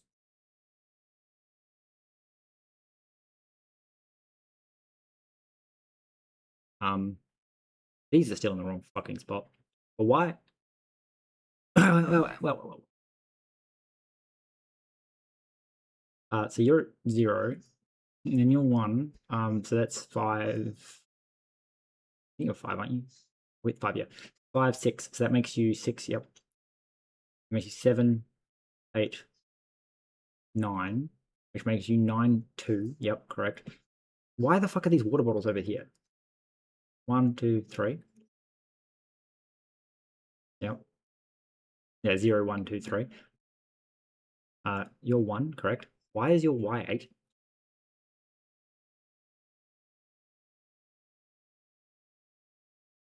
Zero, 1. Your your y is 2. So that's so 1, 2, 3, 4, 5, 6, 7, 8. Correct.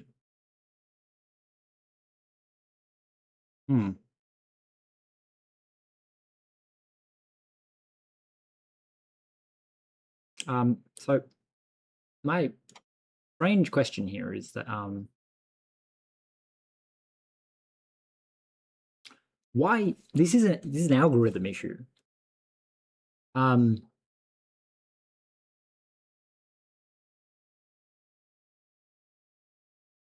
not rotated. Oh, no, never mind. You're not yeah, so something is not rotated properly, but you're supposed to be at 90 degrees. You're apparently at 0 degrees. these are the water bottles I explicitly placed somewhere other than to test the explicit placement, which is at 3,9 at 90 degrees and 1, except you're supposed to fail, and you're also supposed to be rotated 90 degrees, which apparently we're not doing. So that's fun.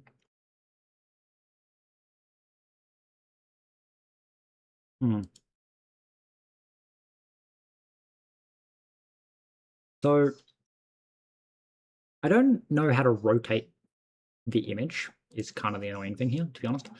But it is kind of interesting. So first off, apparently we're setting your shape offset Y, shape offset X, which I believe is it's always correct. Like that's just the cell that is your bottom left corner. Wait, no, it's not, because your span can't. Okay, that's just another point in the don't let the rotations go into the negative. So your bounds get calculated like that. And your bounds take into your orientation, hence your shape. Which is interesting because that implies that you are Mr. Water Bottle that is somewhere. You are water bottle. Well, one of these water bottles, I assume.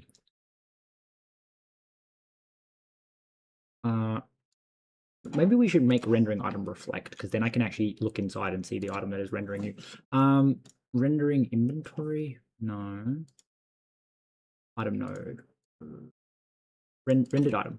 So you will reflect already. I just need to register you. Okay, so we can go up to lib, I guess. Go into the plugin and be like app.register type.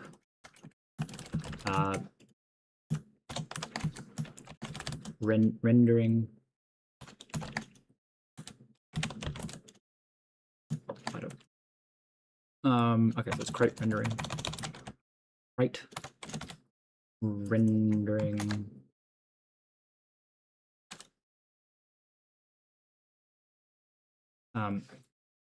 Wait, is it rendered item? Where the fuck is this item? And why can I not see it? Brain, come on, item node. Okay. Rendered item. Where is this? We are in rendering, rendered item. Rendering, render. Okay, so the answer is fuck you, go into rendering, go up here.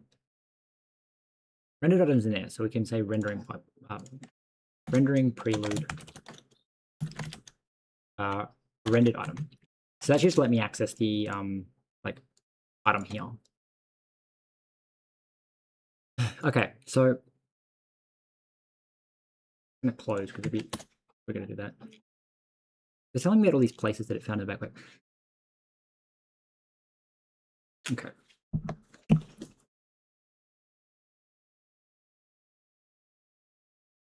Now my thinking is we just want to spawn the items.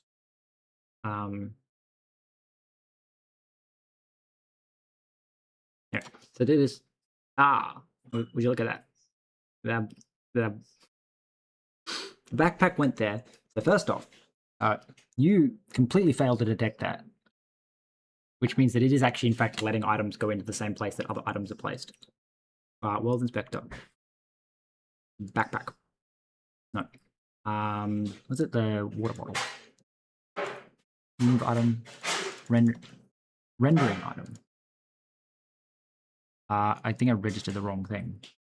Well, rendered item. Rendering item. Rendering item doesn't reflect. Reflect. So rendering item, that should then let us go propagate back down and look at all the things that are rendering you. So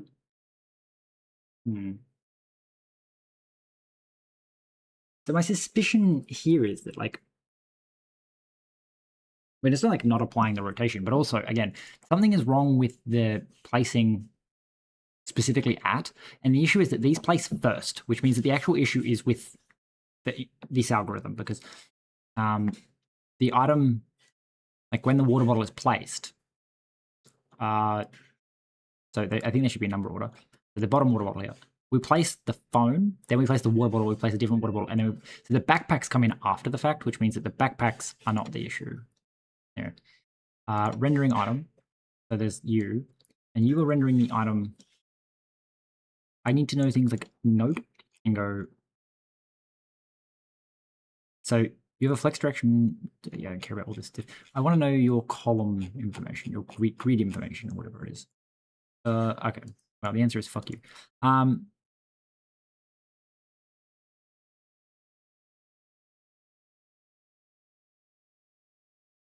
Non-zero U30. All right. I hate you. None, some. So we can see some information, but it's just not going to tell us.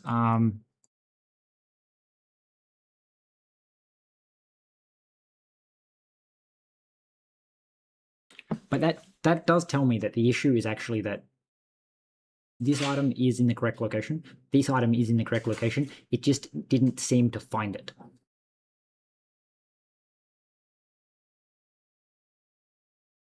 So I guess we just add that to our test. And we're probably going the wrong way. We're saying, okay.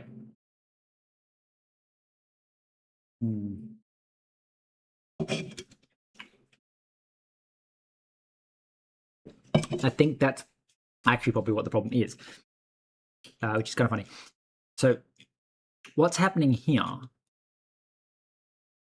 So again, we have the bag, and okay, I'm coming down here and I'm going to say let backpack.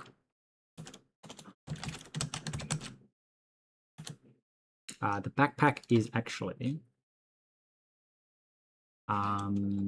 it's 12 by 14. 12 by 14. So the backpack is actually offset by 2 in the x. So 2 and so 14, 14. Right, and then let w water equals this, and so the water is going to be 3, 9.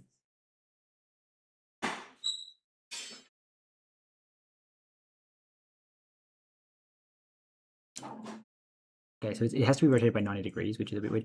So its offset is 3,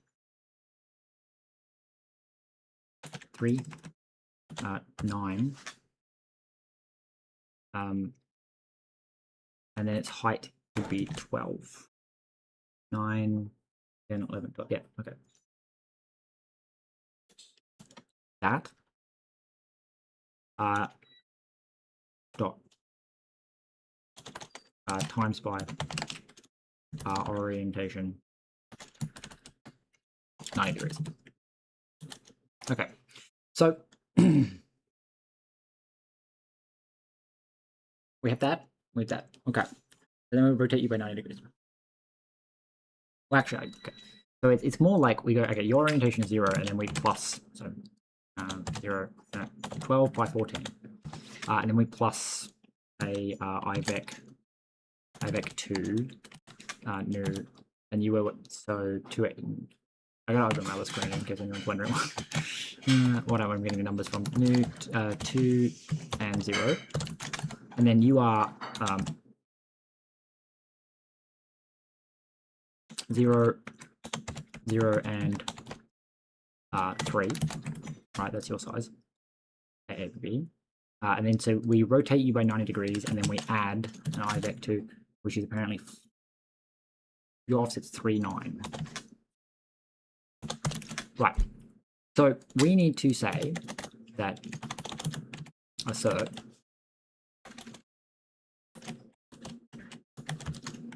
right water. What's the actual logic? So I should honestly move this into its entire own fn, this is a test. Test. This is water, not fn. Water, then BP back. Right. So I have to go find how exactly the inventory checks to see if it'll fit. It says if item bounds, which is the new item, so that's backpack, is less than or equal to.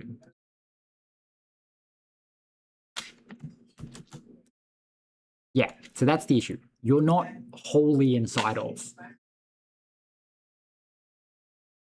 Damn. So the idea is that like, you can only really hit this bug.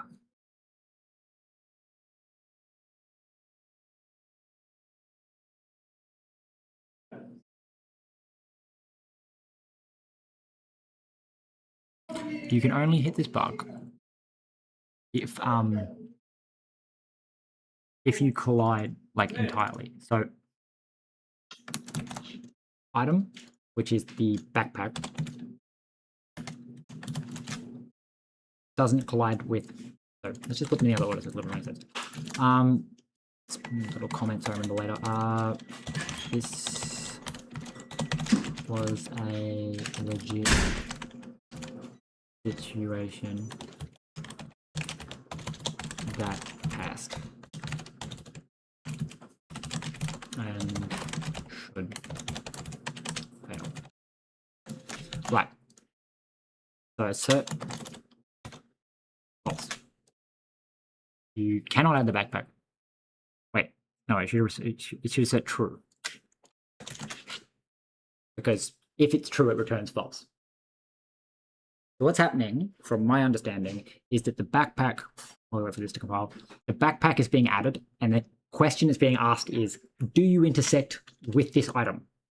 And the answer is no, because the backpack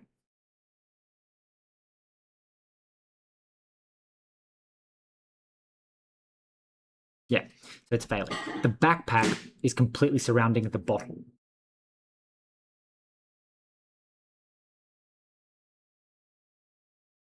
So less than or equal needs to return true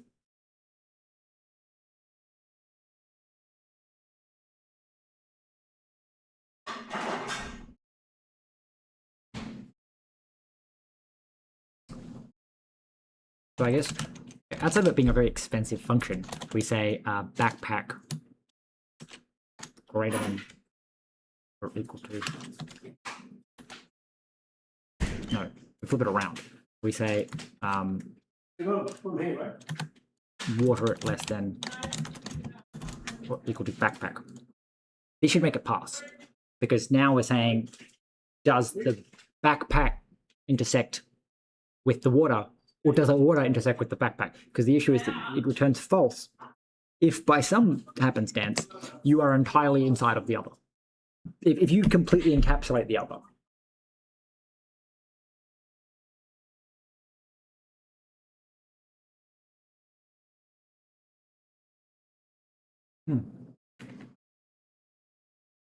Okay, so we can just change our thing to this, but this feels like really bad logic in terms of it's true, but it's just a weird thing of being like, I check to see if it collides, and the answer is no.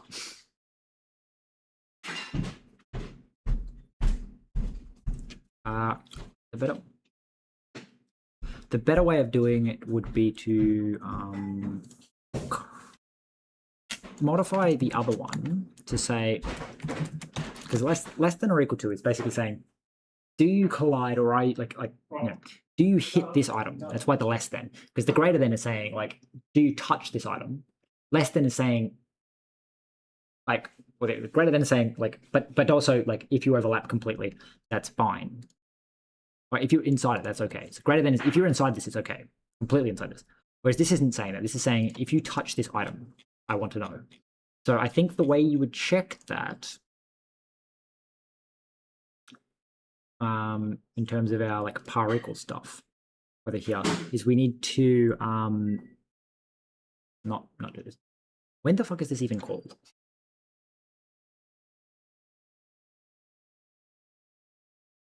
So greater than, less than. I think these two work still perfectly well. These like are doing exactly what I want them to do. Less than. Okay, so okay.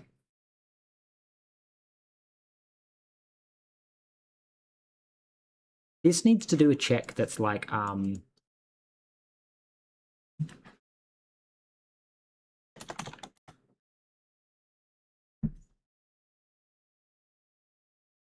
so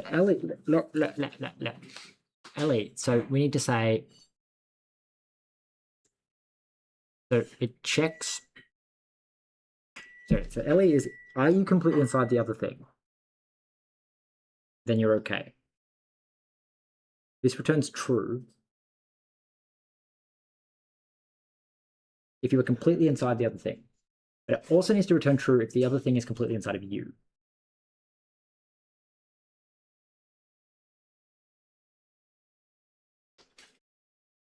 So it needs to be like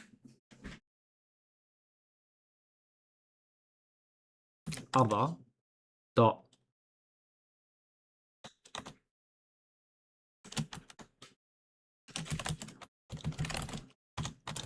self.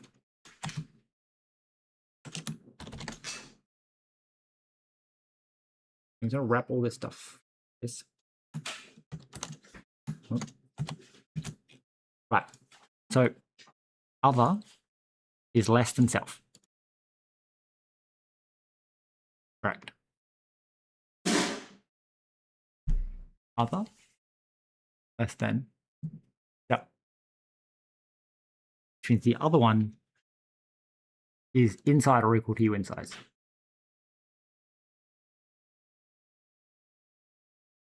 Not self less than other.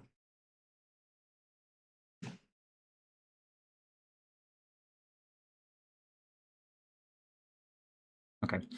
So other less than self, or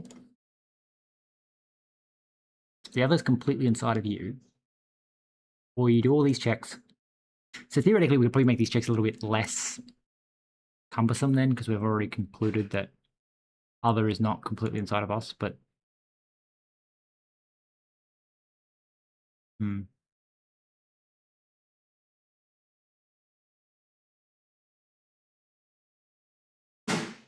other is less than us, or this. That should then make that return true, I think, because yeah.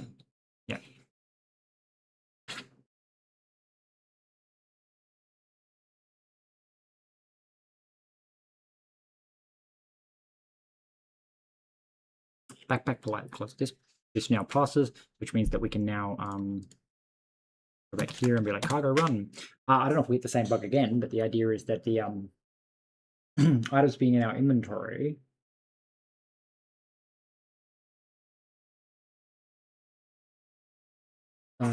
translates like directly into that kind of thing. So did something miss? Error, failed it. No, that's just a normal model. So, well, it didn't try and spawn a backpack here, but that's probably because this backpack came first, and that one wouldn't fit.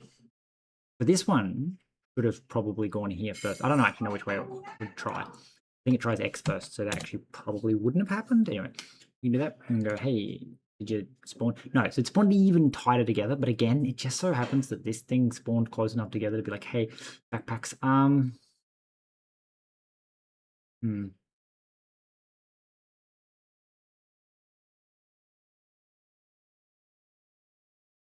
You're also like in the wrong orientation, which actually does make sense in terms of this would be here. I don't think you're actually this wide. I don't know if something else can appear here is the issue. Again, you happen to can I get you? I need some kind of way of like rapidly respawning the inventory. I'm thinking. Okay, so you did overlap this, but as you can see, it overlapped it this way, but not at the top, which is where the actual bottle is. I think I'm almost certain the bottle is laying on its side in terms of like, yeah. So it actually is this according to the like layout, it's this big. I do wonder if I stop trying to hard code sizes, if everything would be the right size. like, would I end up with a really squished bottle if I just remove the hard code stuff? So I'm going to say, hey, don't override the size. Just set the image handle. We do have to do something with it.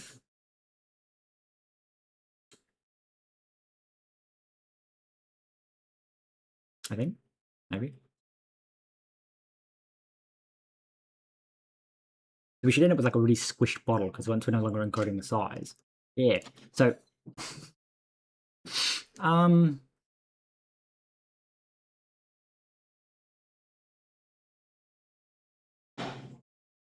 sure.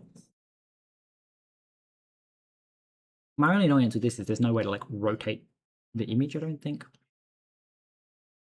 But that's why that other bag was up there, is because the bottle's actually this way. And these other ones are now all correct. Nothing's specifying their size. It's like it's encoded into their thing, which is such a good way of doing it. So when we say, hey, mute transform. So we don't like actually need their UI trans. Well, we might actually. Again, leave it there. Because as I say, that bottle is kind of scuffed. Let mute style. Let self size equals style self size. They're not knowing any of this stuff. What was I doing in here? Nothing apparently. I think I need to set their size. It's like we have access to the rendered item. In the inventory. So we get the image handle in that from the item descriptor. Right. So I think we say what is it, node dot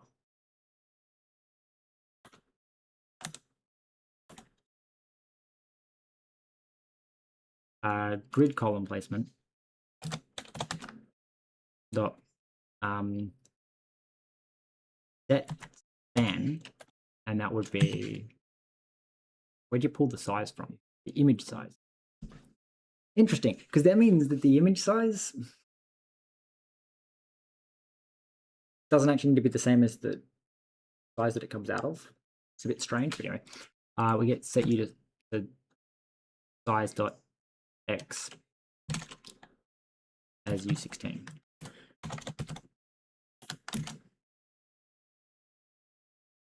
Annex if span is okay. That feels like something I should do in the parsing, is to make sure that this size is never 0. So node grid set span x and sets rows.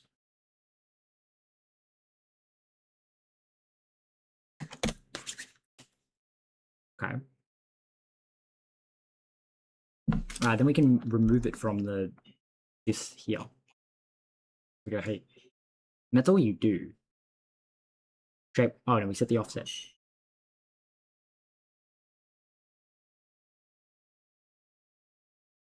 Okay. Yeah. So we can just say start. And then start. Right. And then we run this again and go, okay, so do you still do the right thing? My annoyance would be finding the actual item. Because like theoretically you'd want to just spawn the right number of nodes. Ooh, okay.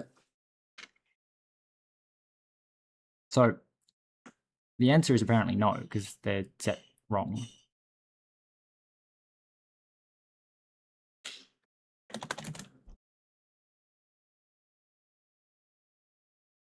But like they're in the right spot.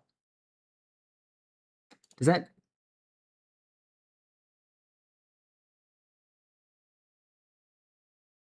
Unless this node's different.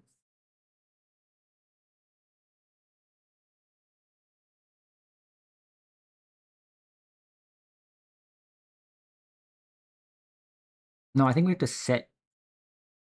So this setting it makes like this make a lot of sense, maybe. Maybe it doesn't. Because we're hard coding their positions. It's more that we have to set like node dot width equals val percent 100.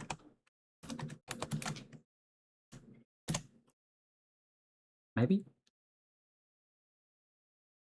Because I'm no longer forcing its size, I think is what's going on here.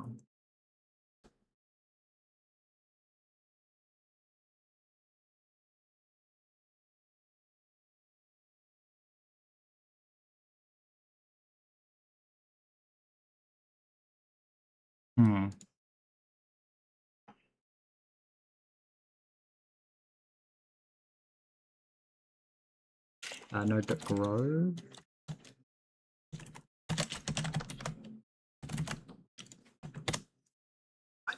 My thinking is that because I'm not forcing their size, they're still in the right locations because I specify their location. But they're not the right size because I'm no longer forcing them to be a certain size. Yeah, grow doesn't need to do anything. Okay, that's interesting. That's fine though. We can just say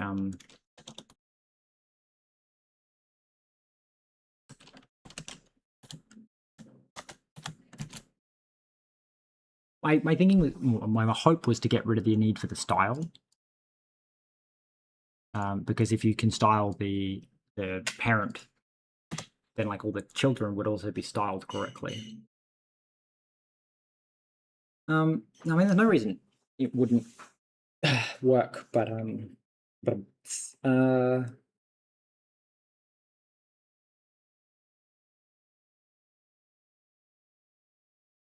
what would I need? Yeah, the issue is that they only grow to fill a single cell, which is very strange. There's probably a way around that.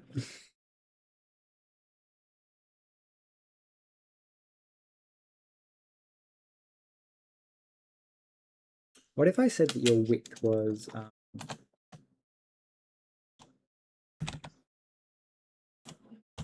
because val percent 200? If I say they're val percent 200, because it's not using their span, I think is what's happening. But since I have size.x and size.y, I could just set that as the percentage times the size.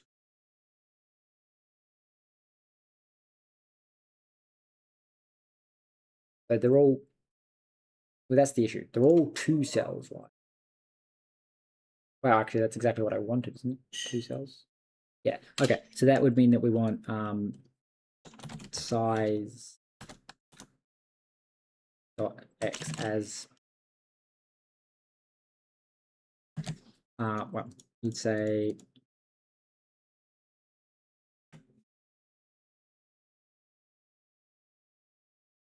well, first off, that this is the wrong size. Millions off. Where's your size? Where did we get your size from? Size. So first off, I want to turn these two off and go, when I actually give them a reasonable sized span, do they expand? No, but that's what the problem was.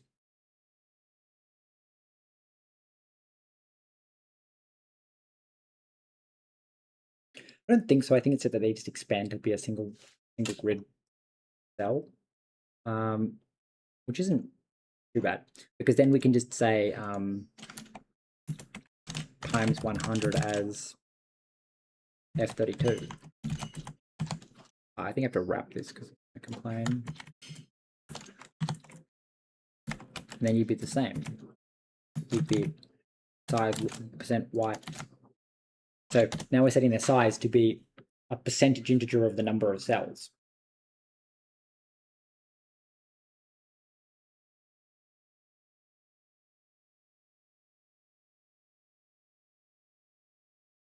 The main good thing about this is it means that you could theoretically have like something that has a smaller grid inside it, and it would work. Ta-da, dun, dun, dun, dun. Okay. Again, this bottle is not working, and there's an interesting thing for why this interesting thing about this bottle not working is it should be working. because when I said your size, oh no, I get the image size, right? But we don't want the image size. We want the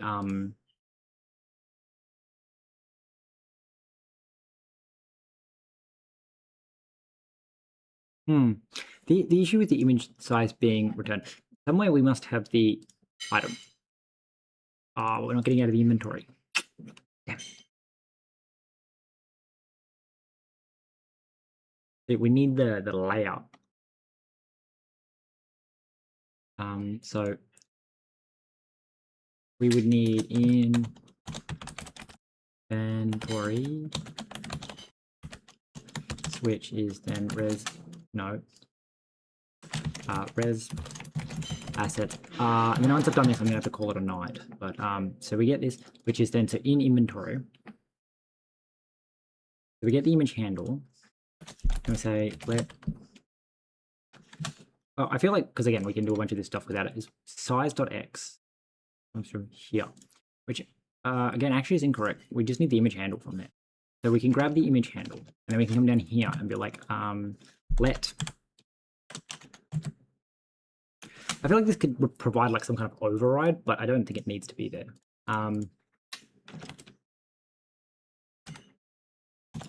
Inventory equals get this, don't unwrap it, else warn inventory asset not found. Okay, don't get me please. Some inventory, right? So we get the inventory, and then we say get item equals inventory dot get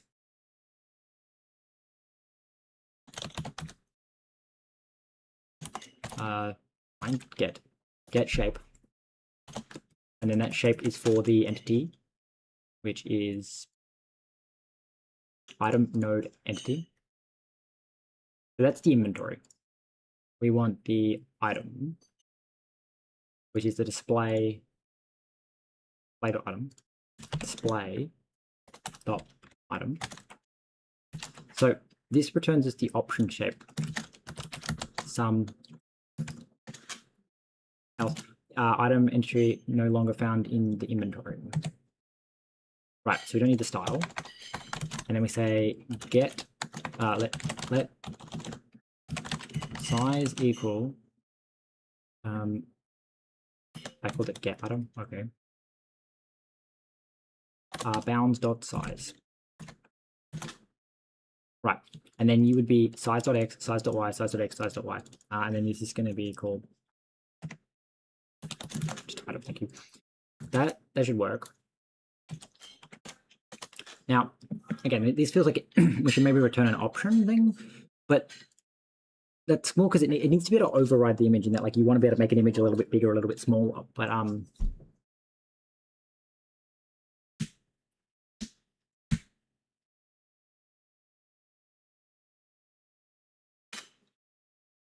everything just kind of works now, which means that now you actually get to be a little squat thing. So the issue with that is we kind of need to do something like rotate the thing if it's at 90 degrees, but that's going to take a little bit of work.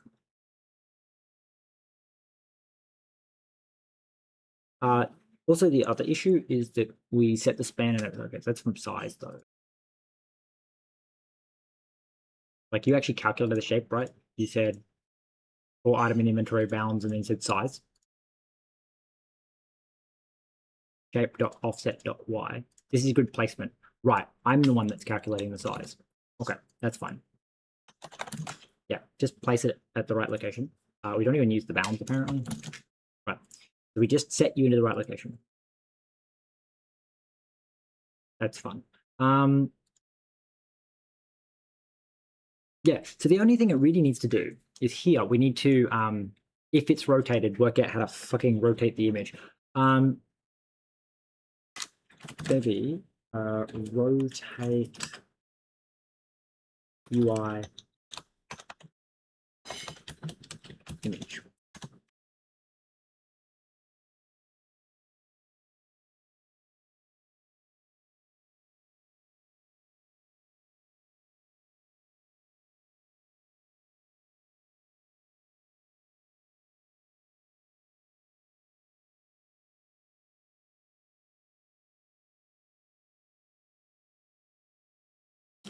Can I just say, if I have access to the transform, can I be like transform dot rotation equals item dot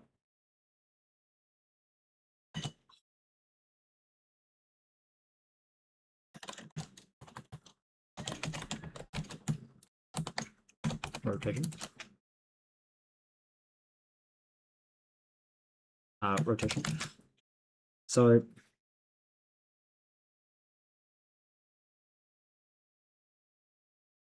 transform dot rotation equals item dot rotation.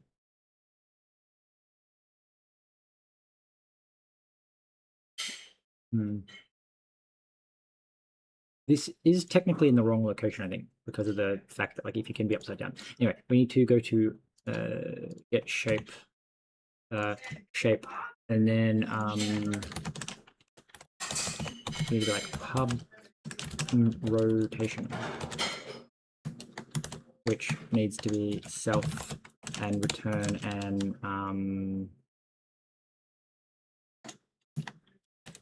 rot 2.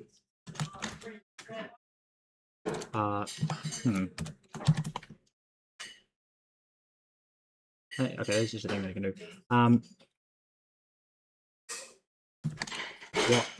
Okay. Match self dot orientation.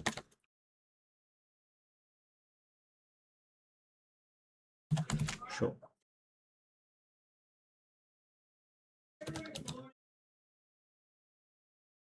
Didn't you say there was a degrees? Degrees? Right.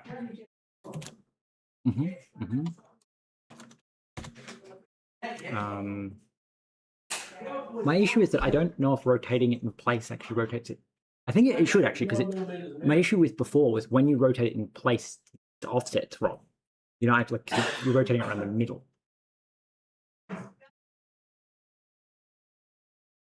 Maybe. We get to find out now. So, right, which means if we leave it pointing in the right direction, like, we just don't squish it. We don't apply the rotation.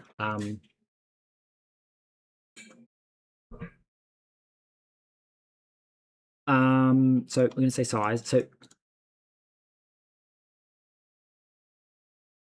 I guess that fixes my issue of needing the shape. So we need the item for its rotation, but we can say, like, don't do the size, and then we use this size, which is the image size provided, and then it should work, because now we're just applying the rotation.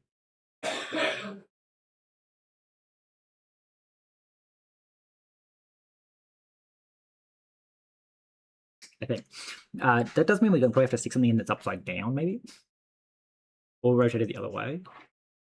So the answer to this is still no, because again, it's annoying, like, still rotating around the middle. Where the hell? What? It's still rotating around the middle, which means that because it's this is out top. Annoying.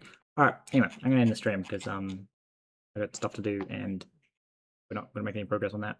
I will hopefully be streaming again tomorrow. And yeah, so I'll see you all then.